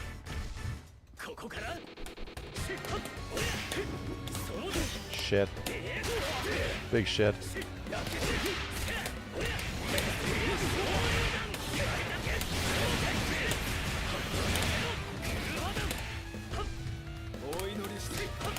Oh, making the hiccup firm. Oh dear! Oh god! Oh god! Oh god! Oh god! I'm alive, bitch.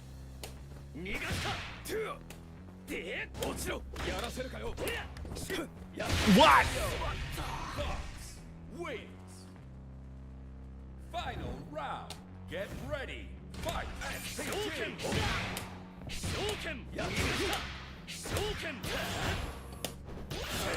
Interesting. So I mean shitty. Ow, man.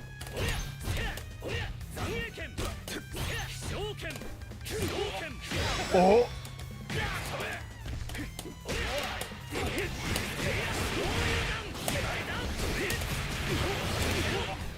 Oh, I don't have it.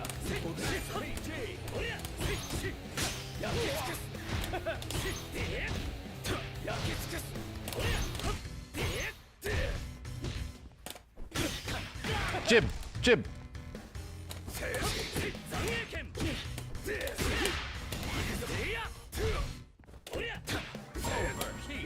I'm overheated. This is terrible. He's not gonna block this. Watch this. He blocked it. Oh god. Hey, look at that. 6 layers of Yomi later.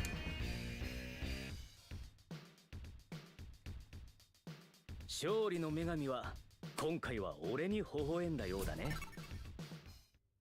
don't like an Andy? I don't really vibe with his move set ever. Every time I try to play this guy, I never really vibe with his move set. But I think he looks a lot better in this game.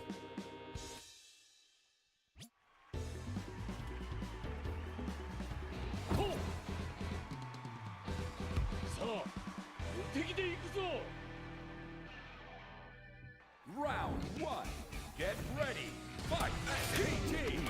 Damn, I'm the command grab character now.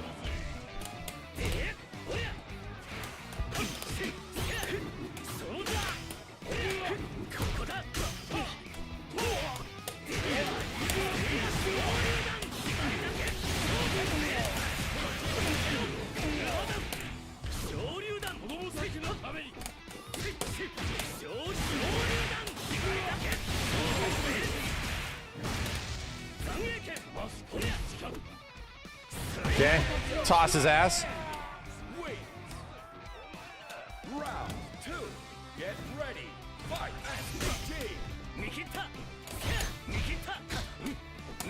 Oh god, oh god. Oh god.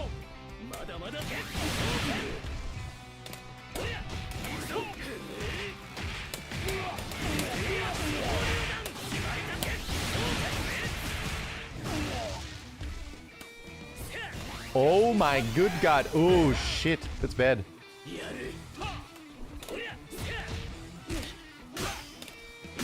Please, interrupting buttons.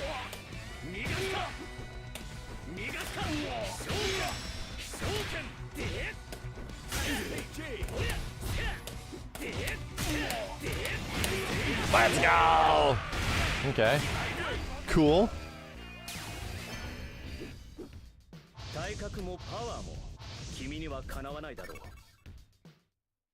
Andy's corner carry is crazy. Yeah, he has his fireball forward, right? And it's just a good special to corner carry. It's like Terry as well. Terry and Rock both have really good corner carry because all of these Bogards have one special that just.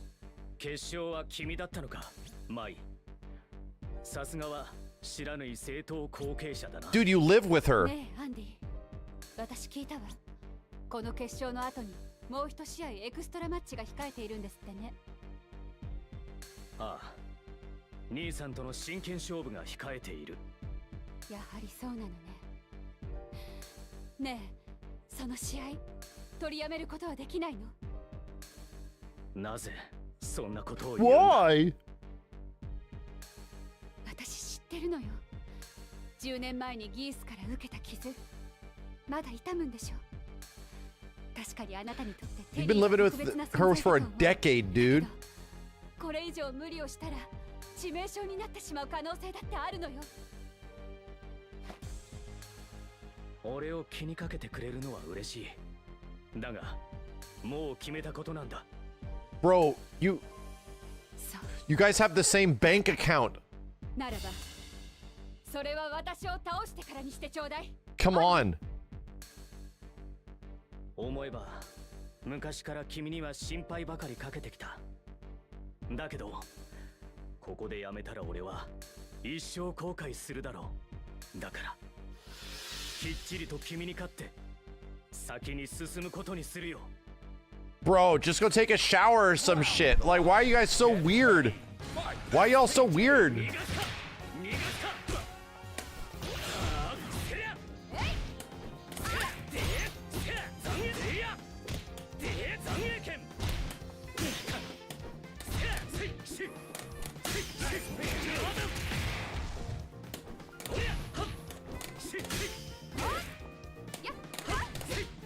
Oh my god, that wasn't close enough. Holy moly!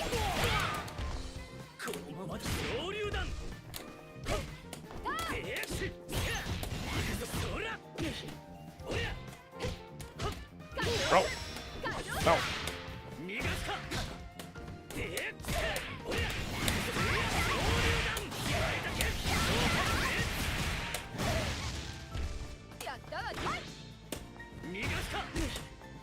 Okay. Sheesh. They're gonna get divorced. Why are they not even acting like a couple? Come on.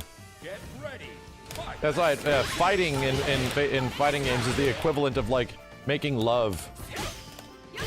God.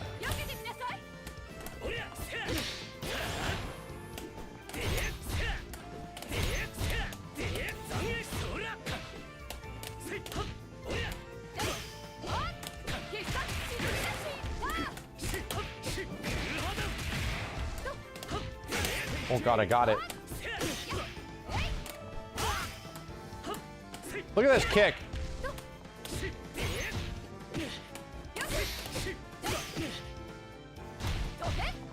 Okay. Oh. It's my one chance. Time to start jumping in. Ah!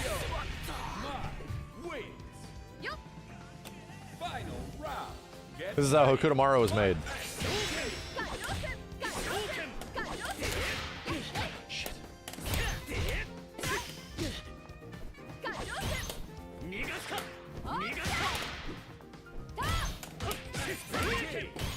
Hey. I don't like these light kicks. Ow.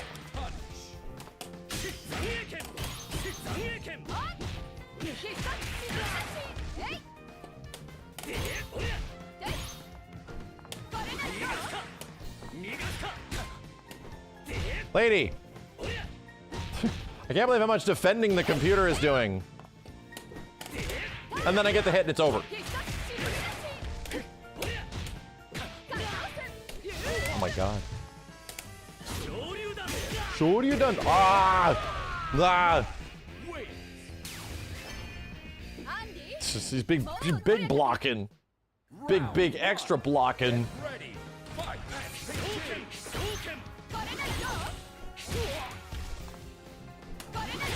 Stop it, lady! Oh no! Oh, his cross up is light kick. Whoa!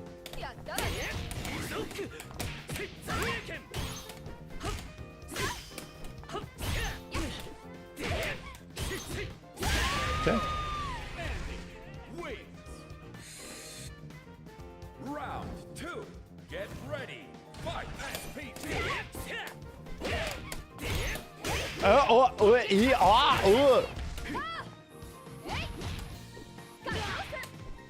Ow.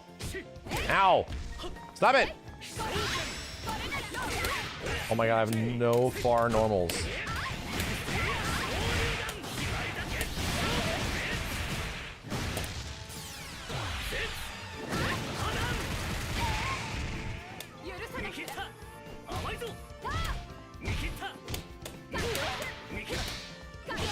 God! Computers!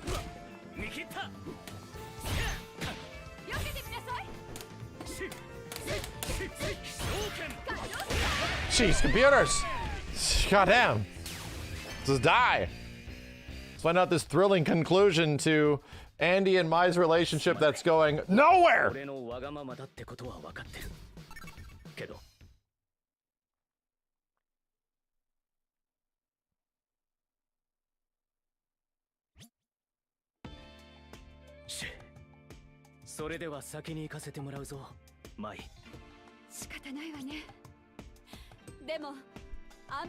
It is what it is, I guess.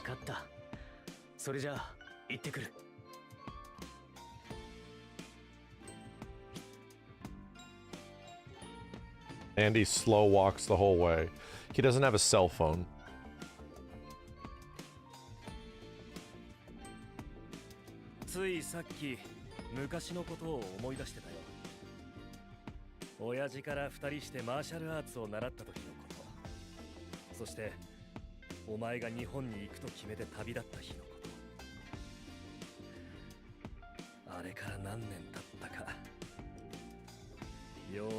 It's your inferior brother, Terrence. Andrew. 俺も今日という日をずっと待ち続けていたよ。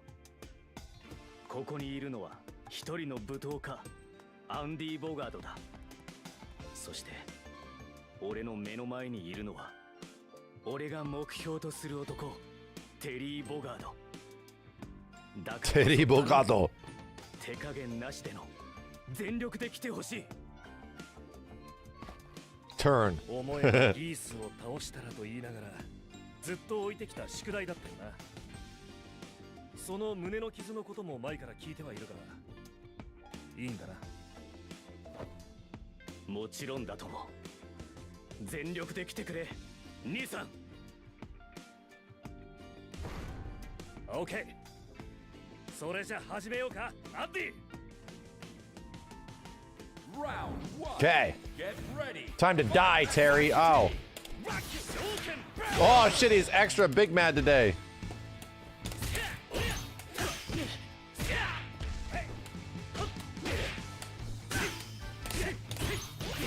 Oh, you big, stupid brotherly bitch.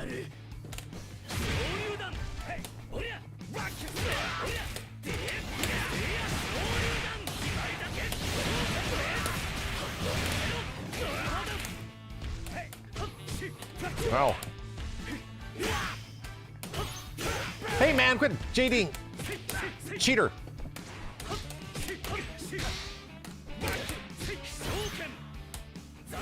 Oh my god.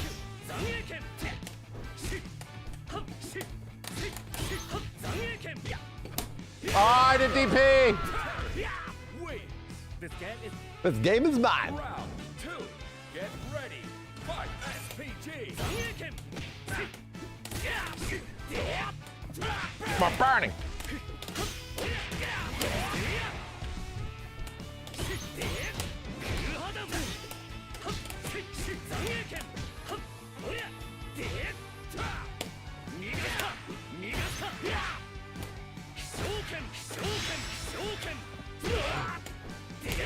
Me, you big burly bastard! Don't stop it! Okay. Burning! Final round. Get ready. Fight. SPT.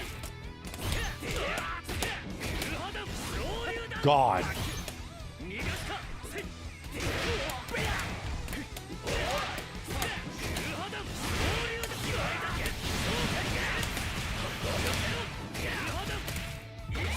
Die, brother!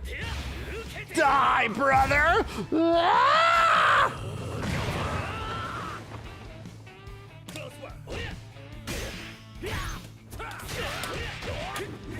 Ah!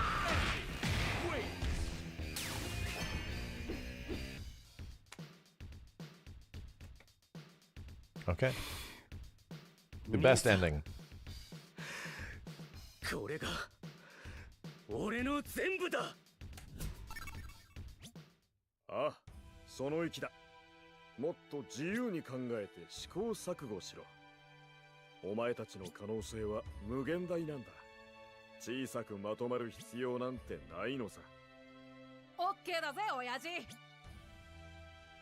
どうしたアンディ。俺はきっと兄さんのように大きくなれない。だから父さんの期待には応えられない。 Terry was too thick. なあ、アンディ。別に体の大きさなんて関係ないのさ。俺が言いたいのは心の話。気持ちを大きく持ってくれって話さ。心が小さくなると気持ちの余裕がなくなっちゃうんだ。なんでかわかるか？小さいから余裕がないの？まあ、そうだな。何にも動じない。Indomitable will. 受け入れる心。そんなやつは体の大きさ以上にでっかく見えるもんなんだ。だから体なんか気にするな。心だけはでっかくあれ。そういう大人になってくれ。頑張ってみるけど。Jeff should be telling Andy about Mai right now. Give him the birds and the bees talk because we never got that opportunity, okay?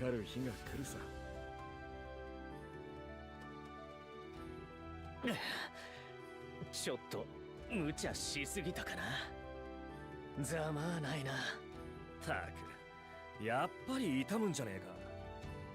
しかしこりゃ乾杯だな、アンディ。兄さんはずるい。なんだかんだ余裕あるじゃないか。いい勝負ができてすっきりしただけさ。まあ覚えてるか、親父の口癖。あれだろう。惜しく生きよう。 All of these endings are so endearing. It's crazy. 俺も俺なりに親父の言いつけを守ってきたつもりだったけどさ。俺から言うのもなんだが、お前は恵まれない体格に腐らず常に努力し続けてきたよな。どっかで言い訳をつけて、それこそ別の道を歩んでもよかったのにな。だからさ、もっと胸を張れよ。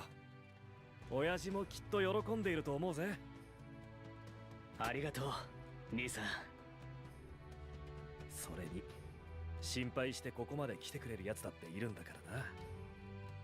ああ、そうだな。俺にはもったいないいい子だよ。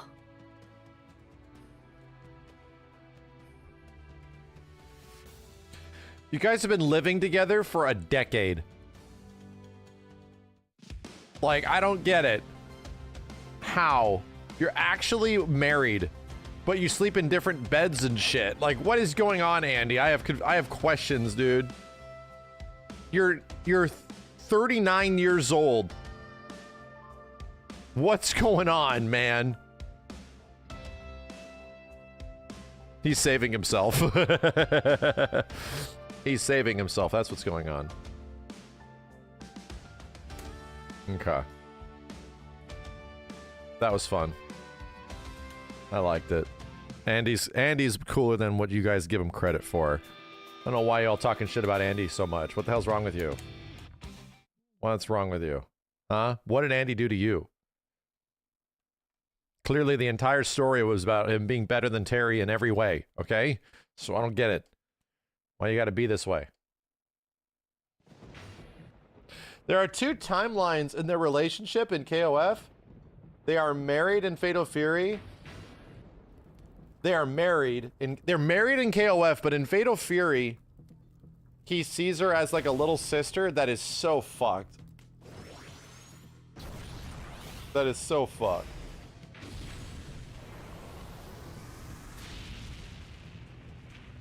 Can't be right. That legit cannot be right.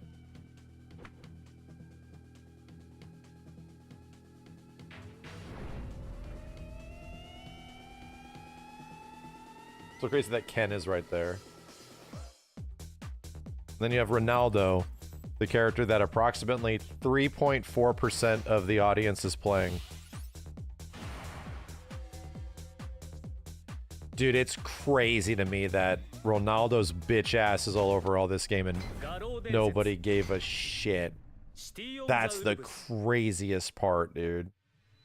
That, like, Ganache and Ronaldo share a similar amount of user base. And that everybody else that plays this game plays all of the other SNK characters. Like, Terry and Rocker are still a couple of the most played characters. Terry's like the most played, and the other characters are highly played, you know? The normal SNK characters. It's crazy, man.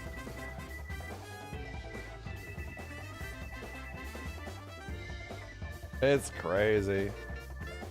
Yeah, Ganache, because, well, Ganache is like the welcome surprise, right? We have already acknowledged that. His involvement in the fighting game community, his involvement in the game, his sort of emphatic, enthusiastic element of being there and being a part of it, you could tell.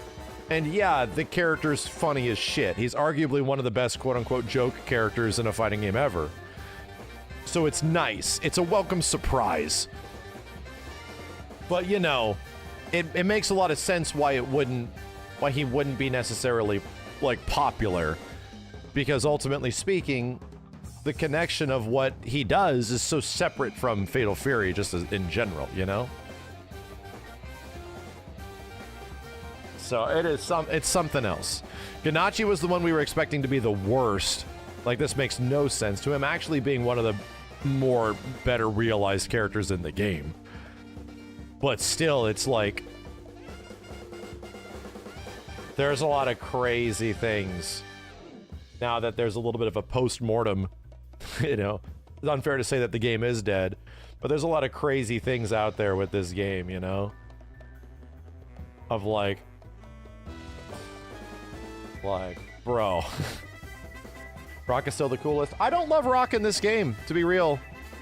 I think Rock's too much of a nice guy in this game. And that's the thing, is that all the characters seem really nice. Like, everybody is just, like, they're trying to wrap up. They're trying to, like, wrap up all of the storylines and stuff like that, or give them some nice conclusions. So, and the thing is, I don't like Rock as much. I feel like he's lost a little bit of his edge that made him kind of a cool character. I don't think he's nearly as cool. He's fun to play, don't get me wrong. I actually really like the way he plays. But I do not love Rock in this one nearly as much. Yeah, I miss Rock's edge. We talked about it the other day. I'm just like, yeah, I don't love Rock in Fatal Fury, to be honest. It's probably one of my least liked versions of the character. I think he looks cool, sorta. But, yeah, he's like lost the angsty teen, like, he's turning more into Terry, you know? He's clearly turning more into Terry. I liked it more when it was like, you didn't know if this kid is gonna, like, destroy the world or not. Like, you didn't know. And he had, like, that side to him. It's like, that was interesting. And now it's like, clearly, like, it rears its head at the end of this game. But, like, he matures. Like, the character matures. And that's fine. It's just, like, he's less cool. You know? I think it's nice for the, well, all I gotta say is that it's nice for the story, but I think I just like the original character more, you know? what he is. And I just don't want to play him nearly as much as a result. Yeah, and him turning into Nightmare Rock is not as cool. Like, that was okay. It's all right.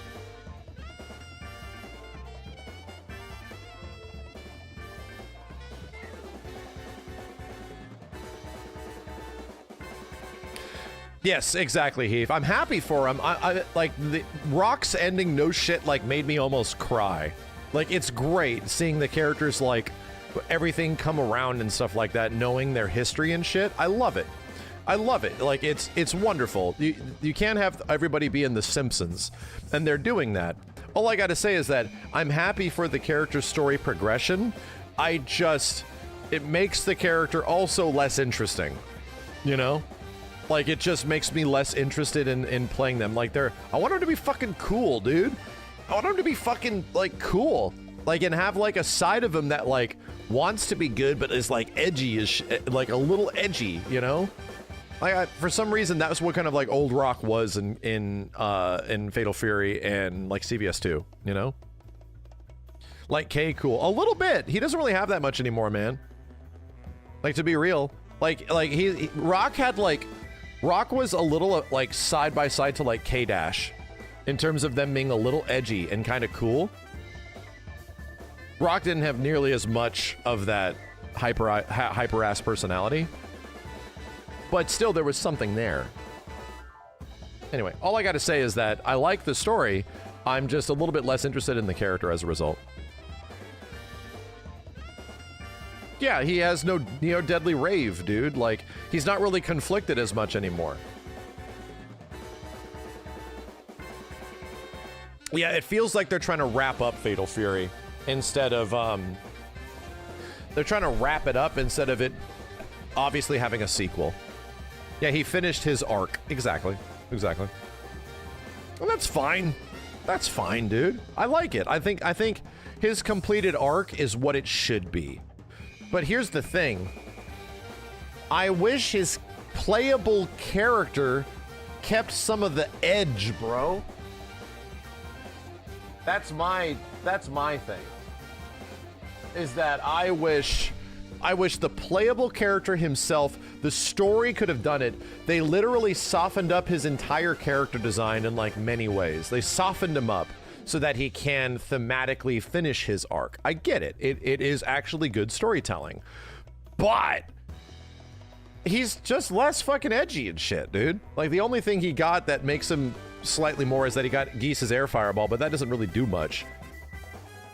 It feels like he's so much of a nice guy instead of a dude trying to win, you know, and prove himself. It's different. You know, he's a very different sort of character now.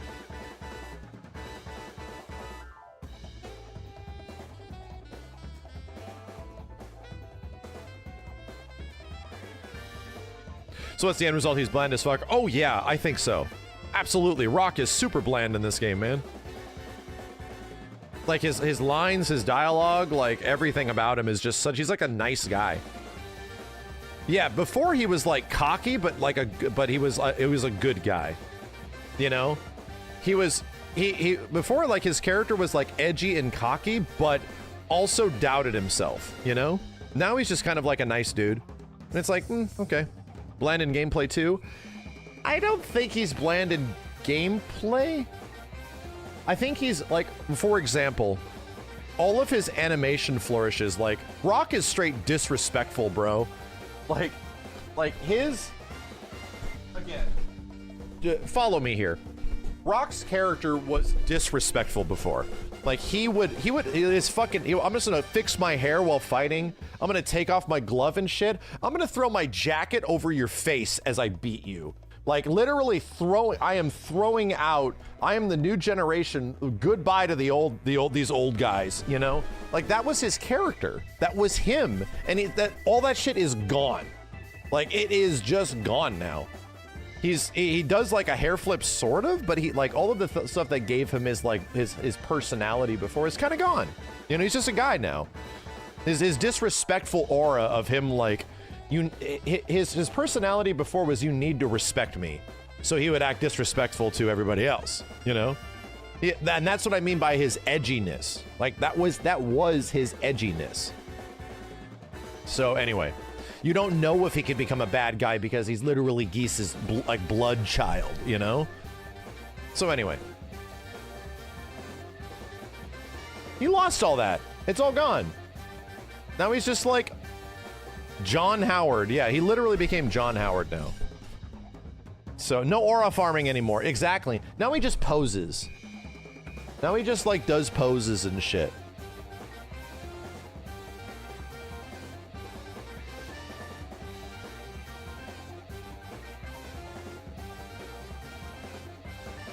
Yeah, he kind of does like weird JoJo poses now, and I'm like, no, that wasn't Rock. I have a drawing of Rock, which is like literal aura farming drawing of Rock I did back in the day, and it is like that was the depiction, yeah, where he's like sitting there like holding back this fucking evil energy that you know is there, but he's like trying to decide if he's gonna tap into it or some shit like that. Like that was his character, and that's not there before, man. Like it shows up at an ending, but now everything about his characters just doesn't have any of that shit. I have it somewhere. It's in a sketchbook back there. I'd have to like dig through 1,000 pages to find it. Yeah, my blood is boiling shit. Yeah, you know what I mean? That shit is gone. So anyway, that's all I'm saying about like this game is that it just doesn't I don't like the story stuff is the story stuff, but I'm saying Rock as a character design, like the way you play as him, what he does in gameplay, all that kind of shit is gone. Like they softened him up. And yeah, exactly. I agree, Heath. I think they could have leaned into it. Like, no joke.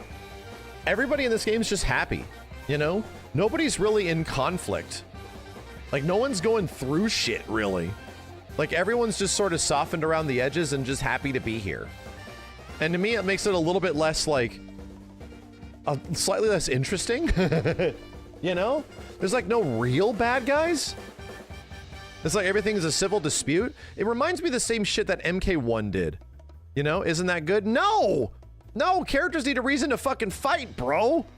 Come on! What are we doing? This isn't The Young and the Restless here, my dude. The story isn't that deep. You know, MK1, everyone was just happy to be here. Hey, we're such good friends. Why are we fighting? I don't know. Time to rip your ass out through your spine. Like, it was so fucking weird. Like, why are the characters so nice to each other? Sizoth, oh, your lizard skin. Yes, my lizard skin. I hope we can go get coffee. Round one. Like, what the fuck is this, bro? Why is everyone in Liu Kang's universe so nice to each other and then they kill each other? This is so, it's just boring. It just ends up being a little weird. The tone of it's just a little off. So anyway, that's all I'm saying. Everything about this is trying to remove the conflict. It's trying to be the ending arc of the story. You know what I mean? It's trying to put all the characters in a really nice place, right? That's exactly what they're going for. It's just because it's a fighting game, I want them to beef. Like, to be real, like when Ken and Ryu fight, they are beefing. Like, they are friends, but you understand why, you know? Like, you get it. You get why Ken and Ryu beef and what they've been through. And that, like, Ken is also terrified of Ryu because of what Ryu has inside of him and shit like that. It's a fucking fighting game, bro. They gotta fight. They're rivals. They want to beat each other. They've grown up with each other. Like, there should be all this shit. So anyway.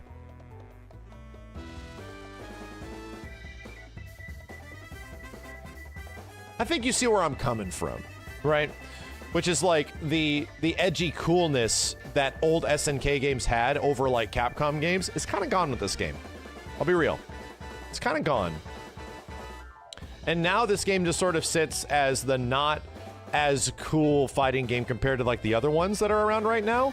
Just in terms of its like presentation and like everything. It just sort of is like what it is. And it doesn't really have anything that gives it like an edge over anything else, like literal edge, you know?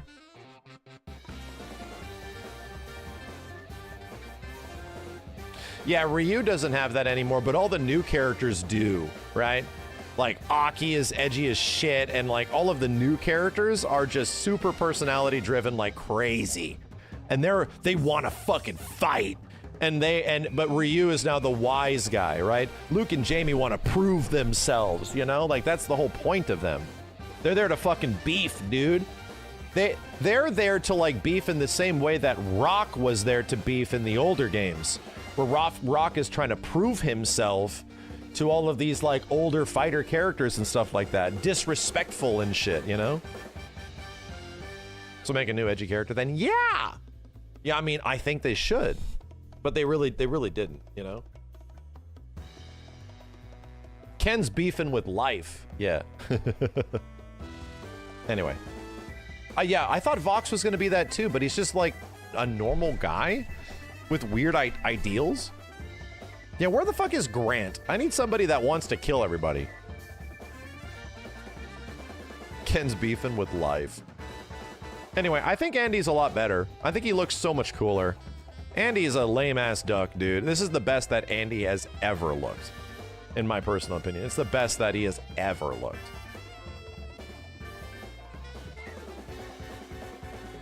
Dude, they even do it in this game. Even Rock's ending has a moment where Geese, the evilest fucking piece of shit bad guy, throw him out of a building, piece of shit bad guy, did not wish this life for his son.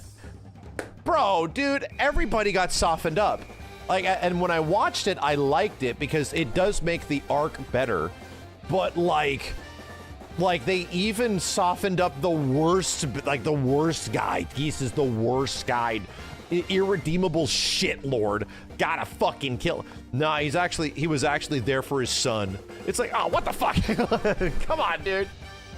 Come on. So, anyway. I think that's what I'm starting to realize. And I'm putting this together live and in front of you guys right now. But through analyzing what they did to Rock as a character in this, and like the way his character is portrayed, has made me realize that they're kind of doing that to every other side of the game, you know? Like every other aspect of the game is very much softened up. And it's a choice, you know? It's definitely a choice. It's like, okay, they're finishing the arc, you know? But I wish you could have had their character arcs finished in the story and have the characters like going through shit. Like Rock's evil blood still boils. Terry is wondering if he's making the right choice by raising this child type of stuff. Like there should be that stuff, and then the endings provide the resolution, you know? The endings eventually provide that resolution. But that was always like the kind of interesting thing at the end of, or the Rock and Terry relationship, is that you kind of wonder, is Terry doing the right thing? Is raising this kid and like making him more powerful the right call? So I think they could have made Terry a bit edgier, you know? Even Terry should be a bit more hardened. Like I'll be real. I think Terry should be more hardened in his older version. He absolutely should be, but he's still like, Rock's like, you eating too many tacos and hot dogs? He's like, maybe. like man, they should have, Rock and Terry should have had an intro where Rock is like thank you Terry for raising me. I'll do whatever it takes to win. And Terry should be like, Rock, I'm worried about you. Round one. Like, yeah, let's go. Yes. Rock, I'm worried about you. Like, there should be that kind of shit. There should be fucking conflict. They should be going through stuff instead. Terry, get off your ass. Like, he's just a himbo now. I think they played it far too safe. Yeah, that's all I'm saying. I think they played it so safe, you know?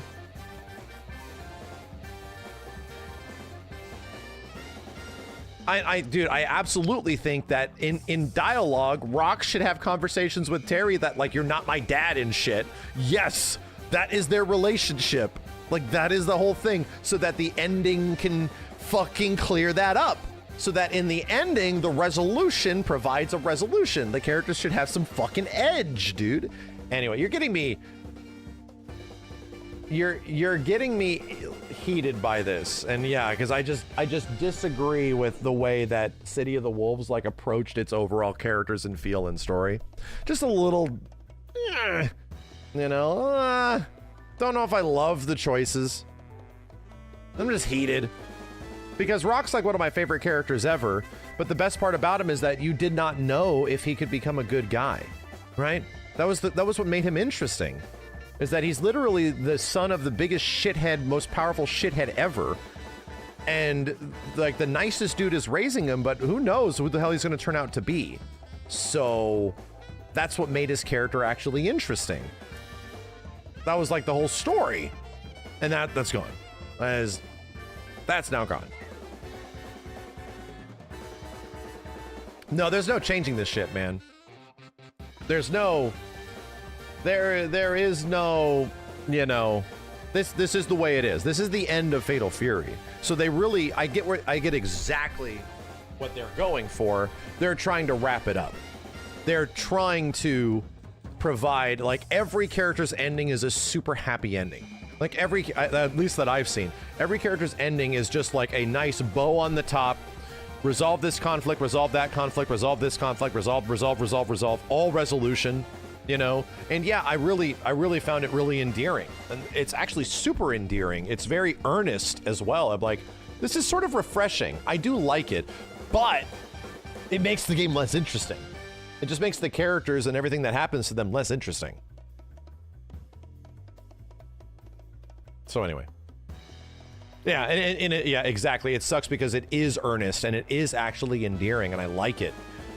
But in a way, it's like, I think that could have been saved for the endings only and had a lot more conflict throughout the game itself. Like, in the characters' design and shit. In the way they even play, I think they could have had that. I think they 100% could have had more of that. I think there's a little bit of like, just I don't know. It just feels less cool. That's all I gotta say. SNK was always like the edgy, cool fighting game. It always was. They always had edgy, cool characters and shit. They always had that. And there's none of that in this game now. There's just none.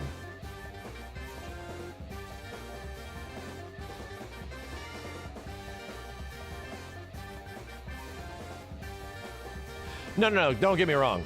This would have done nothing for the success or lack of success of the game. Would have been nothing. This would have literally just made me like playing characters more. You know? This is a directional thing of the direction that they chose to take in. I don't know how the hell this game could have been successful, dude. It literally had everything thrown at it that could have been possibly thrown at it to give it success. Even if you made it easier to play, if you made the game 2 buttons, every combo looks cool, every character gets supers, you know, you could have added 12 more characters to the main roster. You could have added an entire giant Mortal Kombat cinematic story mode. You could have made the game $40. I don't think that would have changed anything. Because Fatal Fury is just a franchise that hasn't been around for 25 years. Very few SNK fans are 20 to 25 years old now that only know KOF. Because those are the only SNK games that have really had a chance to exist and have a fandom for 25 years, dude. So, and this doesn't even really ride the KOF aspect. It doesn't. Like, it's a niche ass, really 90s franchise that didn't really have anything in between to bring you from point A to point B.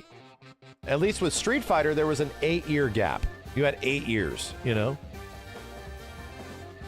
So to me, if there's a new Art of Fighting game, yeah, I'm concerned because, bro, all I know about Art of Fighting is Robert and Ryo, and that, like, Yuri gets abducted or some shit. That's all I know. Like, I know nothing else about Art of Fighting. And I feel like Art of Fighting is even more obscure than, like, Fatal Fury. Like, it's, yeah, like, Takuma, yeah, Mr. Karate. And here's the other problem. Art of Fighting as a game also has the same issue of marketability. Dude, the majority of characters in this game, it's not like they've been gone for 25 years. No, you've been playing as them, dude. Like most of these characters or similar to them have been in other games. They've been in like Samurai Showdown. They've been in like, I'm not Samurai Showdown, but they've been in KOF. They've been in several games, and now suddenly we're just putting them in a different game. Like all intents and purposes, like you have the Ryo of this game, you have, you know, the Kim of this game, like all that shit. And if you did AOF, it's like, dude, all the Art of Fighting characters are already in KOF. Like the majority of ones that we know, like Mr. Karate and King and all those characters and shit, Ryo and Robert, those are KOF characters now. Like, to be real, those are all KOF characters. What about a new Last Blade game? That's even, that would be even more detrimental. Because Last Blade is so niche. Samurai Showdown had the benefit of being like a big old franchise, but it also had like blood and shit. So there's a marketability to it. It's why I always give a game like Invincible Versus the benefit of the doubt because of gore. Like the gore factor does a lot. And that'll bring people in, that this is big bloody game where you just like literally destroy each other. Shit, that's cool. And there's not a lot of fighting games that actually have that. Sam Show had a marketable element to it.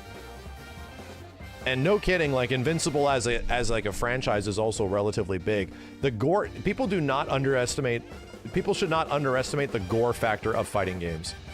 It was also greatly beneficial for Killer Instinct. Like anyway, you know, to have games not go all the way Mortal Kombat levels of absolute sinew, but to actually have like some level of like blood and violence. Yeah, it's a long lost thing from fighting games, to be real, because the fighting games want to be more marketable now, obviously. So anyway, that's the reason why I think Samurai Showdown did pretty well. Like Sam Show did good, man. That was like one of the best-selling SNK games. So this is going so deep. I think about this shit, man. I think about the 5 to 10 year plan for fighting games. I really think about like where things are going, where SNK is going as a company, like all of that kind of shit. I really think about like why the choices that are being made, in what ways have they landed, what ways are they not landing? Did it find its audience? Can it find its audience? Is there a way for there to be an audience for this game? To be real, if Fatal Fury hasn't already found its audience, which has already had like some dwindling numbers, obviously, and SNK games sort of have a little bit of like dwindling numbers over time. This one has had the biggest sheer cliff, but it's going to get a boost when Ken and Chun-Li are put into the game. It definitely is. I think those characters are going to be realized very well in this game, and I think they're going to be very appealing. I think it's going to be cool. So I have a pretty good faith that like one of the best opportunities for this game to get a little bit more of an audience in general is literally Street Fighter characters. There's a good chance for that.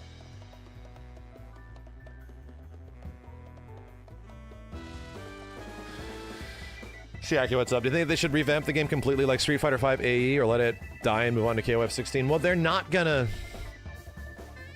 revamp shit, because the Street Fighter V had a big difference. Street Fighter V was content deprived, which was where it was lacking. Street Fighter V could not grab an audience outside of hardcores because it was content deprived for all the stuff that normal people play fighting games for. And this game has a fairly decent amount of stuff, right? And it has fairly decent online. It's not exemplary. Everything's about it like an 8. So I don't really see like what can SNK do here to like revamp everything? You know, what can they do to like revamp the entire experience? I really don't think there's much. They can just keep adding characters.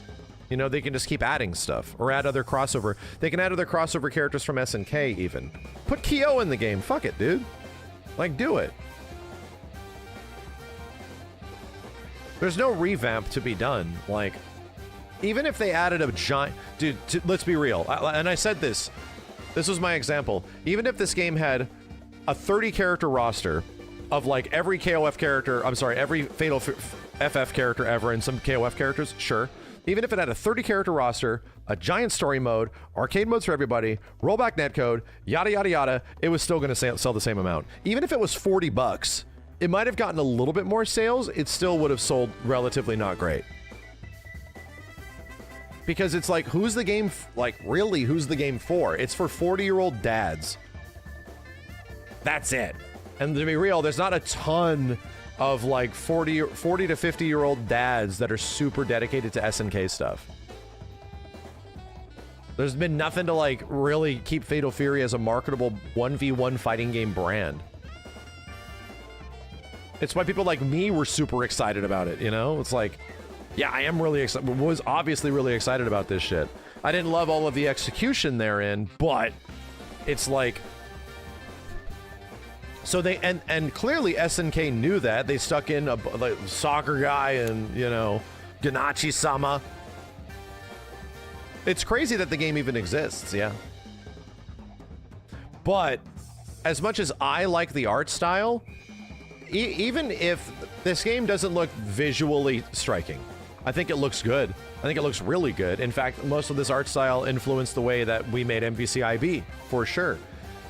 But it's just not a marketable art style.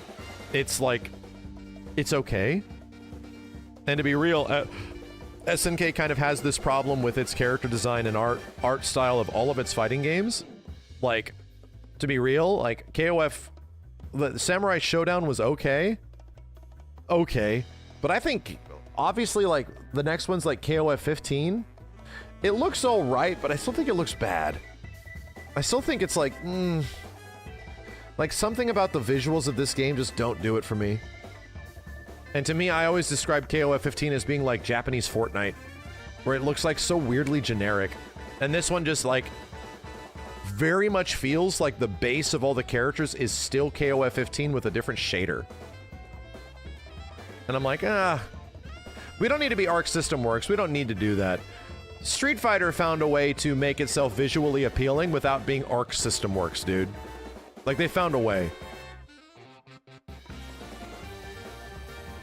And it's also like a really huge contrast when you get Terry and Mai in like Street Fighter compared to them in this, and it's like, these are very different ways to realize these characters, man. Like this overly anime style compared to Capcom trying to tread this like hyper realism Street Fighter looking shit. It's like, damn, dude, Terry and Mai look really good in Street Fighter 6.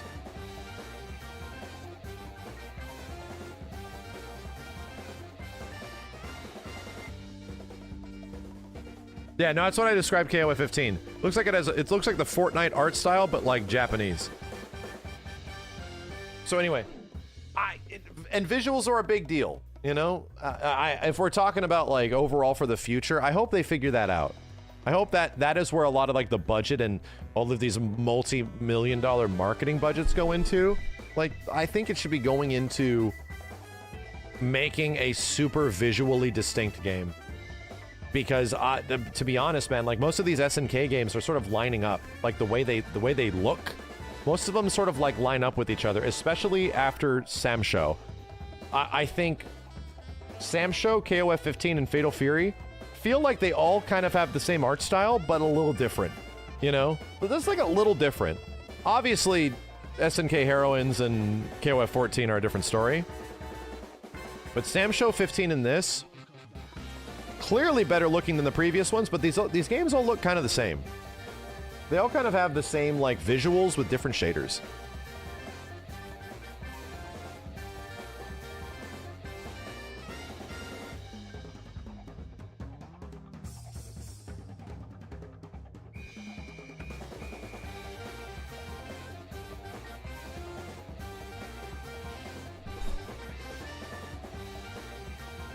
I just want...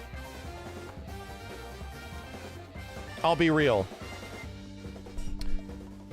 This boils back to the conversation we had before about like this head scratching of just like what happened and shit. I think SNK has lost its edge. I'll be real. I think that is sort of my interpretation after the last three games. Samsho, KOF 15, and Fatal Fury. The games have no edge. In Samurai Showdown has the most of any of them. But to be honest, like, the gore is edgy, but the game is not particularly, like, super cool. Like, nothing about Sam Show, KOF 15, or this feels super cool.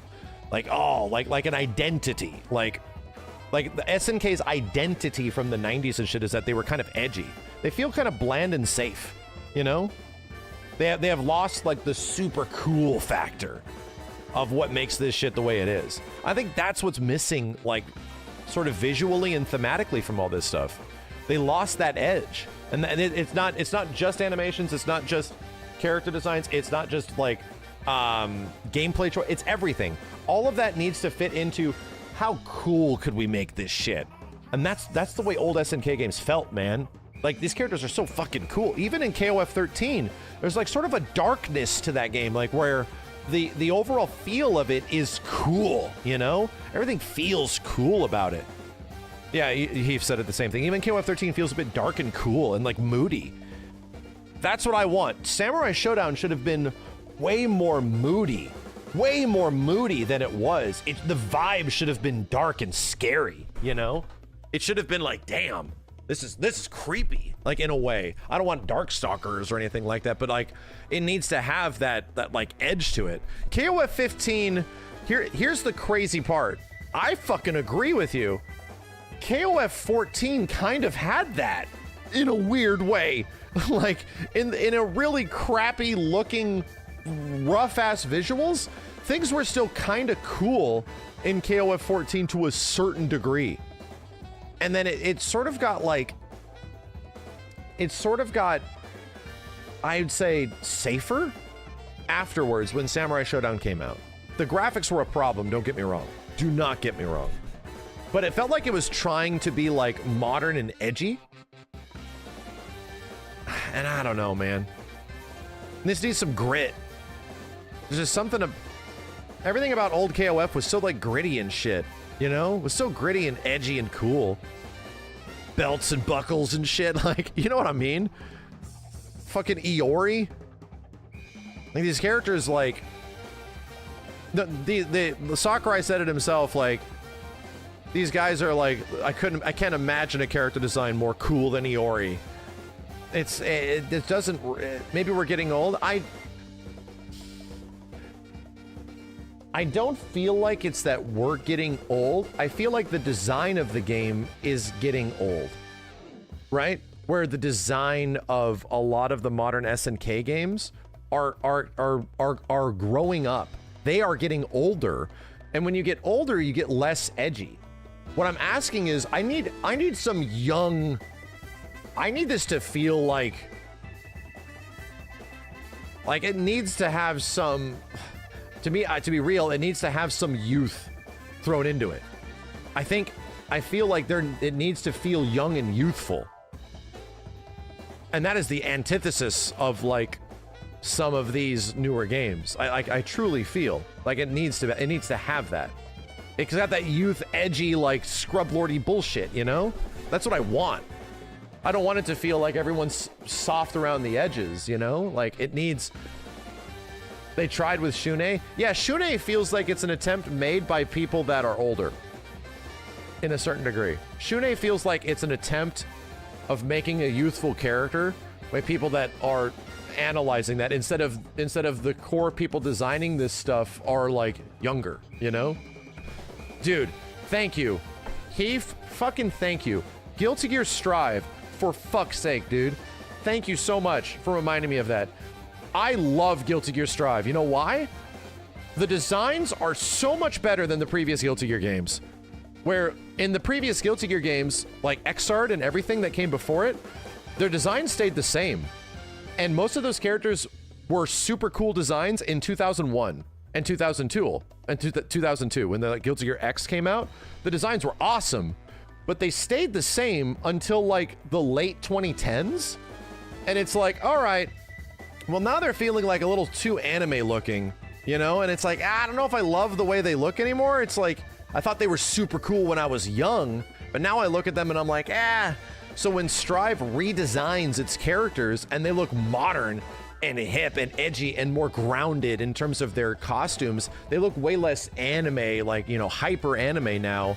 And now they're kind of like, oh shit, their designs are so sick now. They're like wearing like street clothes and stuff. This is so different. Feels like modern. It feels like a contemporary reevaluation of what these characters can look like. And then Baiken looks the fucking same. Anyway, yes, that is what I'm talking about. Like, that's what I'm saying. Like, that sort of like visual style really helped elevate because people connected with the way, dude, look at Happy Chaos for fuck's sake. Like, Happy Chaos is the perfect example of like the edgy as fuck modern youth energy character. Like, I don't really resonate with him very much, but I can 100% look at that dumb looking bitch and be like, kids love this shit. Some young 20-year-old looks at Happy Chaos and literally sees peak. And I'm like, you know what? But I see that. I can see why people would be super into that shit. Like, I get it, man. So anyway, that's what I want for SNK games. That's what I wanted for this. That's what I legit wanted for, like, for SNK games going forward. After we've seen 3 games, you know, after we've seen Samurai Showdown, KOF 15, and Fatal Fury, I want to, there needs to be a reevaluation on what's cool, you know? Because everything feels a bit soft right now. Yeah, fucking Tokon is doing that as well, you know? Tokon is literally doing that with its characters. Captain America has a fucking jacket. Like, oh shit. Whoa, cool, you know?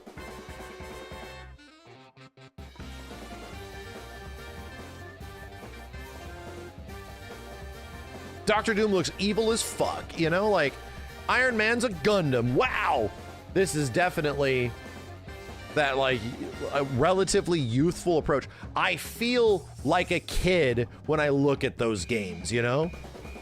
Like, it makes me feel younger. This makes me feel like a 40-year-old dad. It does. It feels like I really love this stuff, and it's great for me, but it feels like it's for 40-year-old dads. Andy got new pants. Andy's design is good.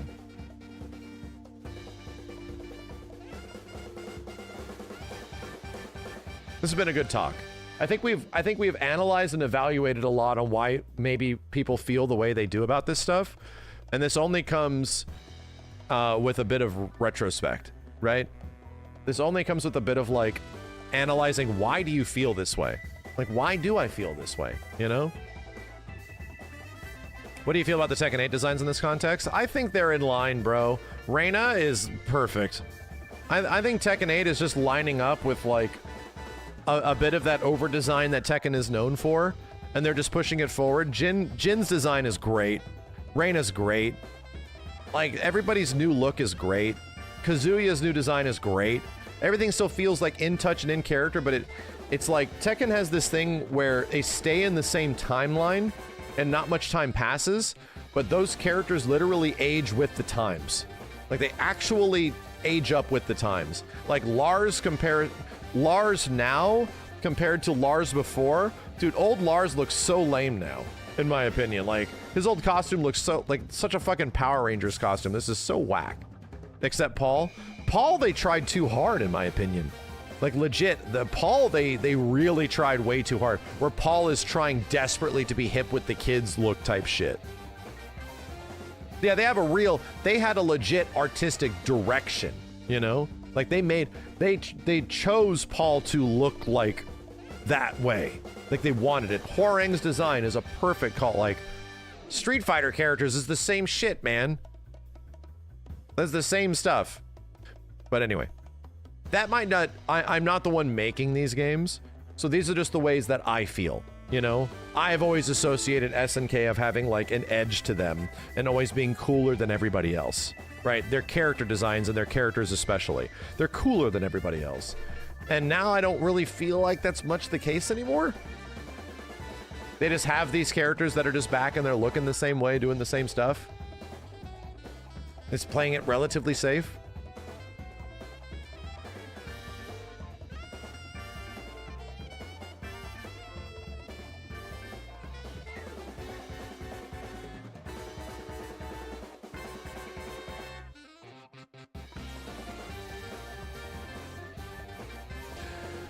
Devs need to not listen to everyone and try to appeal to everyone and just make something from the heart. Absolutely. No, absolutely. I think you have to take in feedback, but I think all media, all art, and games are art because it's an execution of a vision, right? All of these games have to execute something that is like deep to them. And I think this game did, to be honest. Like, I feel everything about Fatal Fury is very intentional. And I feel like a lot of this is coming from the heart. But at the same point, I feel like we're starting to miss the thing that had made SNK games fucking cool. You know? What made them cool before. But that's just me, you know? That's just me. I'm not saying everybody has to agree with the way I feel. I was just looking at Rock and trying to wonder why don't I like Rock as much in this game? That's where this entire conversation stemmed from. Everything about this conversation was just me looking at Rock Howard, and I'm like, why don't I care as much? Because I really liked him in some other games, you know? And I really resonate with some characters, you know? I really get some characters really like hit with me in some ways that this character's fucking cool, dude. And now I don't like Rock as much, and I'm like trying to understand why, and which sparked this entire conversation.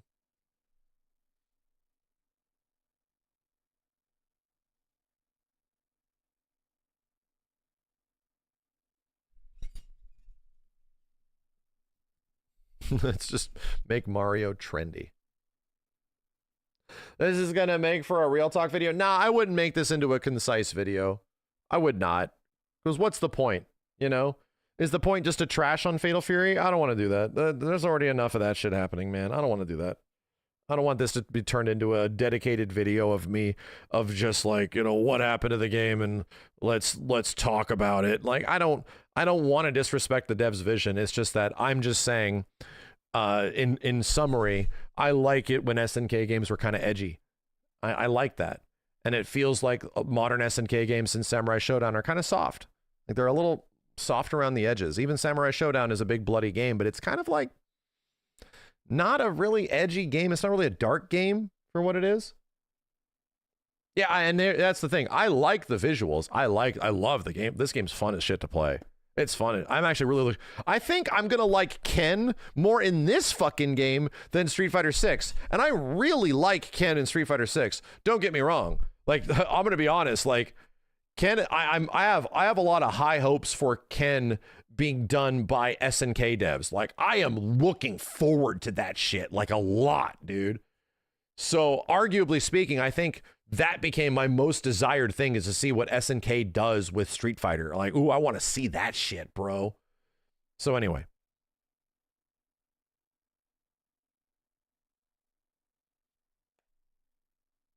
I plan on finishing Kazan. I do. SVC Chaos.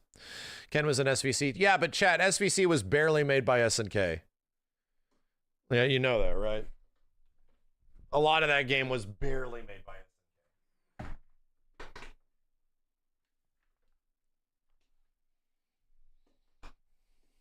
Yeah, he's playable at Evo. I'm going to try to see if the devs are available to play with the character.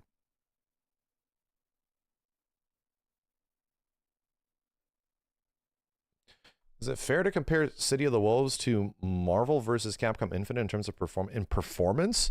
Dude, MVCI sold like 2 million copies. No SNK game is coming even half as close to that. No. I don't think that it's a fair comparison at all. Ken and Strive is what I really want. No joke. I'm really looking forward to... Can I tell you a story, chat? Can I really quickly tell you a story?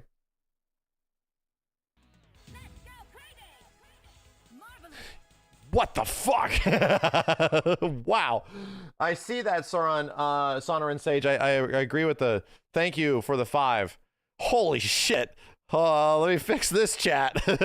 What the fuck? All right. Dude, what is happening with OBS? Why does it keep doing this? Does anybody know if there's a fix for this shit? Do I have to update or something? What the fuck?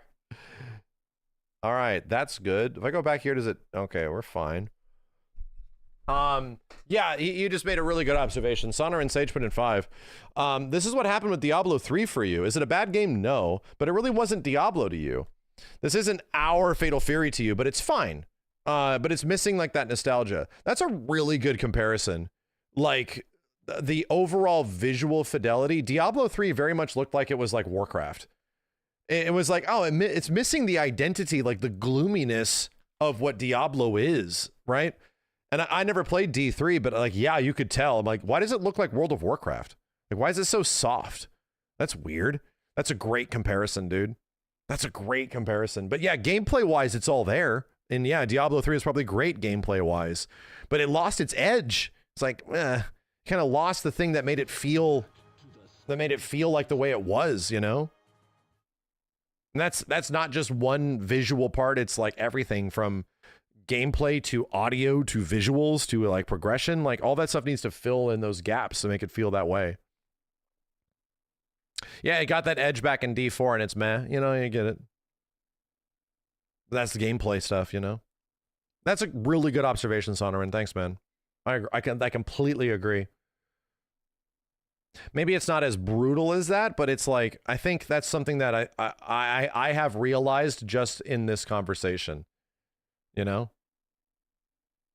Like, I'm even looking at this art, and this art is much closer to what I want, dude. Like, yes, edgy ass looking rock, edgy Terry, and then you get into the game and these bitches are smiling everywhere. Thanks, Terry, for being a great dad. like what the fuck? They look so cool here. And then you eventually get into the game and everyone's just happy to see each other. It's fine. I'm just bitching. Okay? That's all I'm doing. I'm just bitching and trying. All I'm doing, chat, that don't take this personally, because I actually really like Fatal Fury as a game. All I'm trying to do is live and in the moment dissect why I'm feeling the way I do. That's it. And I'm looking at the chat and wondering if anybody else is feeling the same way. And a lot of people seem to be like, you're kind of right. And I'm like, am I? Is this what it is? So anyway, that's why I don't want to make this into a video or something like that, because I don't think this is a concise thought process. It's something that I'm sort of like evaluating in the moment and realizing, I guess that might be the way I feel. Like, that's why this is the way it is, you know? It's a healthy rant. I don't want it to be destructive towards the game itself or the intention of the developers. It's not. I'm just trying to figure out why I feel the way I do. And I think people should do more of that. I think that's a fun thing to do.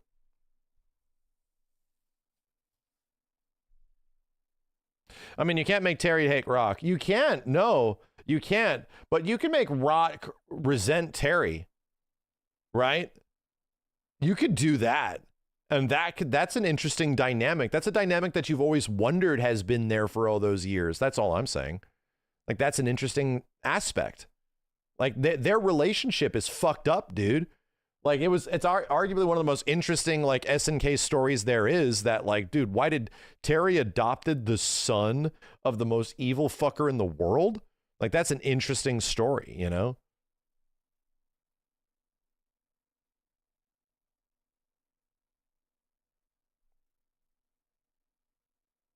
I don't think SNK needs to kill Terry, but I think Terry questioning if he's making the right choice by raising this kid is a great, that's interesting. You know why?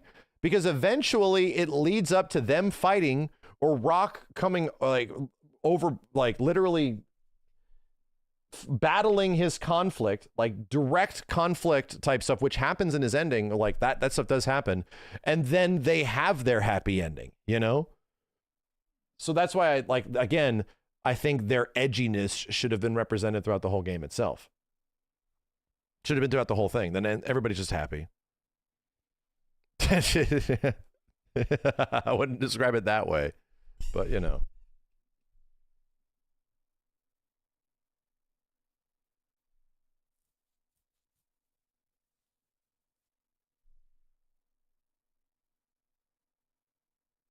Tekken 8 made Jin story is edgy as fuck and it was super cool.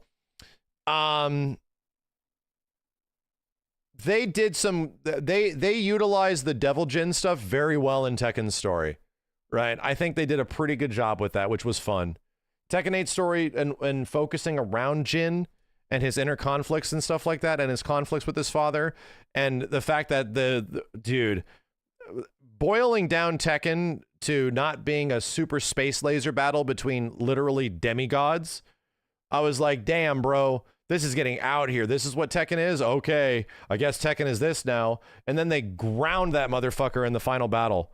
They literally, like, shirts off, father versus son, in the rain, beat the shit out of each other. Oh, shit, they got the assignment. Oh, I'm getting goosebumps just thinking about it, dude. I'm like, oh, fuck, this is awesome. Holy hell. And it starts throwing back to all the older Tekkens. Like, dude, this is fucking great. Like, this understood. Like, that's the reason fucking Tekken 8 story mode is so badass. I love it, dude. I love Tekken 8 story mode, dude. It was so good. Anyway, chat, what do we play? 2:20 in the morning. Holy hell. Do we Elden Thing or do we Mario Kart? What do we want to play? Kazan? I don't feel like playing Kazan right now. I need to be in the right mood. I guess we could run a poll. I haven't done any John Knight Rain in a while. Oh, that's what I was going to talk about Strive. So, until this got messed up. I had a weird thought when I was trying to dissect the way I felt the way I do about certain games. So check out this thought process, chat. This doesn't apply to everything, but I had a weird moment. So I have barely played Guilty Gear Strive in years, right? I have almost like less than probably 10 hours of playtime over 3 years. Unica came out and she was pretty cool, but it's obviously like Unga Bunga Girl. And I was like, you know what? One of my favorite redesigns in the game was Elfelt. And I really loved like Scream Lord Elfelt. She's really neat. And she's a pretty straightforward character. Kind of cool.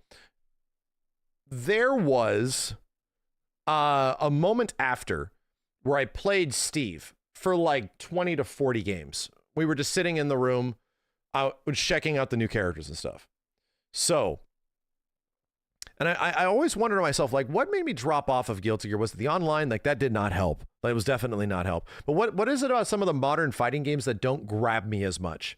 This is where my thought process was coming from, and I'm relating this to Guilty Gear. So anyway, I don't know anything about Elfelt. We haven't really done much training mode. I barely know any combos. I don't remember what her moves were. So I'm like, okay, yeah, I'll just figure this out. And as I was fighting against Steve, I literally find the moves. I literally find the combos. I rediscover everything, her forward H bounce and all this kind of stuff. And I was like, oh, I get her mix. I understand it. And I was like, okay, cool. I got it. And I was doing these combos. I learned them within like 40 matches without any like training mode. And I forgot everything that I had practiced before. So it was completely gone, you know? So anyway, the learning process was like, I was doing big combos and shit. I was like, this is fun. Like, I'm having a great time. I'm looking forward to ranked. So I was inspired. I was like, damn, I'm so looking forward to ranked matchmaking when that update does happen for Guilty Gear Strive. I'm so looking forward to this. Guess what? I'm gonna go look up videos.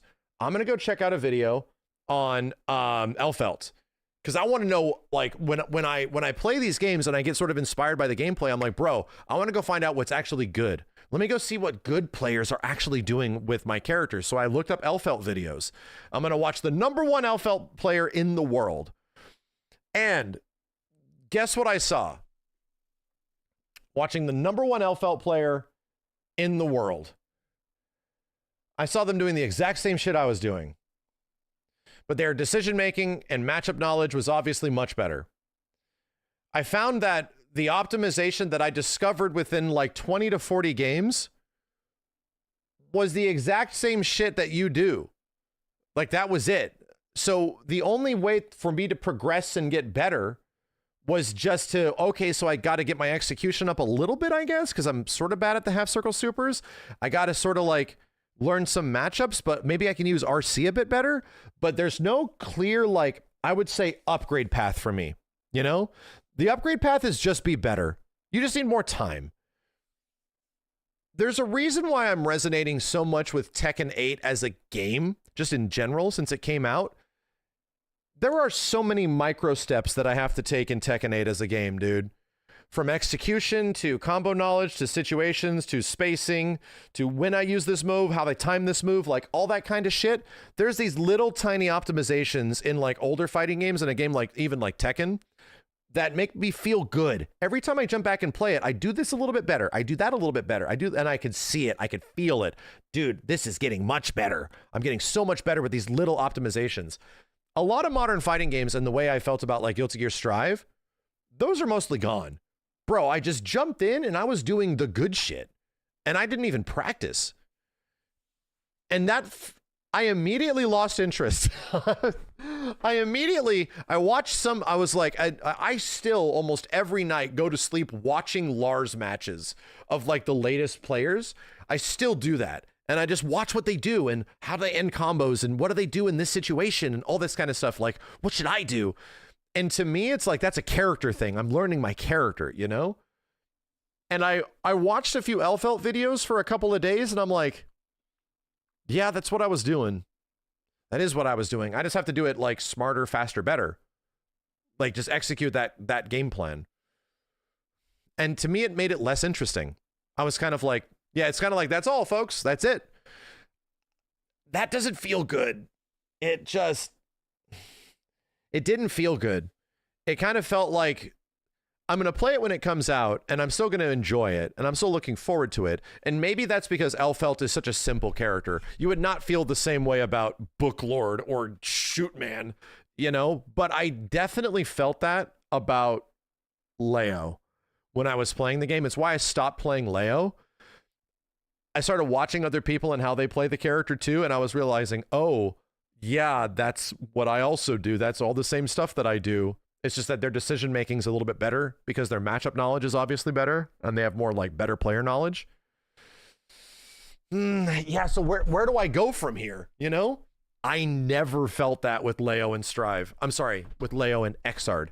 I never felt that with any character I played in Xrd. Like that game was like every time I jumped in, there was something new for me to learn, some new optimization, something that I could like do or try different, you know? So that's like the realization I kind of had, which was not every character is that way, but I'll just say that's not a great feeling for me. You know, it's not the best feeling where I saw a thing and within, I feel like the first day, and I honestly feel, yeah, you're not wrong. That is almost by design with Guilty Gear Strive. That's like intentional. The fact that medium slash heavy slash special does so much damage with like everybody, that's by design. And I think it's not bad that the game is that way. It's actually kind of fun that, bitch, I don't play this game for years and I feel like I jump back on a bike. Like it's weird. And I'm just using RC and experimenting with RC and doing all this shit. And it's like, yeah, I love RC in this game. That's the one thing in that game that I can tell you I would have to get better at, which is BRC and PRC and how to properly utilize that shit. Even red RC and fast red RC. All that shit is so impressive to me, dude. Whoa. Like if you want to talk about the thing that I love about Guilty Gear Strive more than anything is how their RC system works and the choices that people make. Bitch, I love the idea that somebody goes in for a throw attempt and they neutral jumped it and they RC the throw attempt, get the hell out of here. I'm covered anyway, bitch. And they would have RC'd the throw anyway. That's so sick. Like that shit feels great because there's so much room for interpretation. There's the way people will use RC is literally player to player and how you're going to utilize your meter, like all that little micromanagement. That's awesome, man. I love that. I will never get good at that. Like that's something that will always be there in that game that I will have to learn and get better at and understand when I use this, why I use this, how should I use this, like all that kind of shit. I love it, dude. But unfortunately, when it comes to a lot of the characters, you sort of play them and that's the way they play. You know, that's it. And it's pretty much how you're going to use its systems against it. A similar thing sort of happening to Street Fighter 6 to a certain degree, where like some of the mechanical stuff is kind of interesting and the way you can use it. But yeah, you kind of figure it out pretty quick. That's what I liked about Terry. That's what was so much fun about Terry compared to almost any other character in SF6 is that, dude, Terry, you did not know how to play that guy in the first day. You didn't even know how to play Terry in day 2. To be real, most people did not know how to play Terry until like a week after.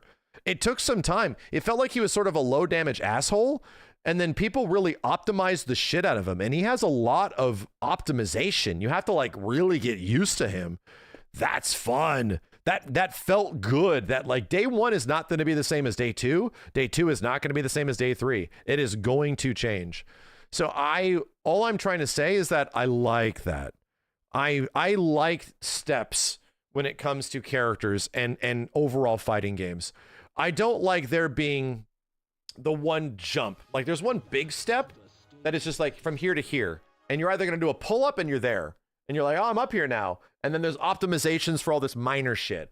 I like there just being these little things that you have to learn, and the steps up the whole thing, the stairs, right? And yeah, I skip stairs. I do it all the time. It's wonderful. People make that meme of the guy like skipping 7 stairs and going like, ugh, and like going straight to combos and shit. And you're ignoring like neutral and matchups and defense and wake up techniques and all that shit. But yeah, like, but that's fun, right? The progressive steps, you can always go back. You don't have to reach the top. You can do the fun shit and then go back and learn all this shit before. Where if I want to skip all these steps in a game, I don't want there to be no steps there. Like, no, dude, that's not fun. I want to go back and like, Tekken is the best example I can give because like I've never been good at Tekken in such a long time because I've never had like a route to learn it because the online has always sucked. But my dude, me learning like Tekken timing and matchup information and all of that shit was so much fun. Like that shit was, I'm still loving it to recognize what my 12 frame punishes are, which ones are launchers, which ones are this, which one are that. Like, holy shit, man. Like there's all these little things I got to learn. And yeah, the combos you just learn immediately, but then you have to go back and learn all this little shit. And then there's the optimization. Like, ooh, what I'm trying to say is, I hope Tokon has that, right? What I'm trying to say is that Tokon's a big crazy 4v4 game, and I legit hope they do not try to like, here's all the easy 4v4 stuff, just skip right to the, no, I want, like, put all these little things in there that you gotta figure out, put all this little shit. Dragon Ball FighterZ was a game that maybe was trying to take away those steps a little too much, maybe to a certain degree. Put all that little shit in there, man. I fucking love it. I feel like I can actually get better because, as I said earlier, I was watching that best Elfelt player in the world play, watching myself also do very similar stuff, but all they were doing was just much better decision making, much better matchup knowledge, and that's sort of hard to see. Like watching somebody's matchup knowledge, it's kind of difficult to extrapolate from like a high level player. You definitely see the surface level stuff, like the punishes and the combos and all that kind of shit, right? And yeah, you can make the connection in your head. I can do those punishes. I can do those combos. I got to practice them though. I got to get good at that shit because the matchmaking just comes with time. I'm sorry, the matchup knowledge just comes with time. You just need to play a whole bunch. And to me, there should be the stepping stones while you're learning the matchup knowledge. The matchup knowledge, I don't like it, man, when it's like, this game is just asking me only to play it just to be reevaluated and see these situations a billion times while there's nothing left for me to optimize on my character. Like, no, I want my character to be like my character. I want to play this guy in a completely different way, you know? So anyway, that's my thought process. And it's not saying anything bad about Guilty Gear Strive because that's not the case for all the characters, man. Like there's a ton of crazy optimization and biking and many characters in that game that are very different, and how you utilize them is very different.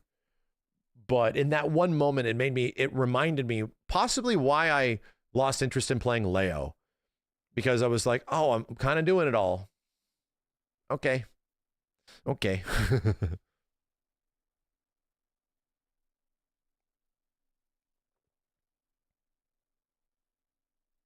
Saul is definitely the closest in field to Strive. Yeah, Saul looks pretty fun, to be honest. I think Saul Bad Guy is a pretty well realized version of him especially after they gave him all of his crazy like dust conversions and shit and air dash conversions. That's pretty cool. I watch Soul Bad Guy play now, and I'm like, fuck, this character's sick. And it kind of like his character's sick in a similar but different way to Exard Soul. You know, Exard Soul's fucking wild.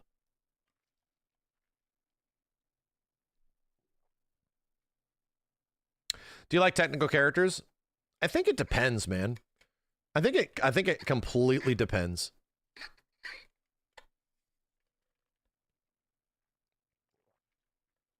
Yeah, I didn't play Accent Core Soul. I played oh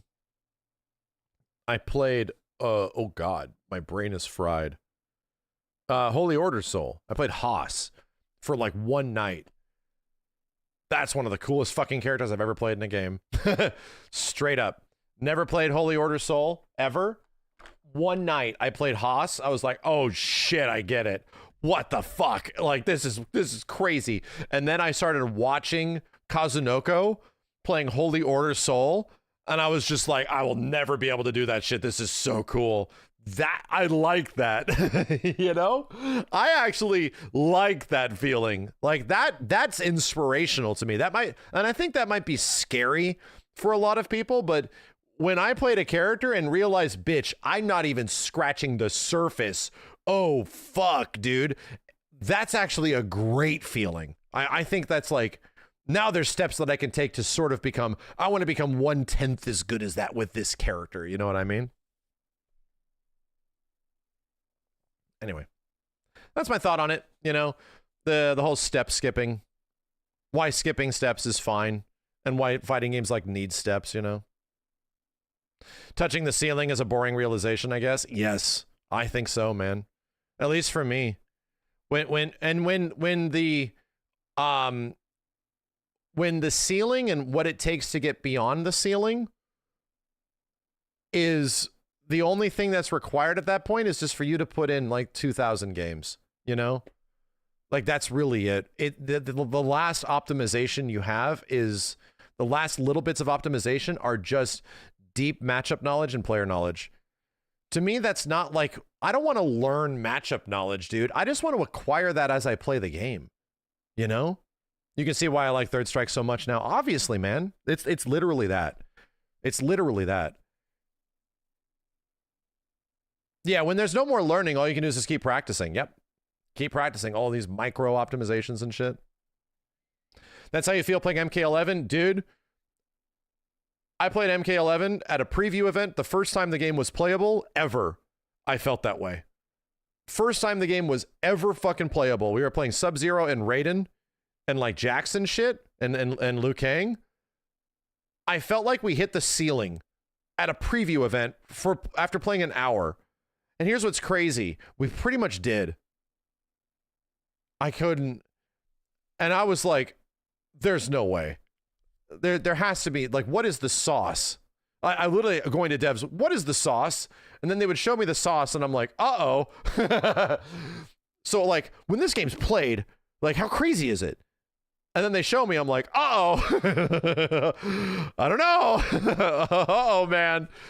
Oh, just take the throw. Oh.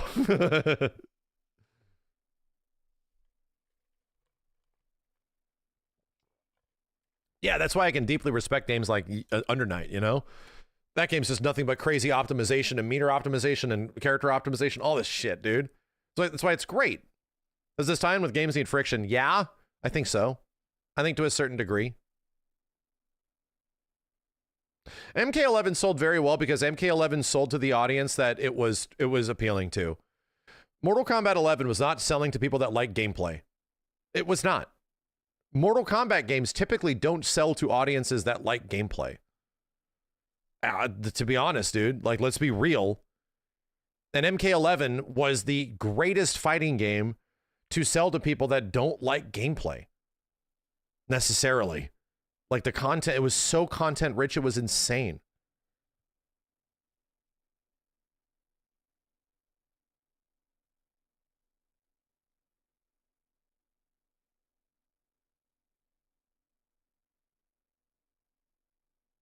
Do you feel as though SNK's modern fighters in KOF 15 and Fatal Fury had those small steps to get better? Oh yeah, I absolutely do.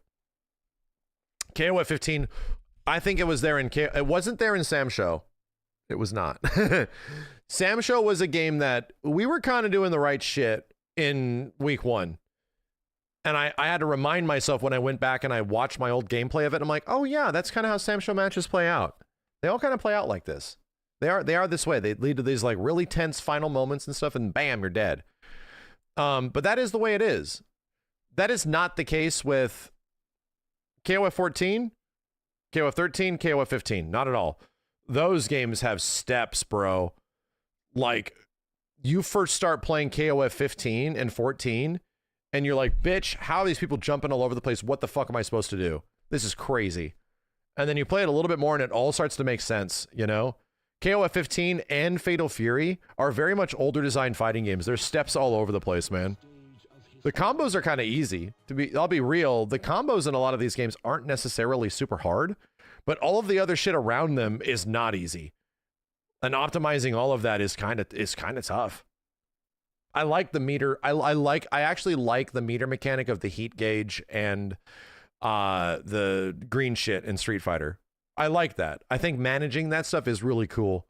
And it's led to some of my favorite moments in Fatal Fury and Street Fighter 6 of just like, dude, I like thought ahead 4 steps and won this round like 15 seconds ago.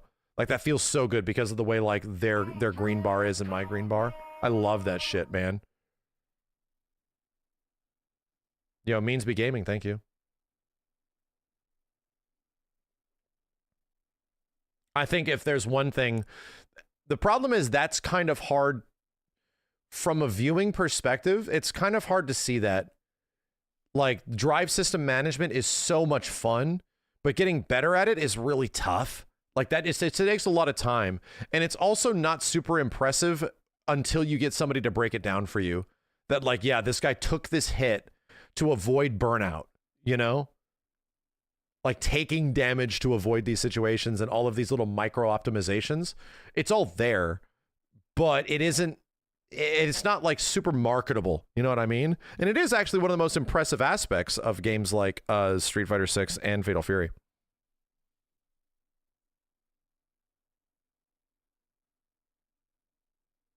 Max is the dude who says the game is so much fun that doesn't play it. Bitch, that's my job. Motherfucker. I want you to see something. I want you to look at this. I want you to look at this, motherfucker. Look with your eyes.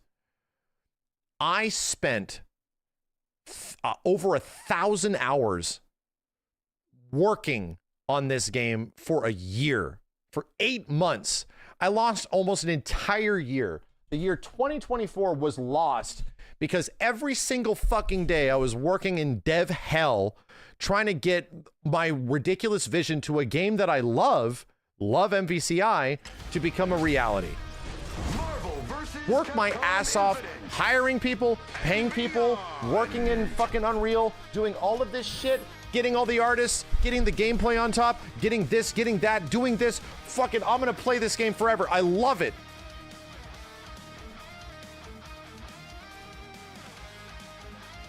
Played the game for 2 fucking days, and I had other shit I had to do because it's my job. I played the game for like 2.5 days on stream. Spent nearly a year of my life, literally a year of my life, and I got to play it for 2 days. Street Fighter 3 Third Strike is one of my favorite fighting games of all time. I haven't played that motherfucker in a year because there's so much shit to play and so much shit to cover and so much shit to do. Like, unfortunately, it is not my job to be good at fighting games. It's just not. I would still be playing MVCI if it was anything else. I spent a year of my life making this game to be the best it possibly can be for like a modern audience. And the competitive community continues to play it and they like it. My dude, I wish I could play it all the time. I literally, it is my life. I have no choice.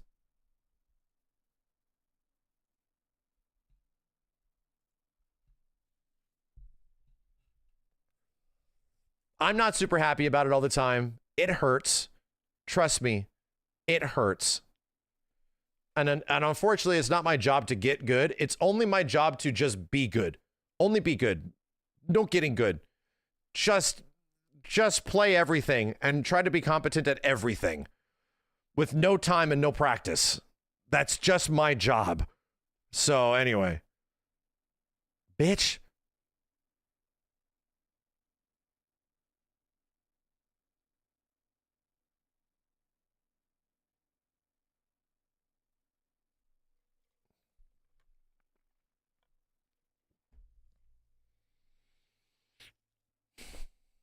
It still boils my blood that I played Fatal Fury for like a week and then all of this shit came out. MKW won the poll. Yeah, fuck it, Cobra. It's fired up. I wanted to play so much more Fatal Fury and then I can't even tell you what the fuck happened, but so much shit happened.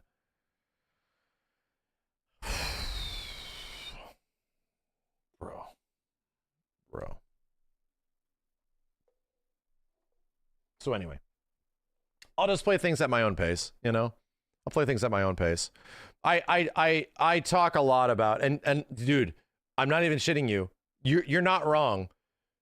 Final Fantasy VII is like my favorite fucking video game of all time. I've maybe beaten it 6 times. Maybe. I think I have played Bloodborne more than I have played Final Fantasy VII. No shit. And it's my favorite game of all time. So I haven't even played it that much. Like, you don't speedrun it? Because that's the thing, is that like you'll watch other creators and everything about them becomes that game. Like everything, every single thing. But I'll be honest, I have found that if I hover and play one thing consistently all the time, I end up not liking it as much. I have found a much healthier relationship with the things that I quote unquote love or like by dabbling, by allowing myself to remind myself why this is good. Because I will literally optimize the fun out of things, dude. I've done that for games in the past, and now I don't look at them fondly or want to play them at all. No kidding. So I'm not really looking to optimize the fun out of like the things that I enjoy. Because if I do that, I just will not want to go back. I don't want to play Bloodborne 3 times a day, 5 days a week. I don't want to do that, dude. I probably won't like that game as much if I have to do that. And it's the same thing for fighting games. What's going to be great is that I haven't played Third Strike in a year. The greatest fighting game of all fucking time. I haven't played it in a year. I'm going to go back to it, and I am going to be reminded not of the things I hate about it, but of the things that I love. That's great. And that leads to a better viewing experience for you guys. That leads to me having a more fun experience like in the moment. Am I going to be able to play it? I'm probably not going to be able to play it again for another year after that or some shit. So, yeah. Do I ever feel forced to play games? I mean, sometimes. Some games I'm not feeling all the way through, and I could have stopped playing it, but I just finished it through, you know? Felt that way with like Metroid Prime. Anyway.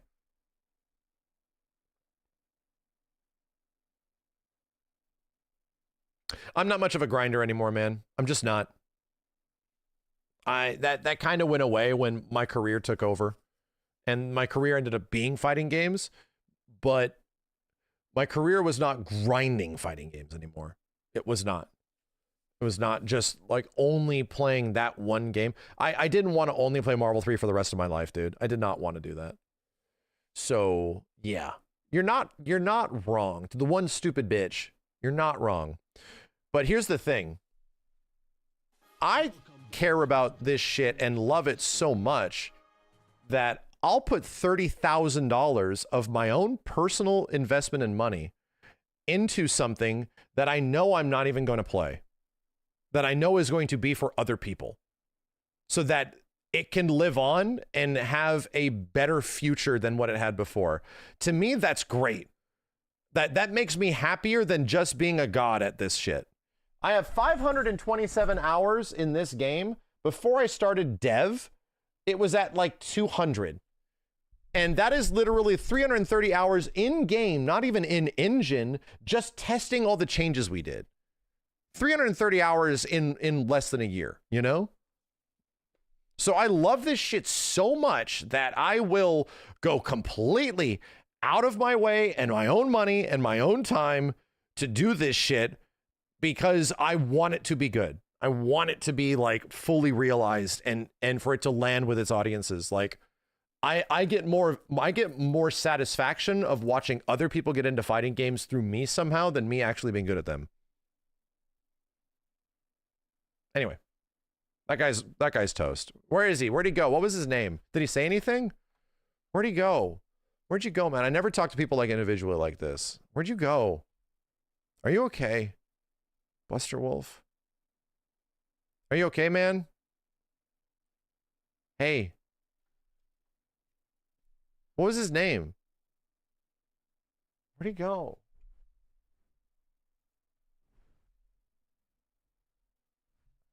Did he get banned?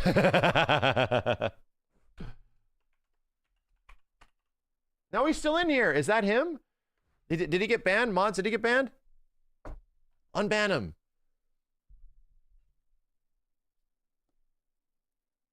What, did he say anything? Let's wait for him to say something. Let's just wait. I'm gonna fire up Mario Kart. And you know why I'm firing up Mario Kart? Because the game pisses me off. All right? Because I'm pissed off. And it's on a... Why Switch 2 even? You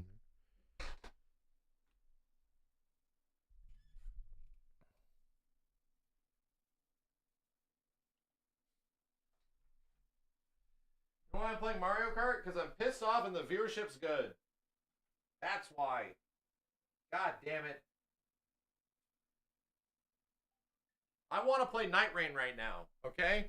I want to satisfy my dumbass Night Rain addiction. But I'm going to play Mario Kart because people enjoy watching me be pissed off at this game. All right?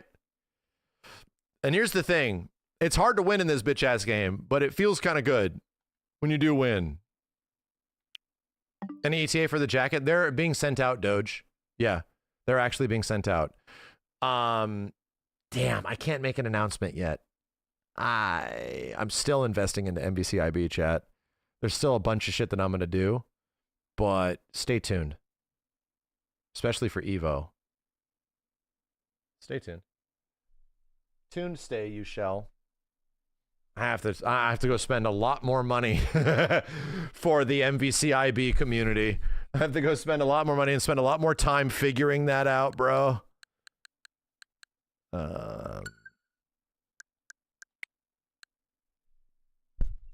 I literally spent like the past 10 years of my fucking life trying to get this game that's this game right over fucking here.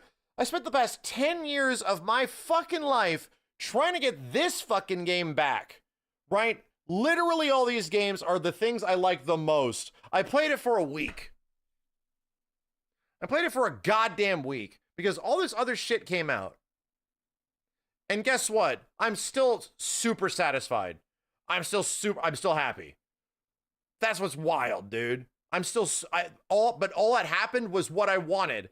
I just wanted this that everybody else could enjoy it the same way that I had in the past, right? I wanted everybody else to find and discover this shit and why it's so dope the same way that I did 20 years ago.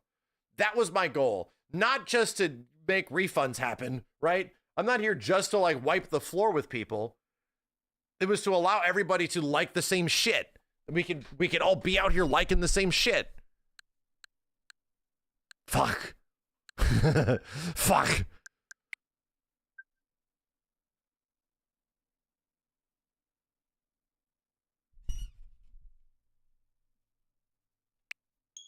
Anyway, that's Justin's job.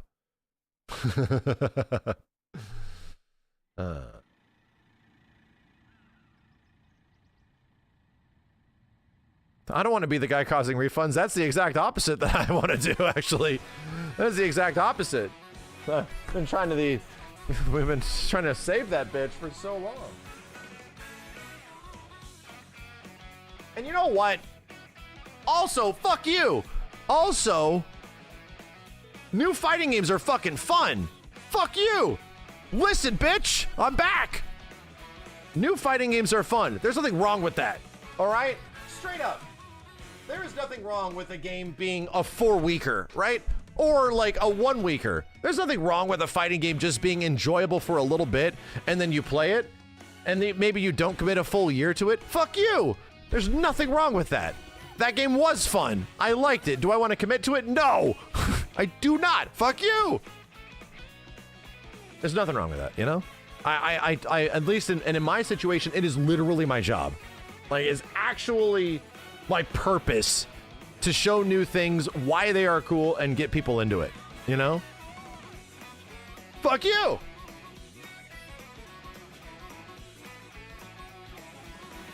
The title of that video is going to be Listen, Bitch. I have to find a way to make that monetizable. Oh, so I'm making money off this shit. Oh, you better believe it. Oh, I'm going to make money off that video. God damn. The title is going to be Listen, Bitch. Now insult his mother. What do you have to say about that? Where'd he go? Did he say anything? Mods, check with me. Let me know. I don't moderate that much. Let me know. What'd he say? Is he back?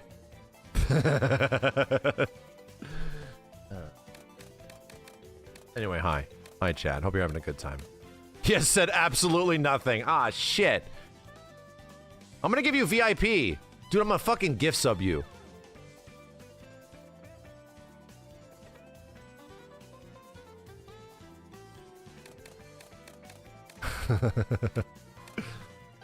Is he laying low? I want to do online horse shit. I want to get mad. Cobra, who wants to join in on me? Guys, just join in on me. Fuck it. What do I use to be the cheapest bitch possible? What do I use? How do I fuck all these 12-year-olds that are kicking my ass in this game? What do I gotta do?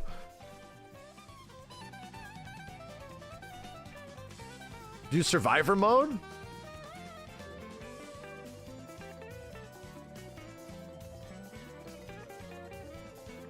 Yeah, knockout tour. Let's do it. Yeah.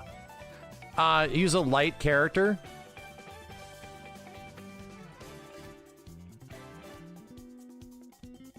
Do knockout. Zachary, thanks for the 20 bucks, man. Big fan. Got a PS5 MK1. Not my game. Got SF6. Love it. Any other fighting game you think I should give a go? Right now? If you didn't like MK1 too much, but you like Street Fighter 6 a lot, I would honestly try Guilty Gear Strive. Yeah, you might really like it. Dragon Ball Fighters is very good. He replied? What happened? What did he say? I'm so curious. I've never engaged with my chat like this ever. I never do. I'm so wondering what he has to say. What did he say?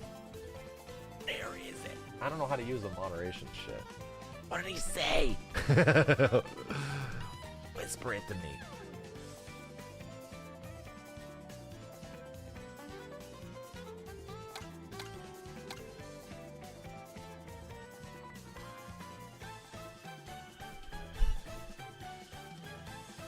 Everyone's making shit up. He said, I said my opinion, nothing to add. So wait a minute. You're telling me that nothing that I said means anything? So wait a minute, it was just a drive-by? Then it means you don't even mean what you said. It was just rage bait. You were just trying to say something that would get on my nerves, even though I have all of these reasons. You don't even care. That'd be like coming in and say I'm going bald or some shit.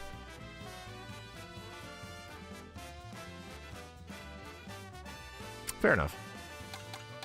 Fair enough. Knockout tour. And this is why, chat, and this is why this has been a learning situation for you guys.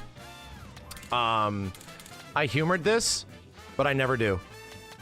Because guess what usually happens if somebody if I see a drive-by, and I call them drive-bys, people just drive by and leave some hot fucking take. Guess what happens? If that's that person's only message, I just ban them. I'll be real, dude. I just don't even give you a chance. This is the only time I've ever given that, and from this point forward, that's what I'm just gonna do. Just to be real. So just ban him. Just ban him. I do it a lot. I do it an awful lot. Of just like somebody that just has some drive-by comment. This is the only time I've ever indulged it, right? This is like me doing a ban request type thing, which is what I do not do. Because the last thing I want to do, oh my god, the last thing I want to do is give people with like shit things to say more reason to say shitty things, right? And so much of communities focus on that. So much of like Twitch communities literally like focus on people being shitlords. They go back and read their chat history and shit live on stream. I'm like, that's fucking gross, man. You're just giving them what they want. You're literally giving a shithead what they want. So anyway. Bye. I'm gonna be playing this when I can be playing Third Strike. Hell yeah, kiss my ass.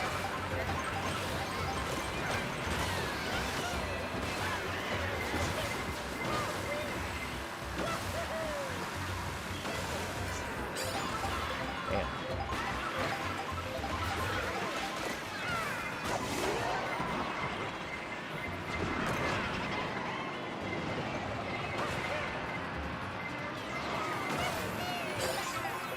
I've never played this stage before. Where does it go?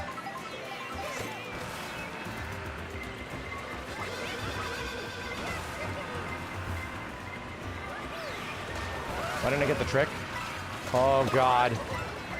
Oh god. Why are you throwing it backwards when you're in 16th place, you fucking asshole?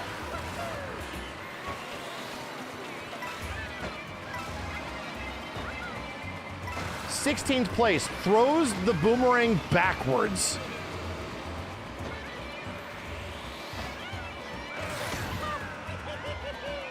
It's the kind of person that would steal money from their mother.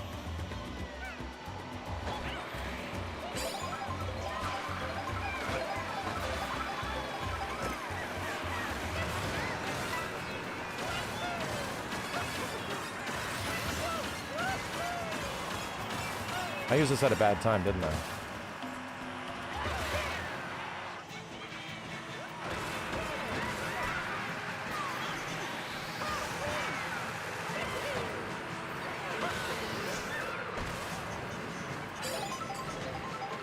That'll filter out some people. That's for sure. Jesus Christ, you guys. Leave me alone.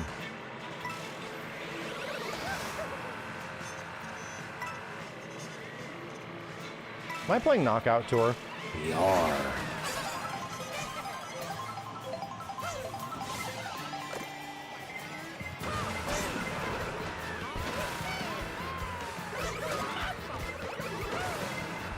That's what you get, you piece of shit.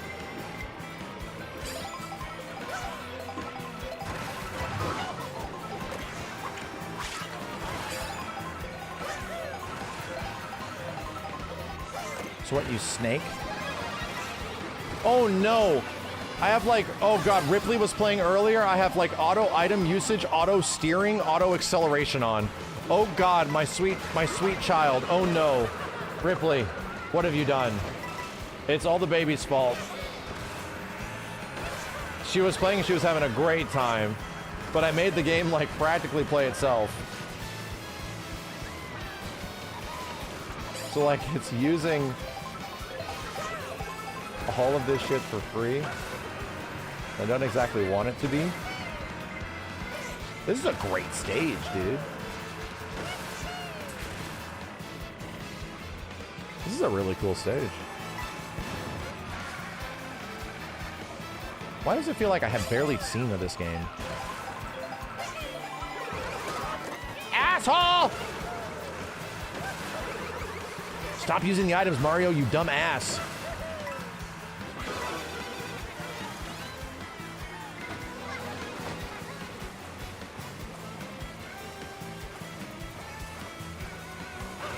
Dude, Knockout Tour is the best. What? Like, I legit think so.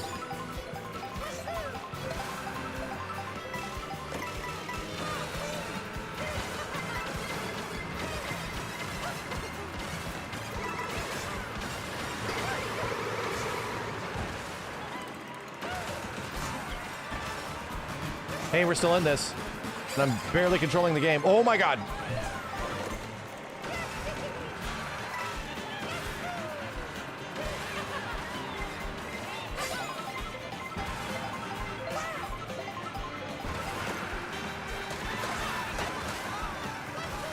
I didn't even get to use my shit.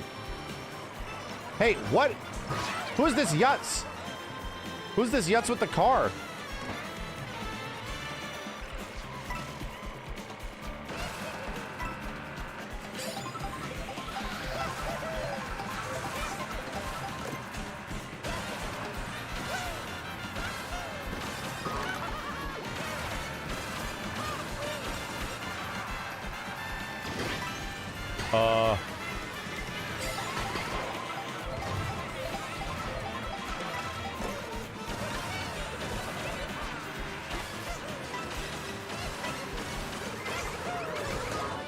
Asshole. Why? Third place, you stupid shits? Are we still in this shit, chat? We...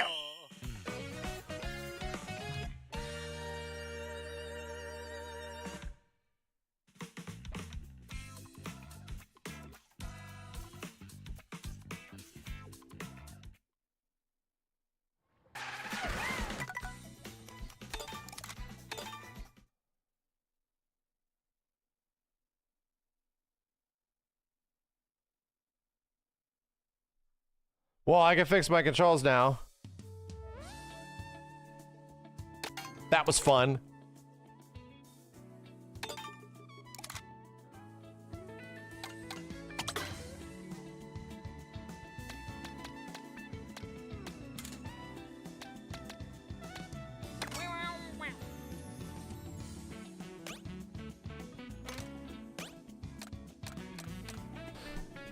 The Ribbit Revster?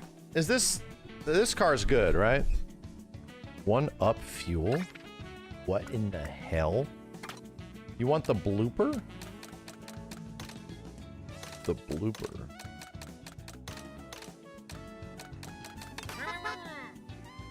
Is that the blooper? No, no, no!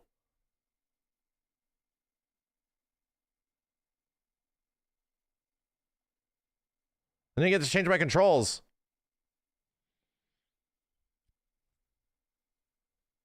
Blooper's gray.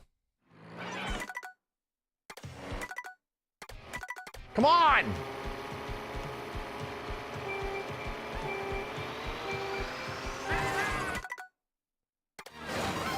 You literally cannot change it.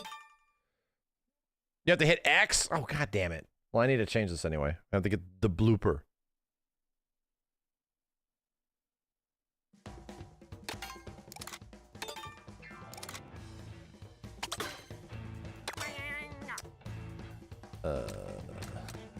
The baby blooper?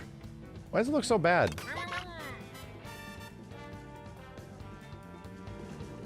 You can't, that's fine, Cobra.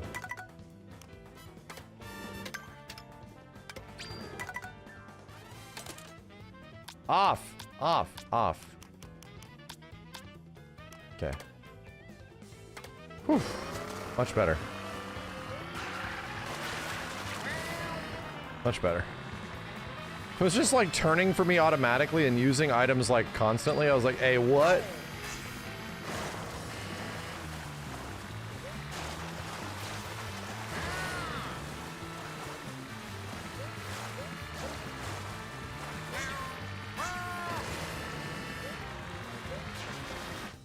I legit really like the map layout of Knockout Tour.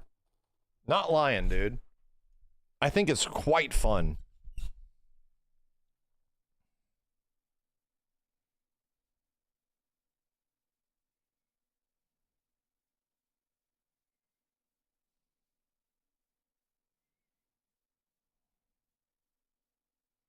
Is it mostly straights? I haven't played enough of it. I've only played like a couple matches. Does Knockout Tour not have turns?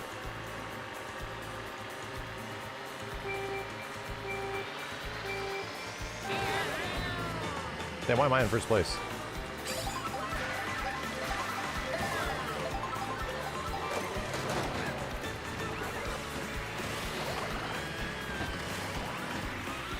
Right, it is mostly straights.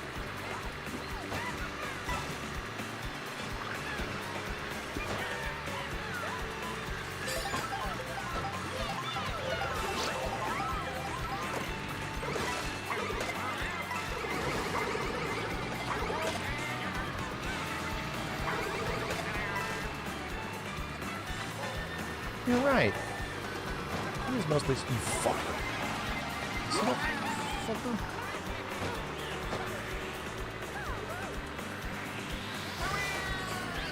No! My precious items.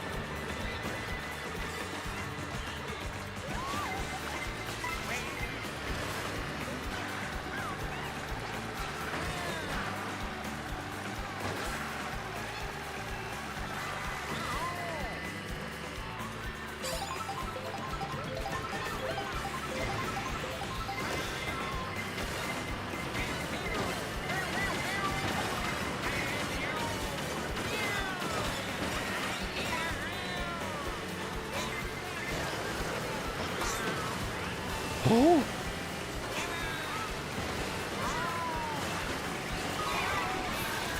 And this is why you use your items, chat.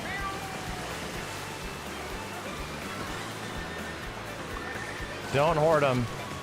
No tactical usage, you just use them, bro.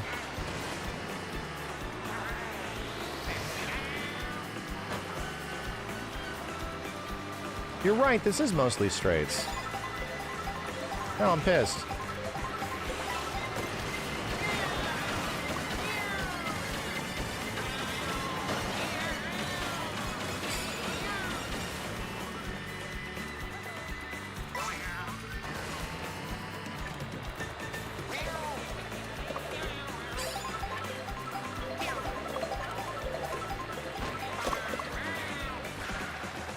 I hit that Waluigi with a fucking boomerang, and he didn't give a shit.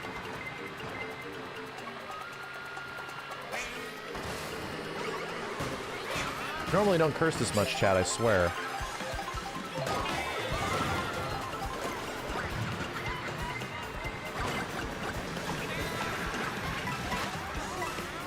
Swear.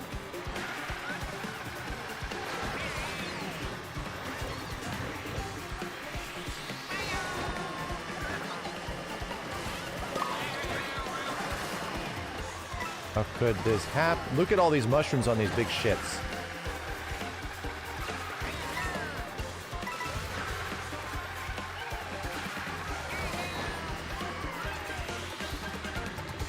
I'm like, give me my draft. Big dickhead. No!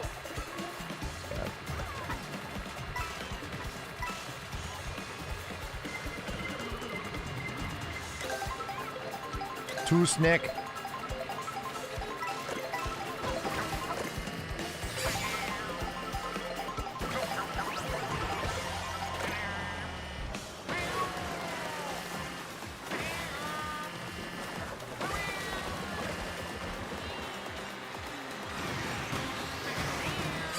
We're live! I see what you guys mean about hoarding.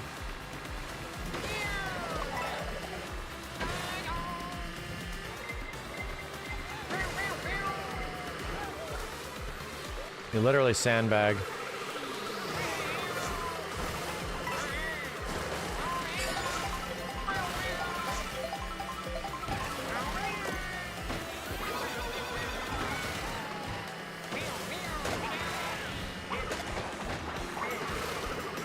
Die.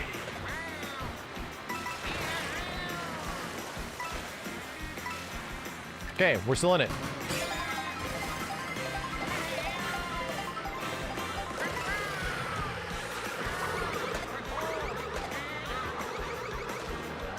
What just happened? Excusez-moi. Well, this is a lot of straights. Damn. Forgot. Hey, you yuts.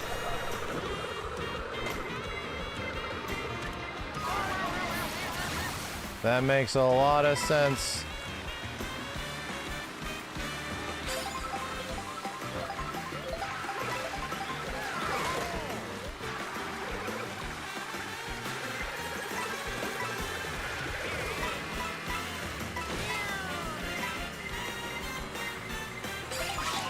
What?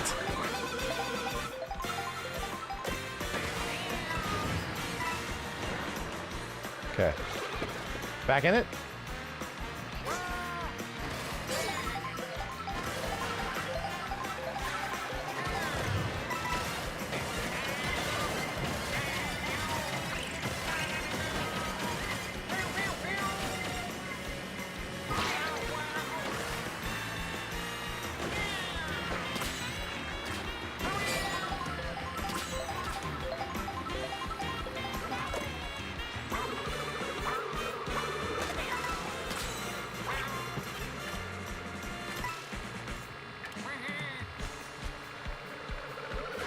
No friggin' way. Get that thing out of here, dude.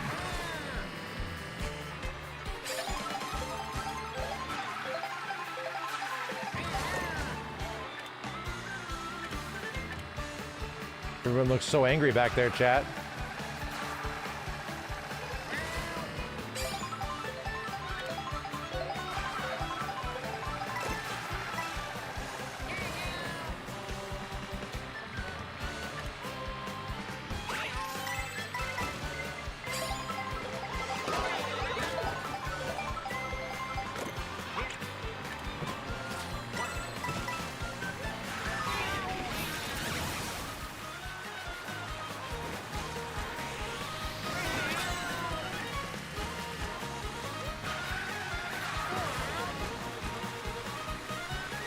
I'm focused here, brother.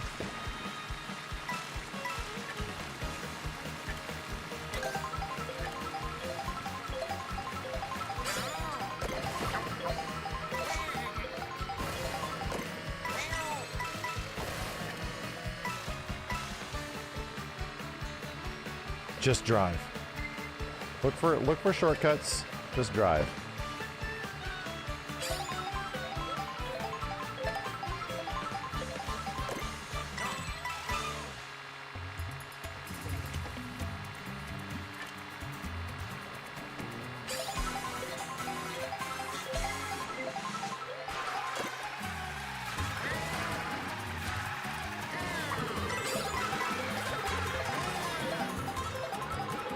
I don't know why I did that.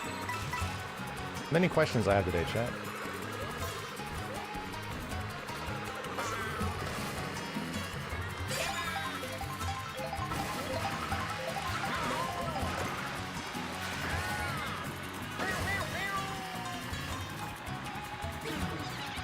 My banana!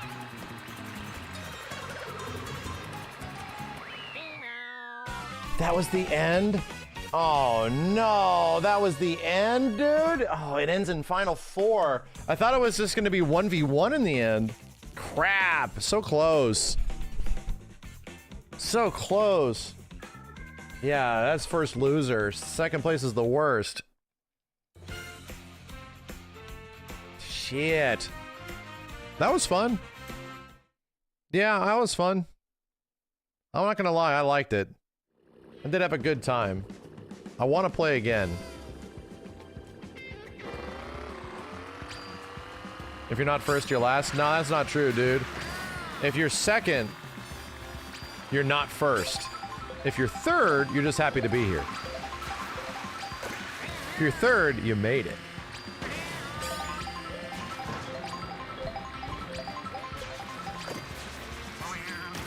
Oh, second place is the worst one to be in. Absolute worst one is second place. We'll see something.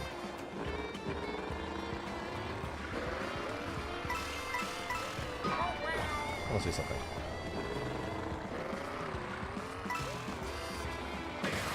Dude, stop. I'm trying to get the jump. Like, if there's a car in front of me, can I jump on top of the car and then over it? I might be able to. You can? Oh, no, that's awesome.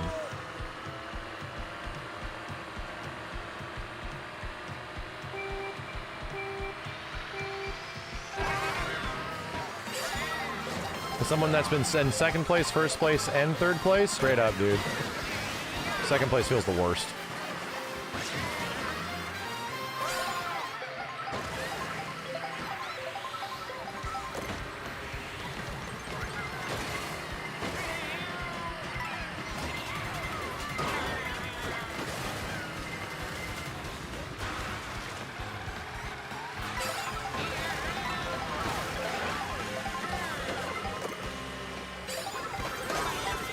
No?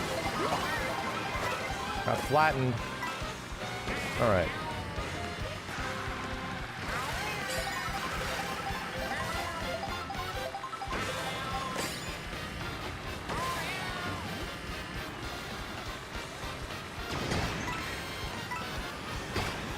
It's almost the end, right?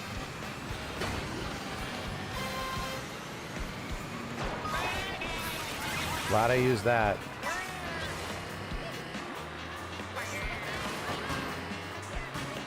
Yeah, I'm starting to understand the meta.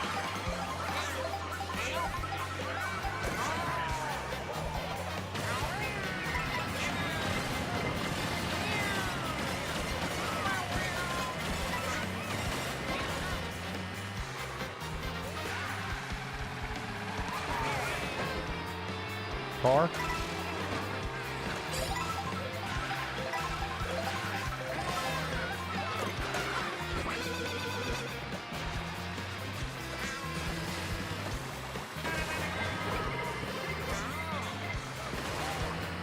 That guy ran into the guardrail that I was driving on. That was stupid. Ow. So bad.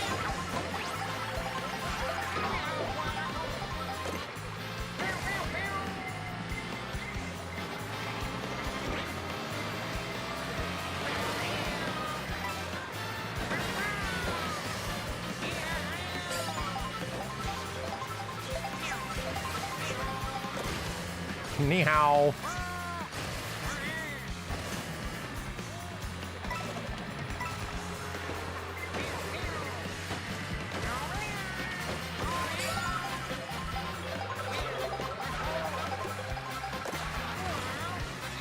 Oh my god.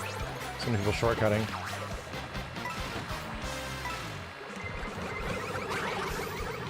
Get that friggin' red shell away from me, dude.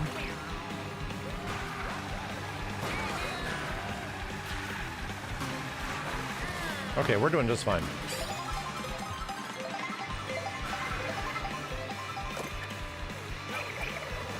Oh no.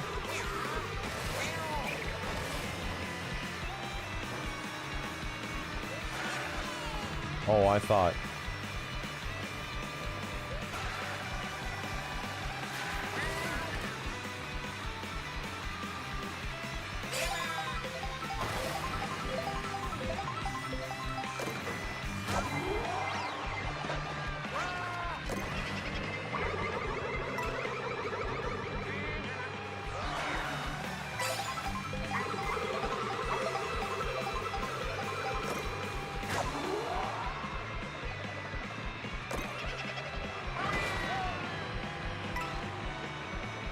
We're driving.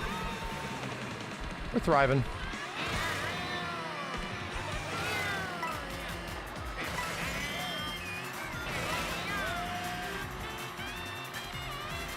The end of the race. Here comes all the people holding on to shit. No, we're clear. Okay.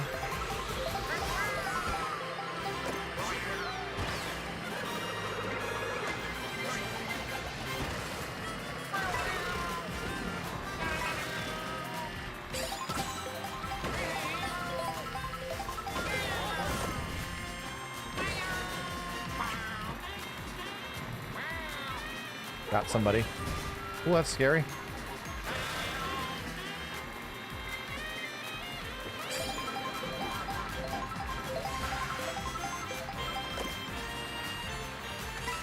Legit did not know where to go.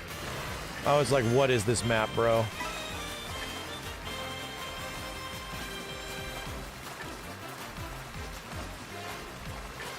I'm at 20 coins. I don't need to worry about it.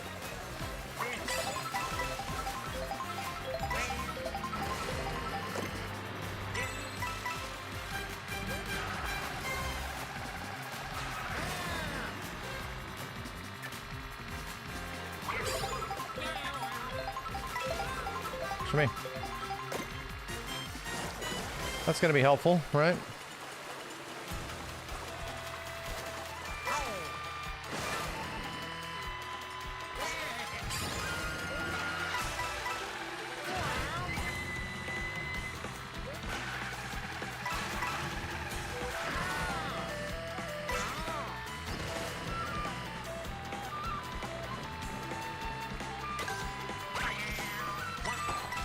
I screwed up again.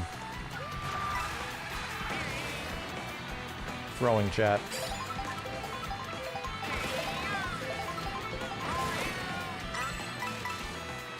I have no protection? Not good.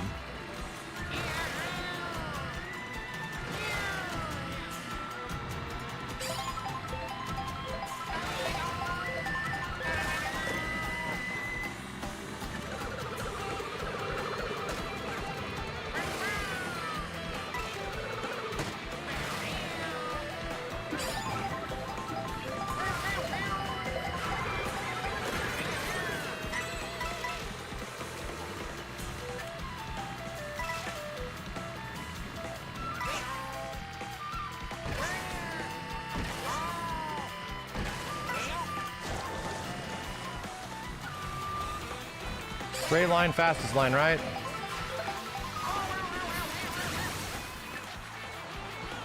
Wild. That's wild, bro. That's wild. At the very end, too?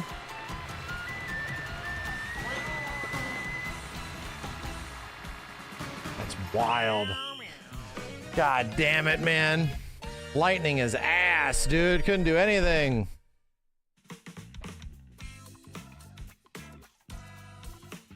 Getting fucked pre-corner last turn. Yeah, it definitely happens a lot in this. And in an instant, it's all gone. I feel like, yes, either somebody was holding on to that for a long time. For a long time. Chat, what goes over here? What goes over here? Anything? Is this the place? I have not gotten a lightning yet. No kidding.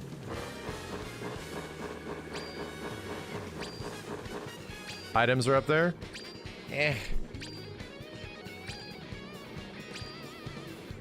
I'll try to stick myself somewhere. Does this make sense?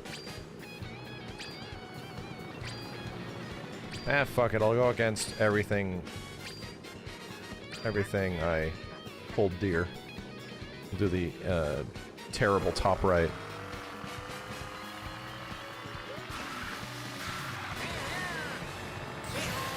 There's not a lot of crazy shortcuts on these maps, I've noticed. Anyone? Is it just me? It feels like a lot of these are trying to get you just to race each other. There are? Alright, I just don't know them. There's some insane ones? Okay. I just don't know where they are.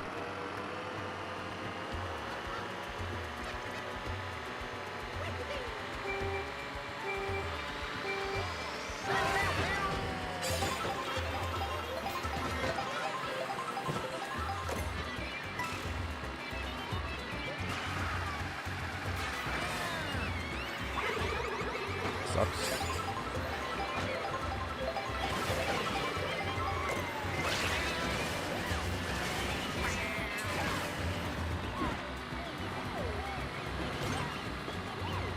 We are going really fast there.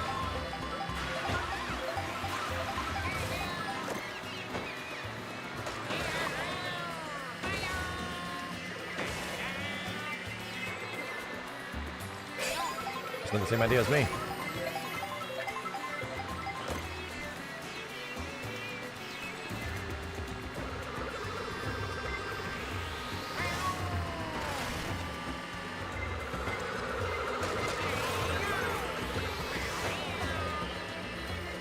Hold on to this banana. Coin.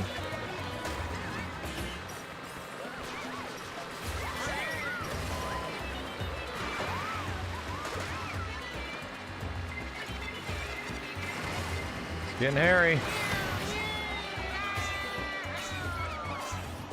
Any guardrails over here? Wow, we got lucky, dude. We got hella lucky.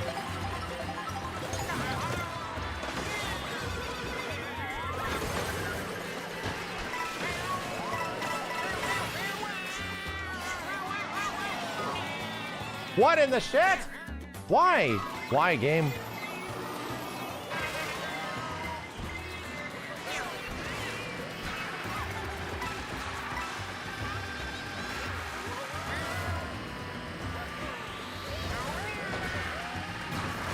Holy assholes.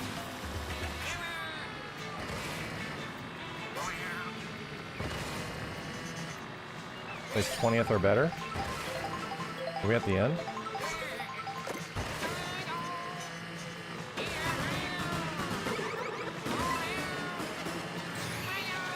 Let's go! We're in this shit, chat. We're gonna win this one. Watch this.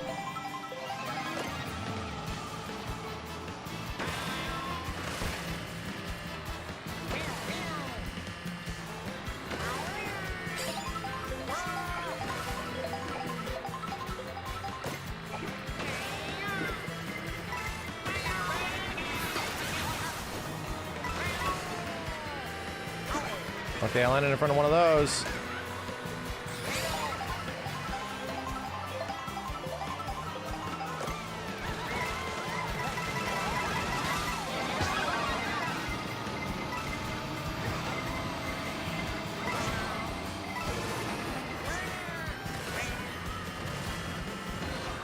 This is a level.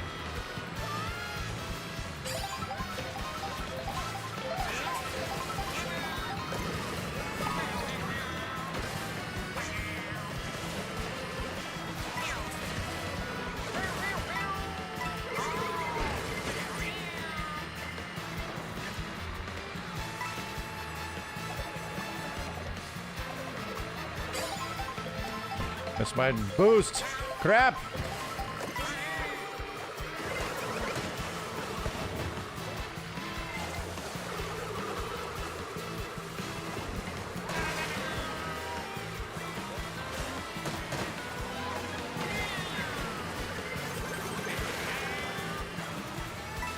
What do you have? 20 coins.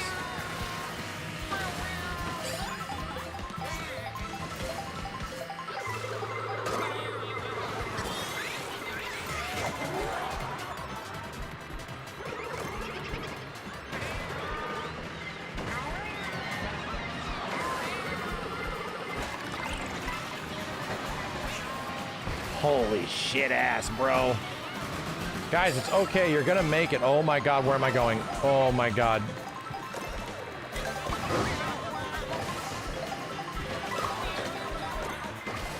Eat the chocolate!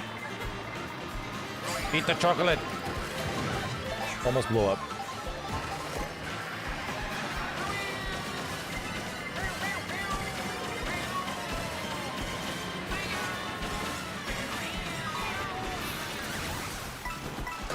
Shit! Thought it was a mushroom. Crap. Storming Normandy, yep.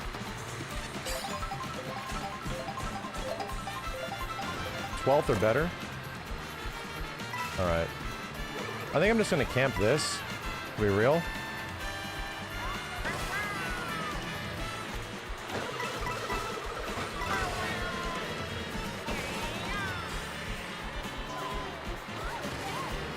But I'm risking it.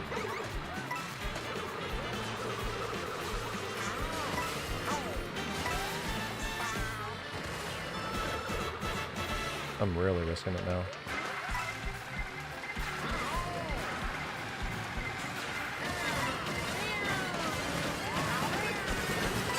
Worth it, chat.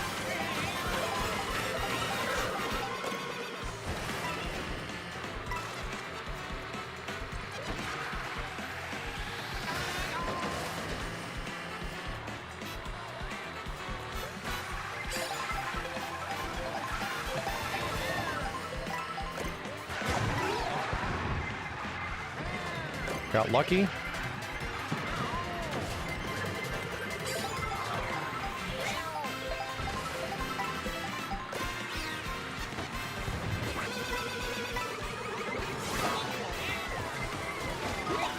Oh my god, how does this steamroll happen? Such steamroll. Bro. Okay, focus.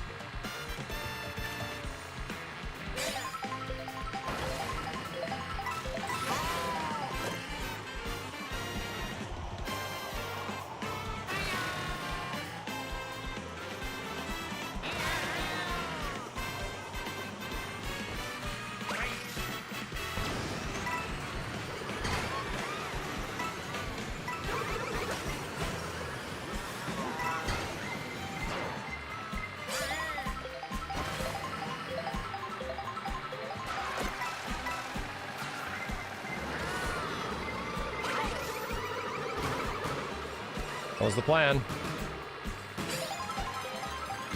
Here we go, 4th or better. Oh, this is diabolical.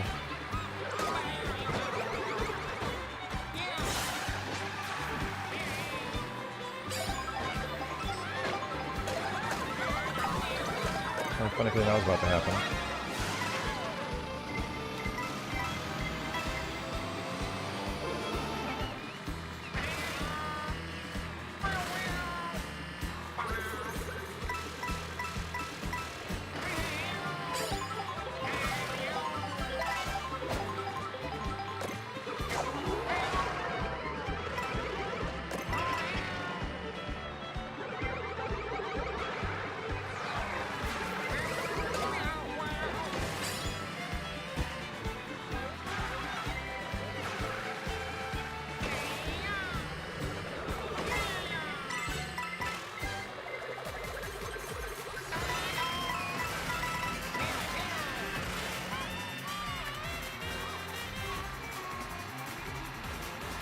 Ooh, that guy's holding on to some good shit.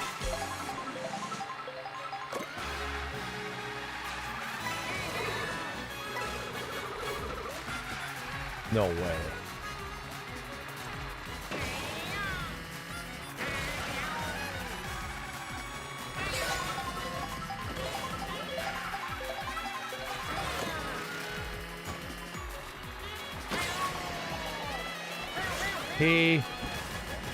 Wait. What did I just see happen?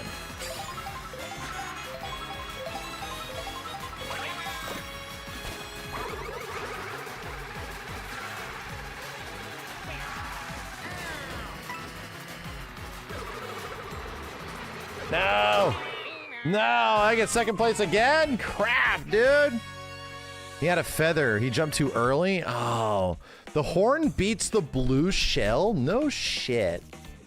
No shit. Horn beats blue shell. That's crazy. All right. 2nd place again. Lord of 2nd place. The worst place.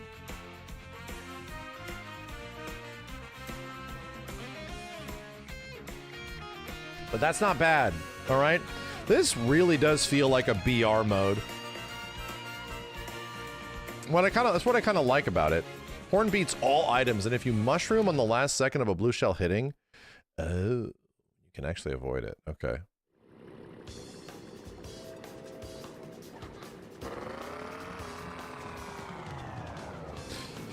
You get shroom 3 frames before the blue shell hits. So like on the way down, you shroom.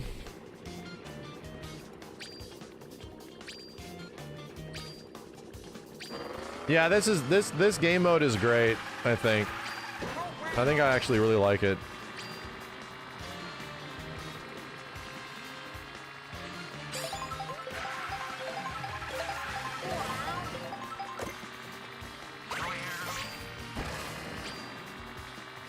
Oh, you can jump and then trick.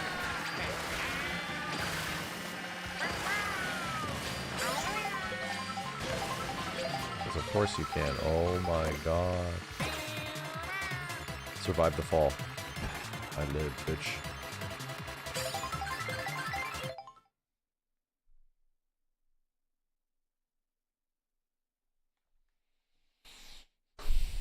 Did you play all the cups yet? I don't think so. I haven't played any single player.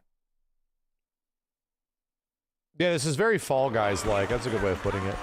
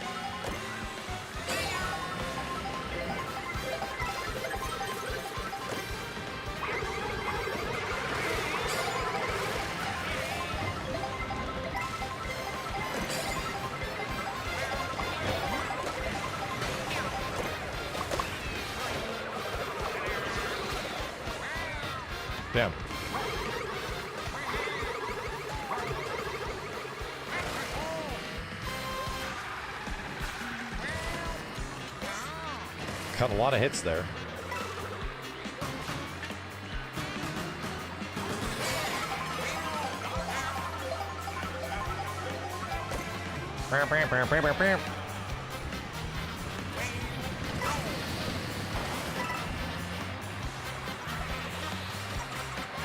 Draft, kick in, come on. Why is this cow faster than me? Not derogatory cow.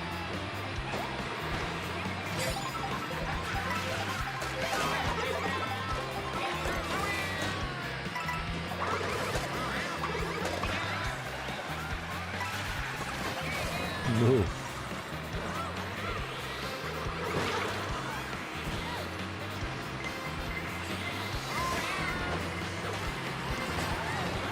Holy shit ass. So much bumping.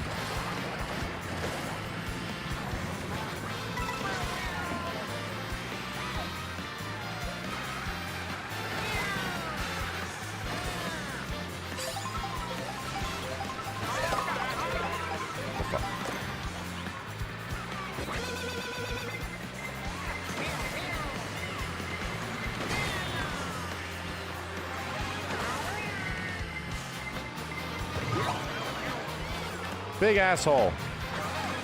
Oh my god. That might have fucked me. Chat. Might be old Jover.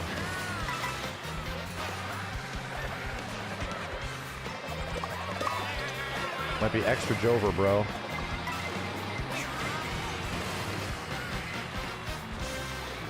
That's my items, dude.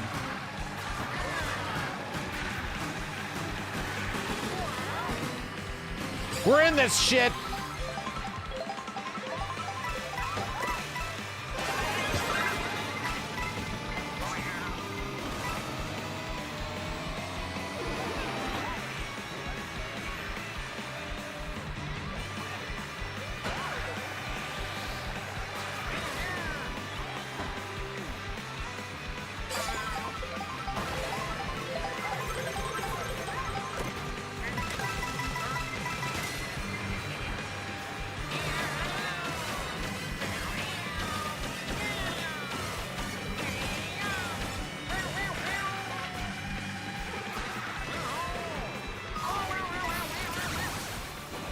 Yikes.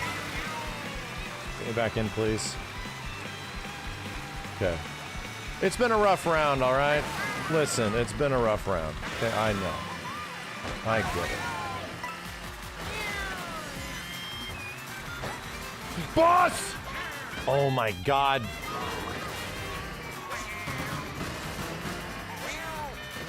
That's crazy. That did it, dude. Dude, that was nuts. That was a rough game from the very start. Boss!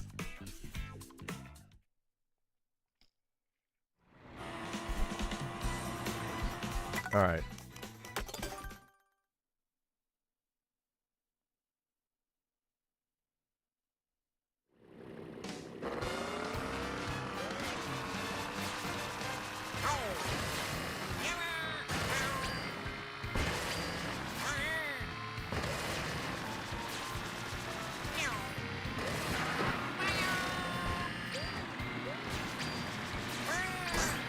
Oh, that wasn't a good idea.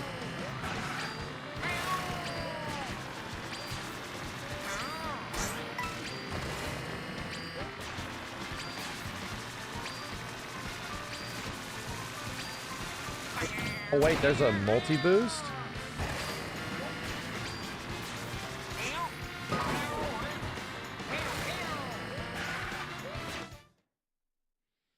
Okay. Jumps on flat ground are actually slower even with a little boost. Okay. All right.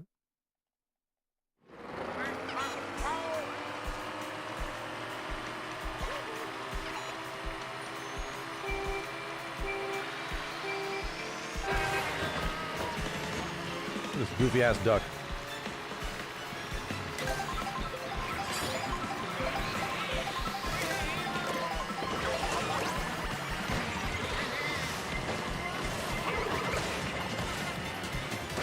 Ah, you got invincibility star already?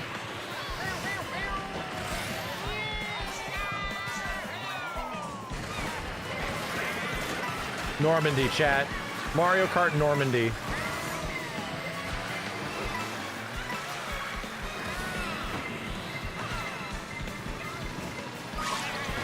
Banana. Fucking banana.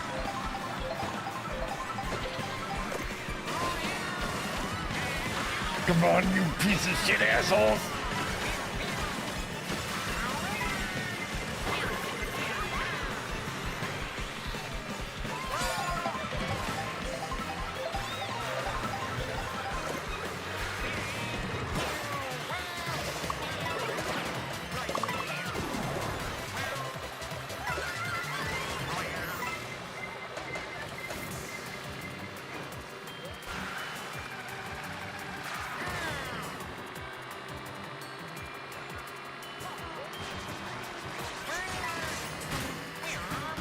I don't know where the fuck I'm going, bro.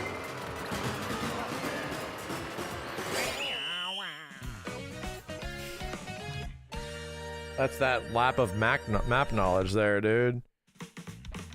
I don't know where the hell I'm going. I don't know where I'm going. They look cool. All right. There was no bus that time. One more good one. One more good one, one more.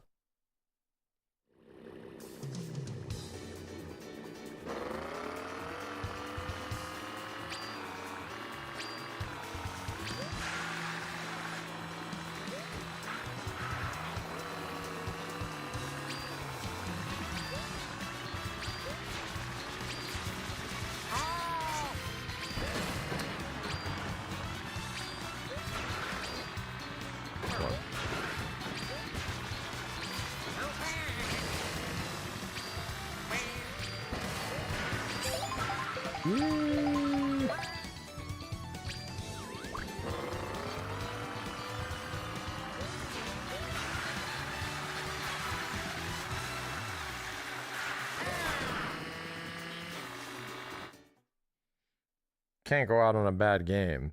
Can't go out on a BG, brother. Not okay.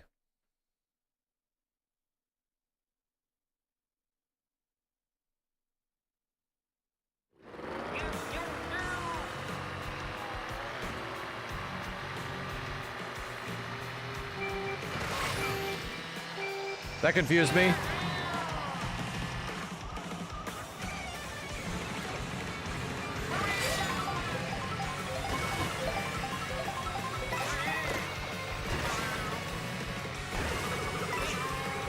Anyhow.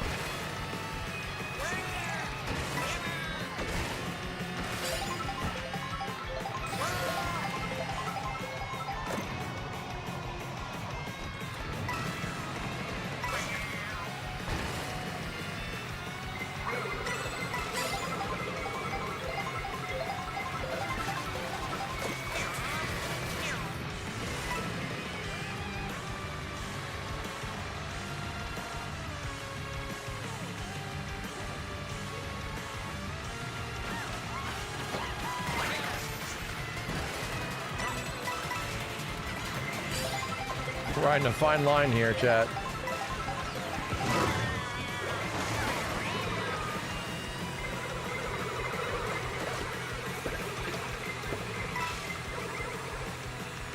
Give me that snack.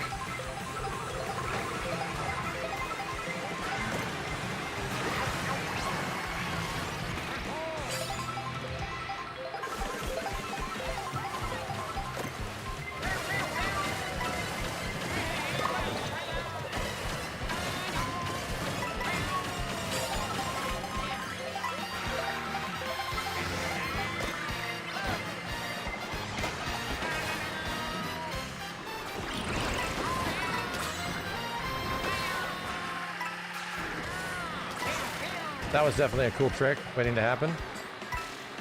It didn't happen.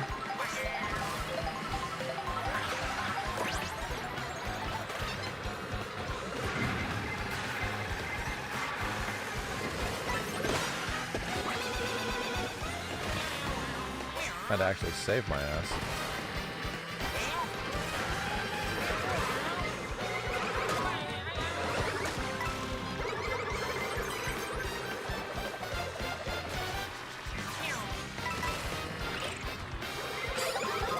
Hey, dude, chill.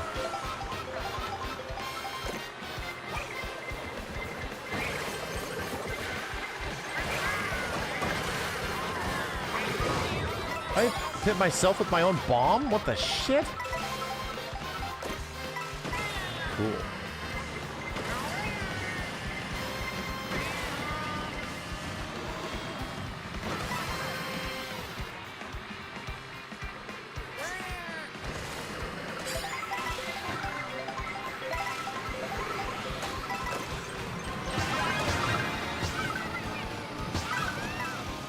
A lot of deaths today. My KD is going to be crazy, chat.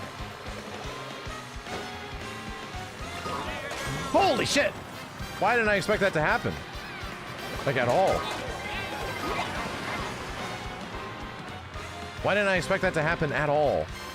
What's wrong with my brain?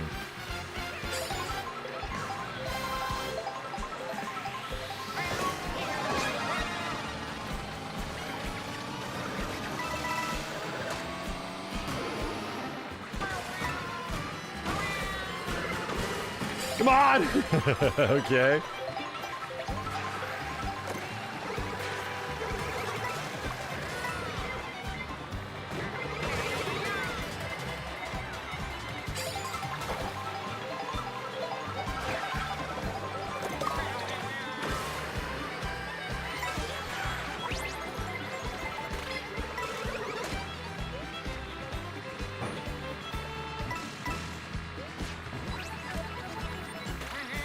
What's wrong with my brain?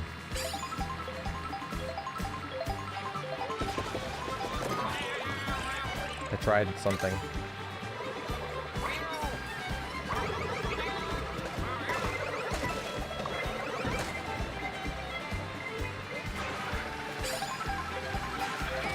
Got ballsy.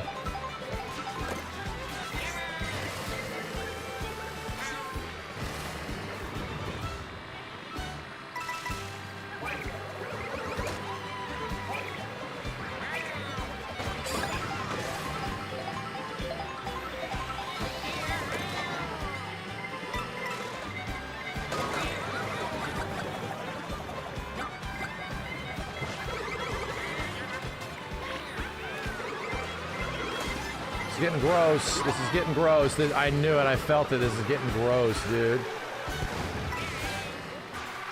could feel the grossness. I could really feel the grossness now.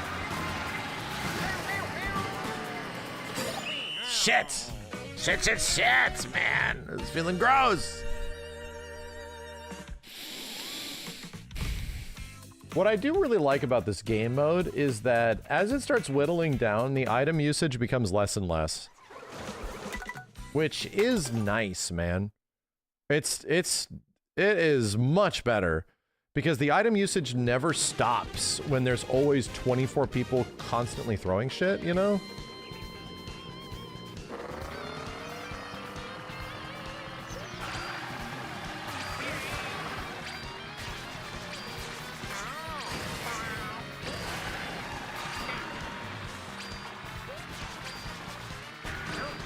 Oh, so when you get air, it screws you up.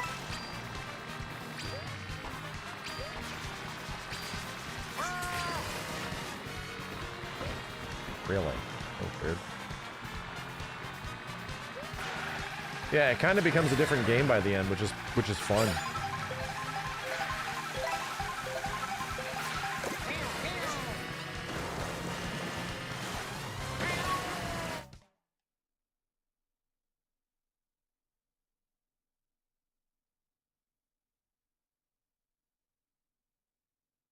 Yeah, it's what made Team Race fun when we tried Team Racing.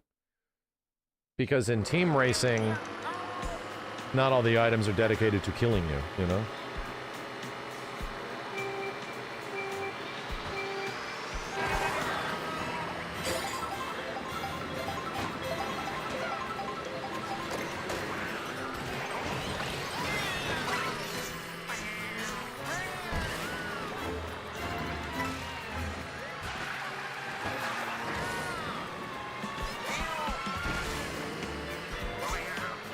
Cool music. Oh shit.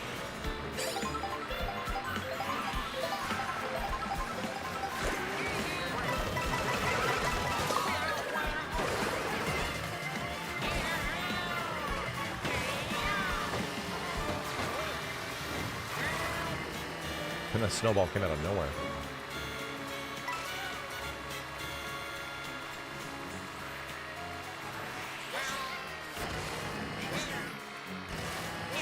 In Yoshi.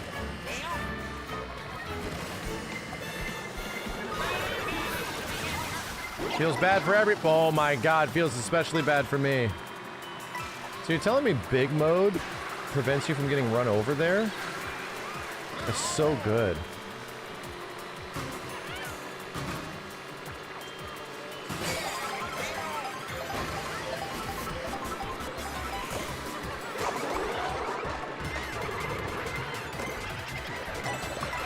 You stole a coin from me? That's crazy. That's so helpful.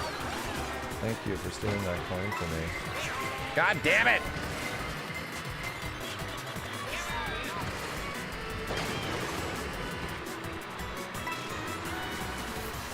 Getting a little clustery in here, chat. A little cluster. Oh my god! Oh my god! Okay. It's fine. Was this frozen the level?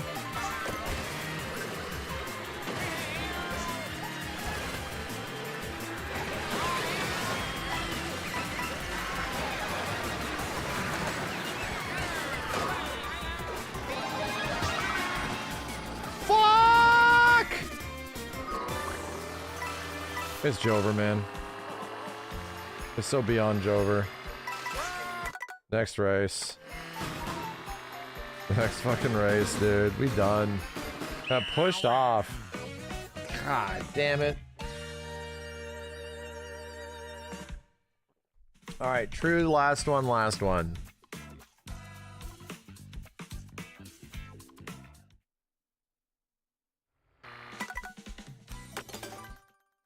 Thing is, even if you're in the back, you don't have any guarantee that hoarding an item is going to be okay, because somebody can get a lightning bolt. Somebody can yoink a lightning bolt, and it's over. So how fast do I have to trick off these walls?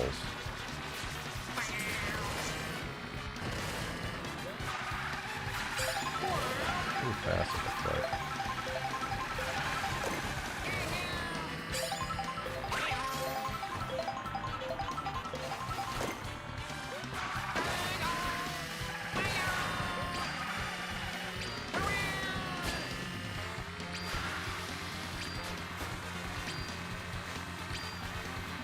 Oh, lightning bolt doesn't hit if it's if you are behind the person using it. Oh shit, okay. Alright, that's great to know. That's really good to know.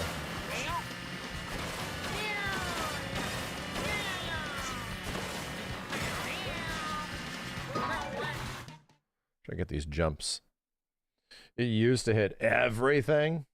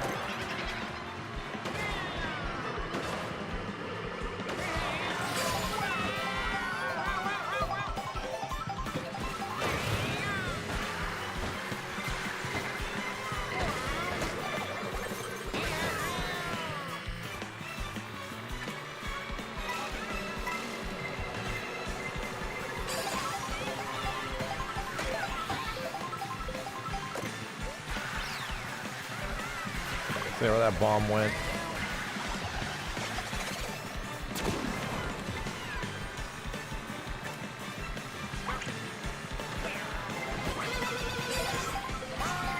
What the hell? Bro, glitchy ass fucking game. What the shit is happening?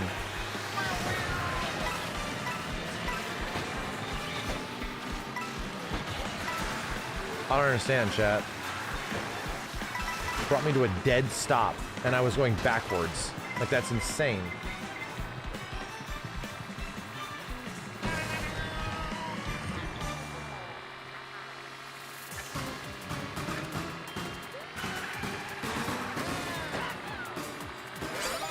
barely, dude. All right, focus.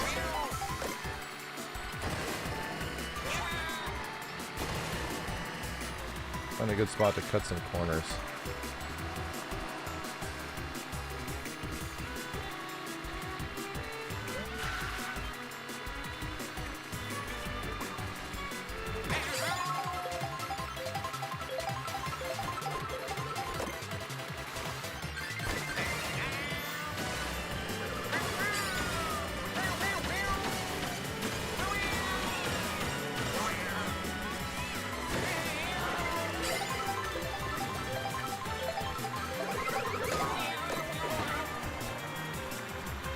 Why'd you have to do that? Huh?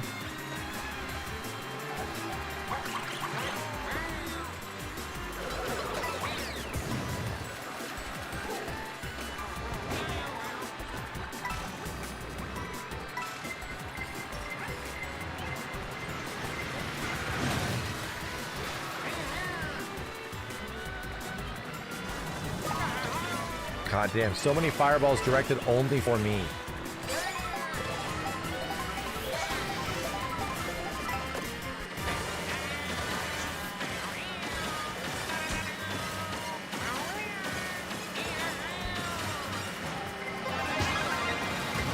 Don't give a fuck. Don't give a fuck.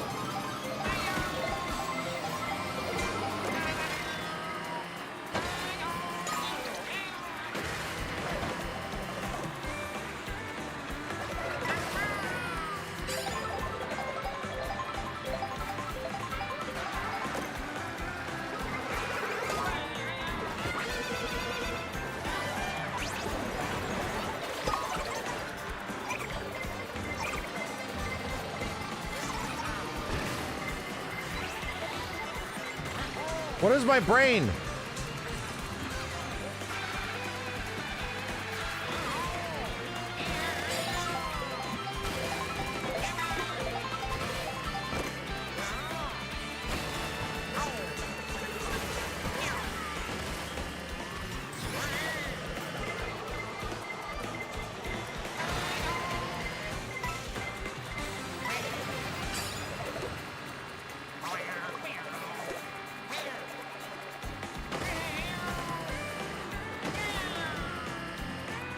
Give me my snack.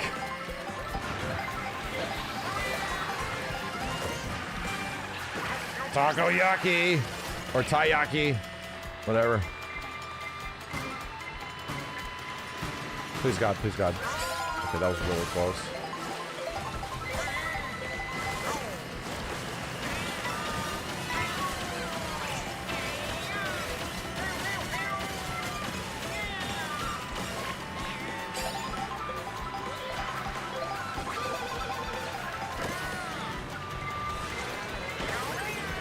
I think this has my opportunity.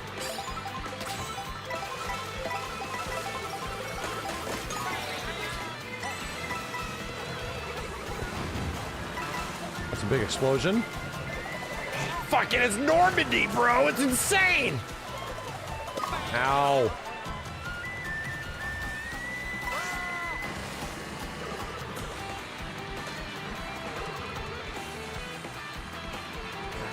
Can't believe I got it. Okay.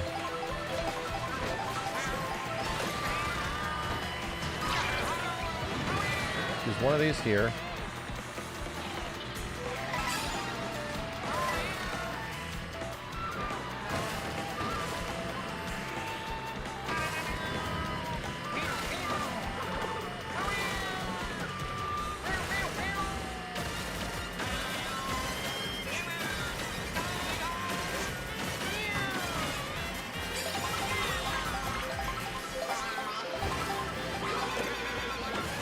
Nah, piss off. Not gonna have none of that. Deserve it.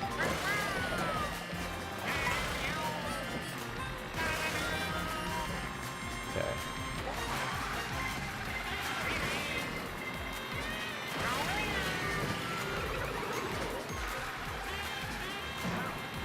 Stupid bus.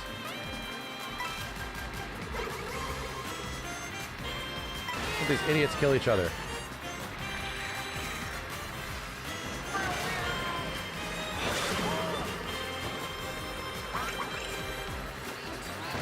bad. That's bad.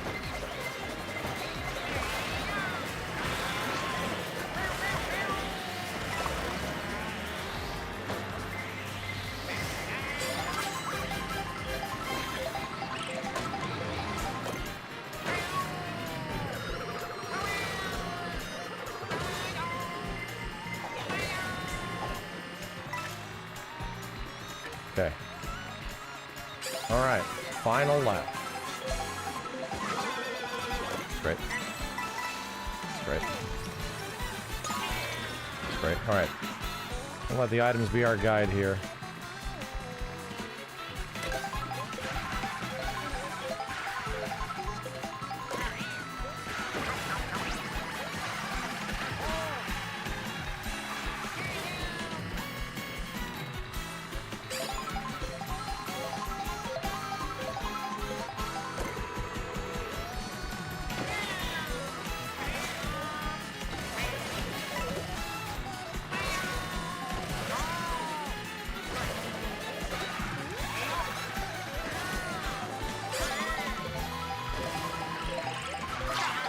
Piece of shit. Could you?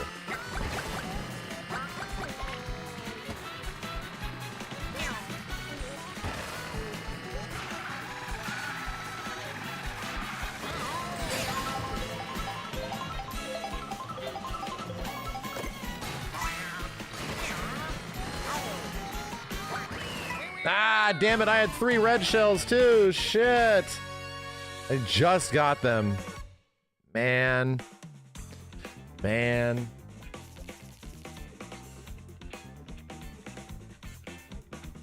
Okay, one more. That was a good one, but one more.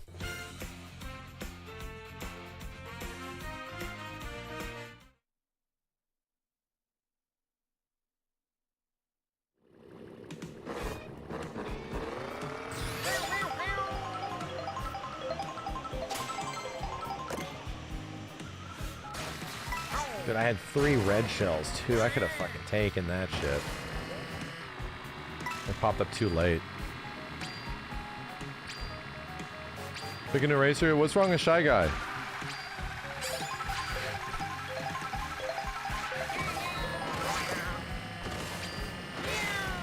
Is he not good? Who's better?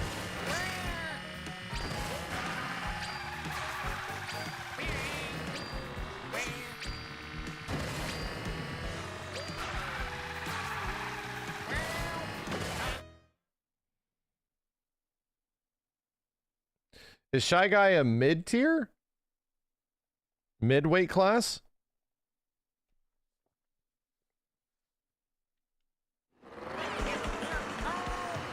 He's lightweight, yeah.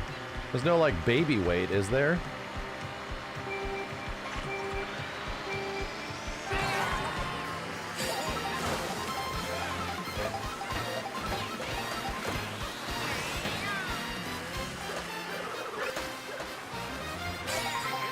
So we can get these. I'm starting to see these courses a bit too much now, I will say. Okay.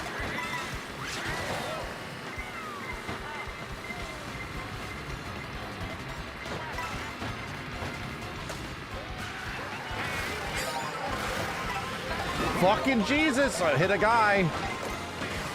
I hit the dude! Oh, no items. This is terrible.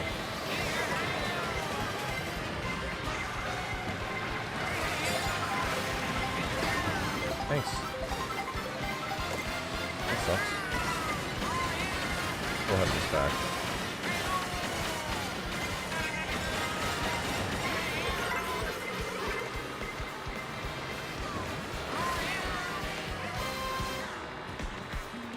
Confusing ass map. Okay, we're making this one. Unless something really bad happens.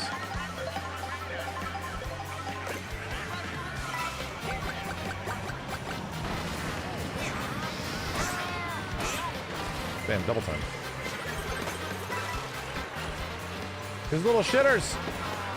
Damn, they're hitting a lot of people.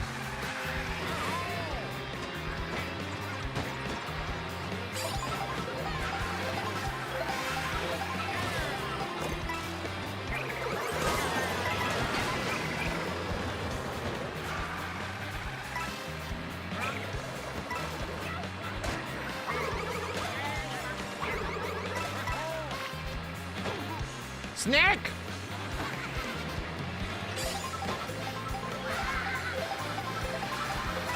Well, running into cars and shit?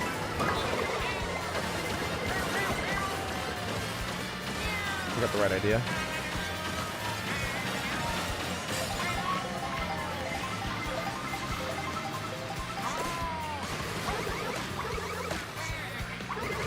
I'm gonna get you, bitch. Ah! Bitch! Oh my god. Just knocked the piranha plant down. Blah! Oh my fuck.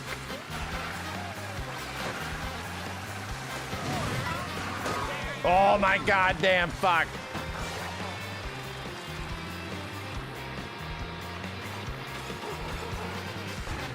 So bad, chat. An itemless asshole. Please God. Okay, we're not dead. Ain't dead.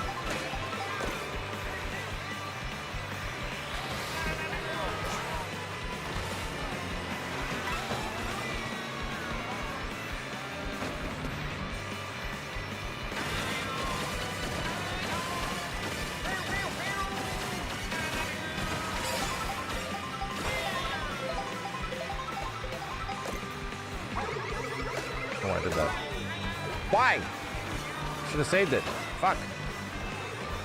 Why'd I do that? So bloodthirsty.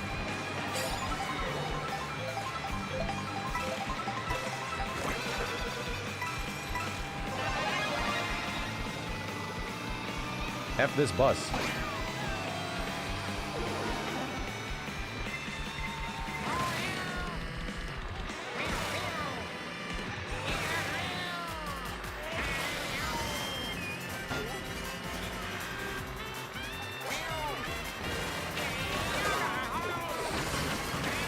Piss off!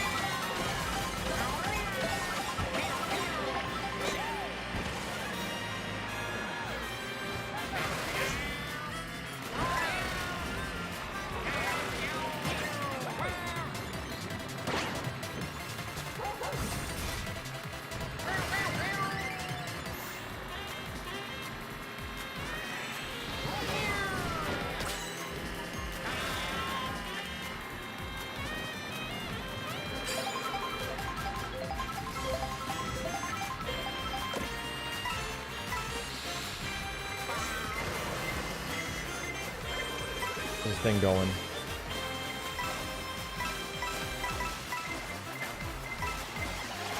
Oh shit.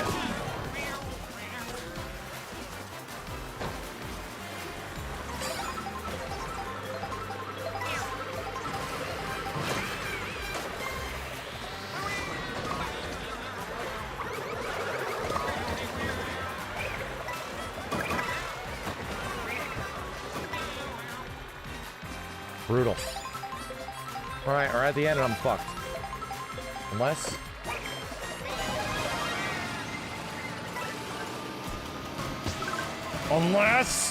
Unless... Let's go!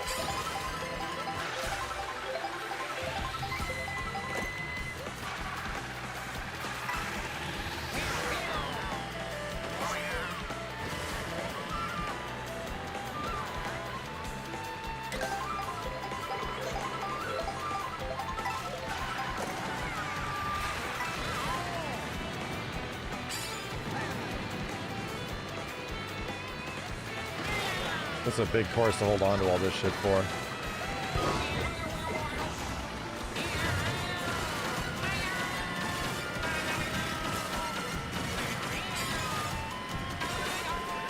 Yeah, right.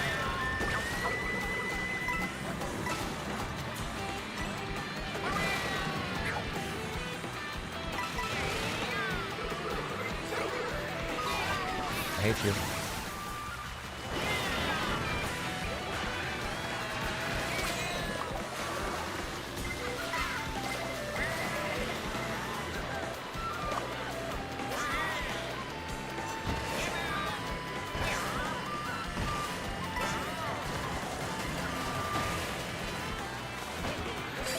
Got it.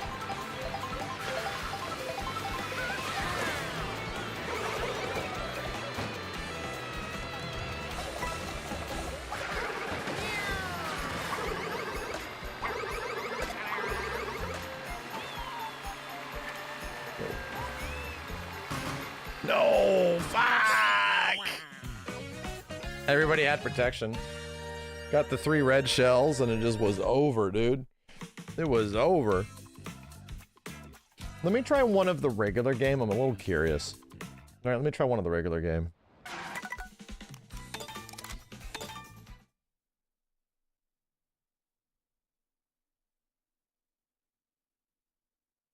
ARCSYS Showcase is on Thursday.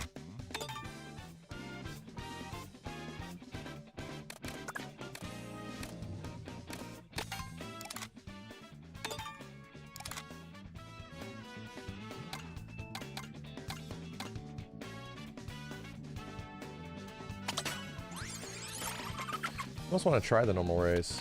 I got a new Shy Guy. Shit.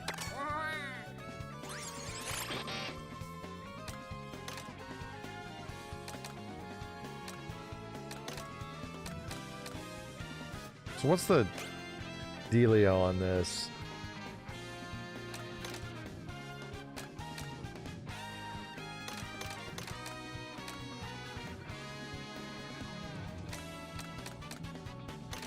Damn, flat across the board.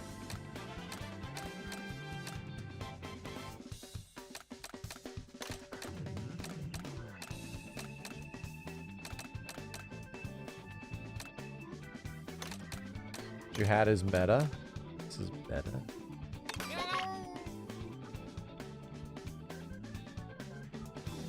The baby blooper has a hidden speed stat? Really? Really? Even if they say they have the same stats, each car is technically different. Fuck. Of course. Because of course.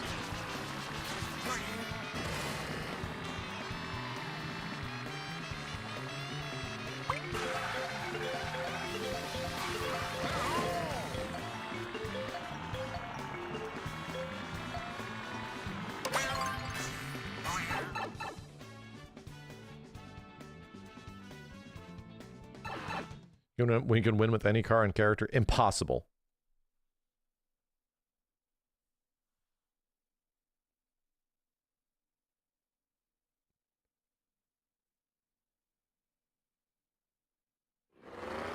Less weight, the longer the hit stun. That makes sense.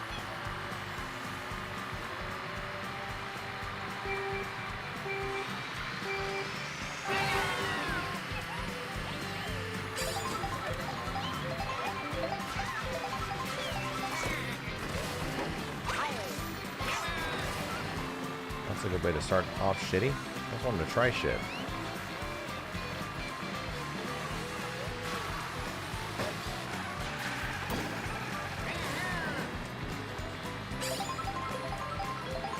What the hell is this cow doing? Not derogatory.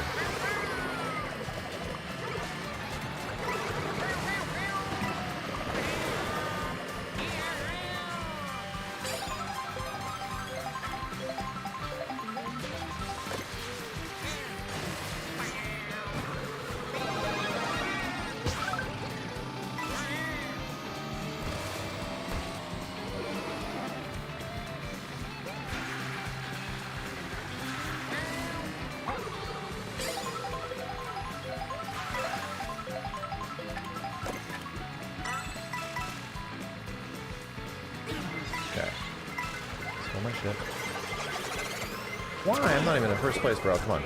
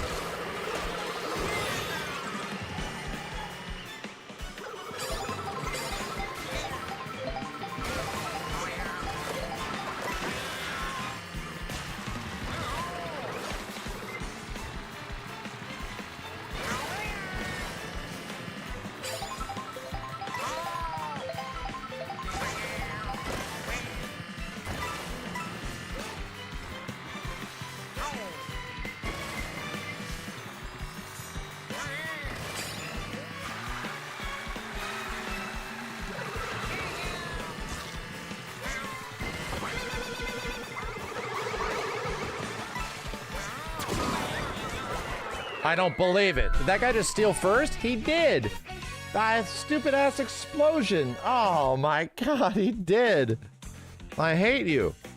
I hate you. That guy flew the fuck by, dude. I can't believe how well timed that blue shell was. You grimy bitch. Always second. Always second.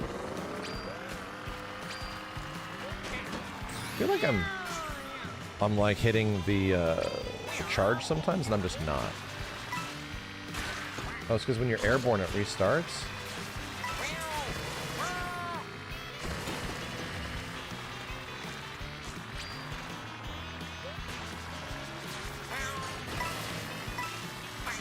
Oh shit, that does not go that way.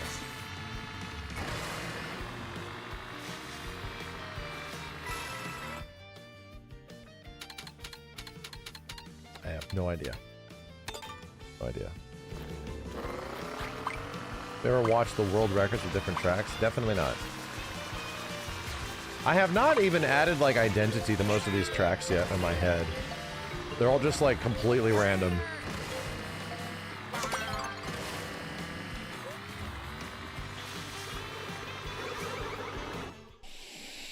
Okay.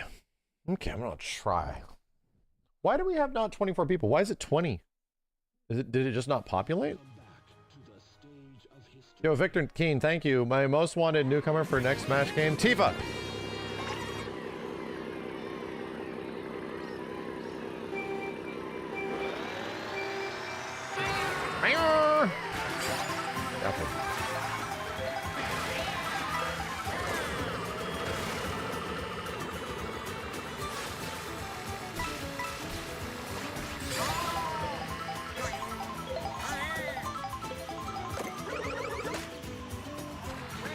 Well, that was absolute ass.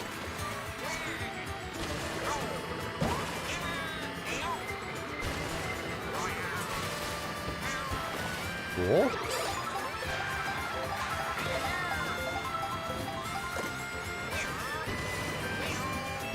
Meow.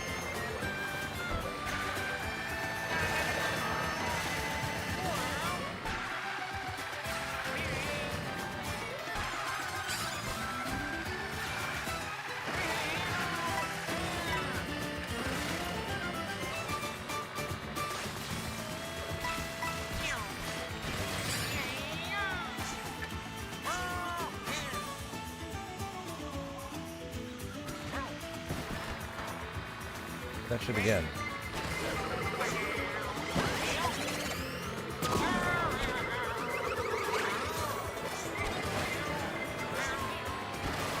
Probably the best recovery I could have had. Oh god.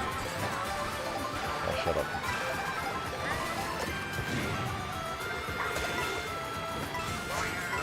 I hit Donkey Kong, made him go faster.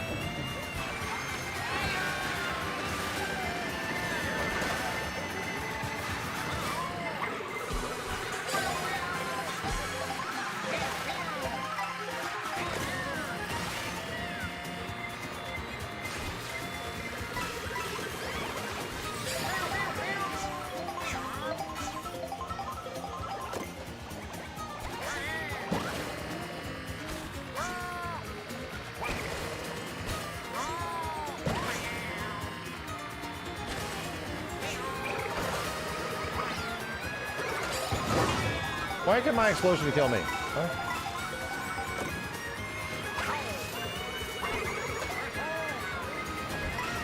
It's not looking good, Chad.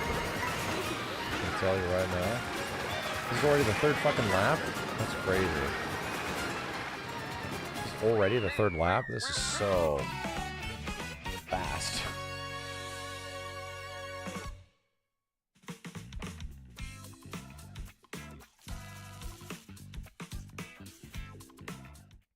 Definitely getting more of the hang of this shit.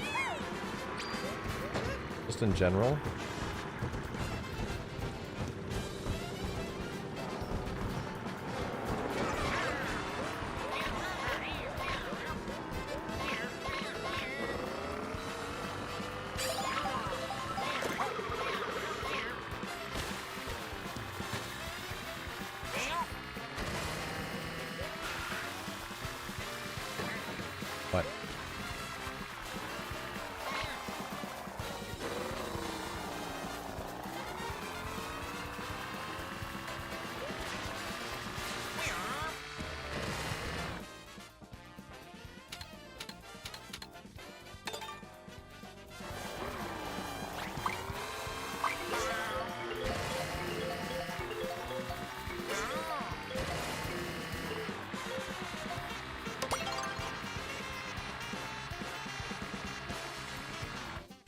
Yeah, this is the Switch 2 Mario Kart.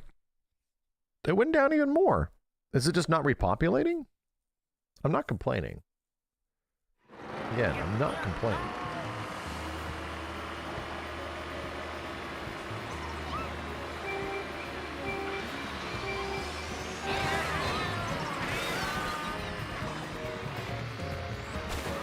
Holy fuck, everybody. Okay. Okay, chat. Okay, chat.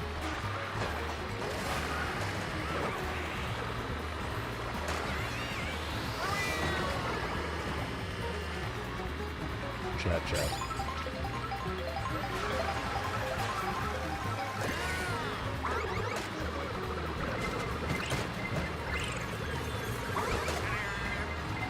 A vehicle! A fat ass Donkey Kong.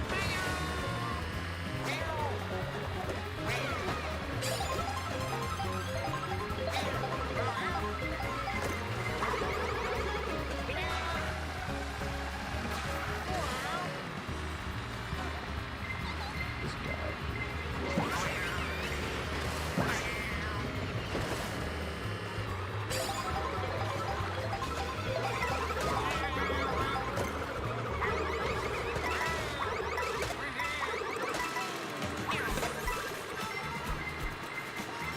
Coins everywhere. I'm getting none of them.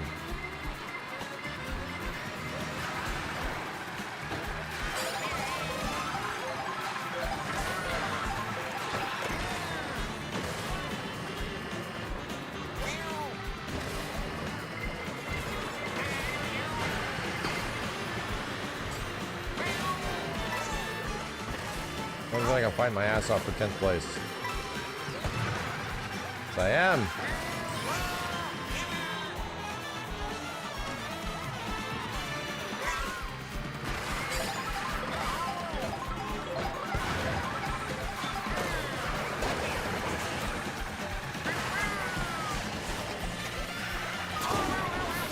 Oh, that just sucks.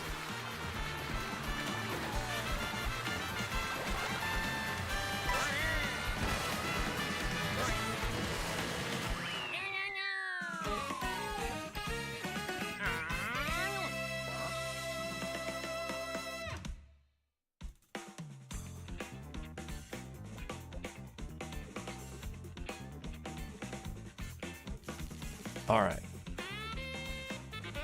Feel like you're playing a battle royale in this game, dude. No kidding. Legit feel like we're playing a BR. All right, you know. Quitting now. We did it. Did it.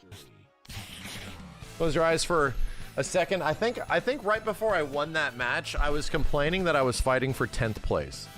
All right, chat, fun. Stupid game. Hate it that I'm gonna come back to it and play it again at some point. I need to play Night Rain. God damn it.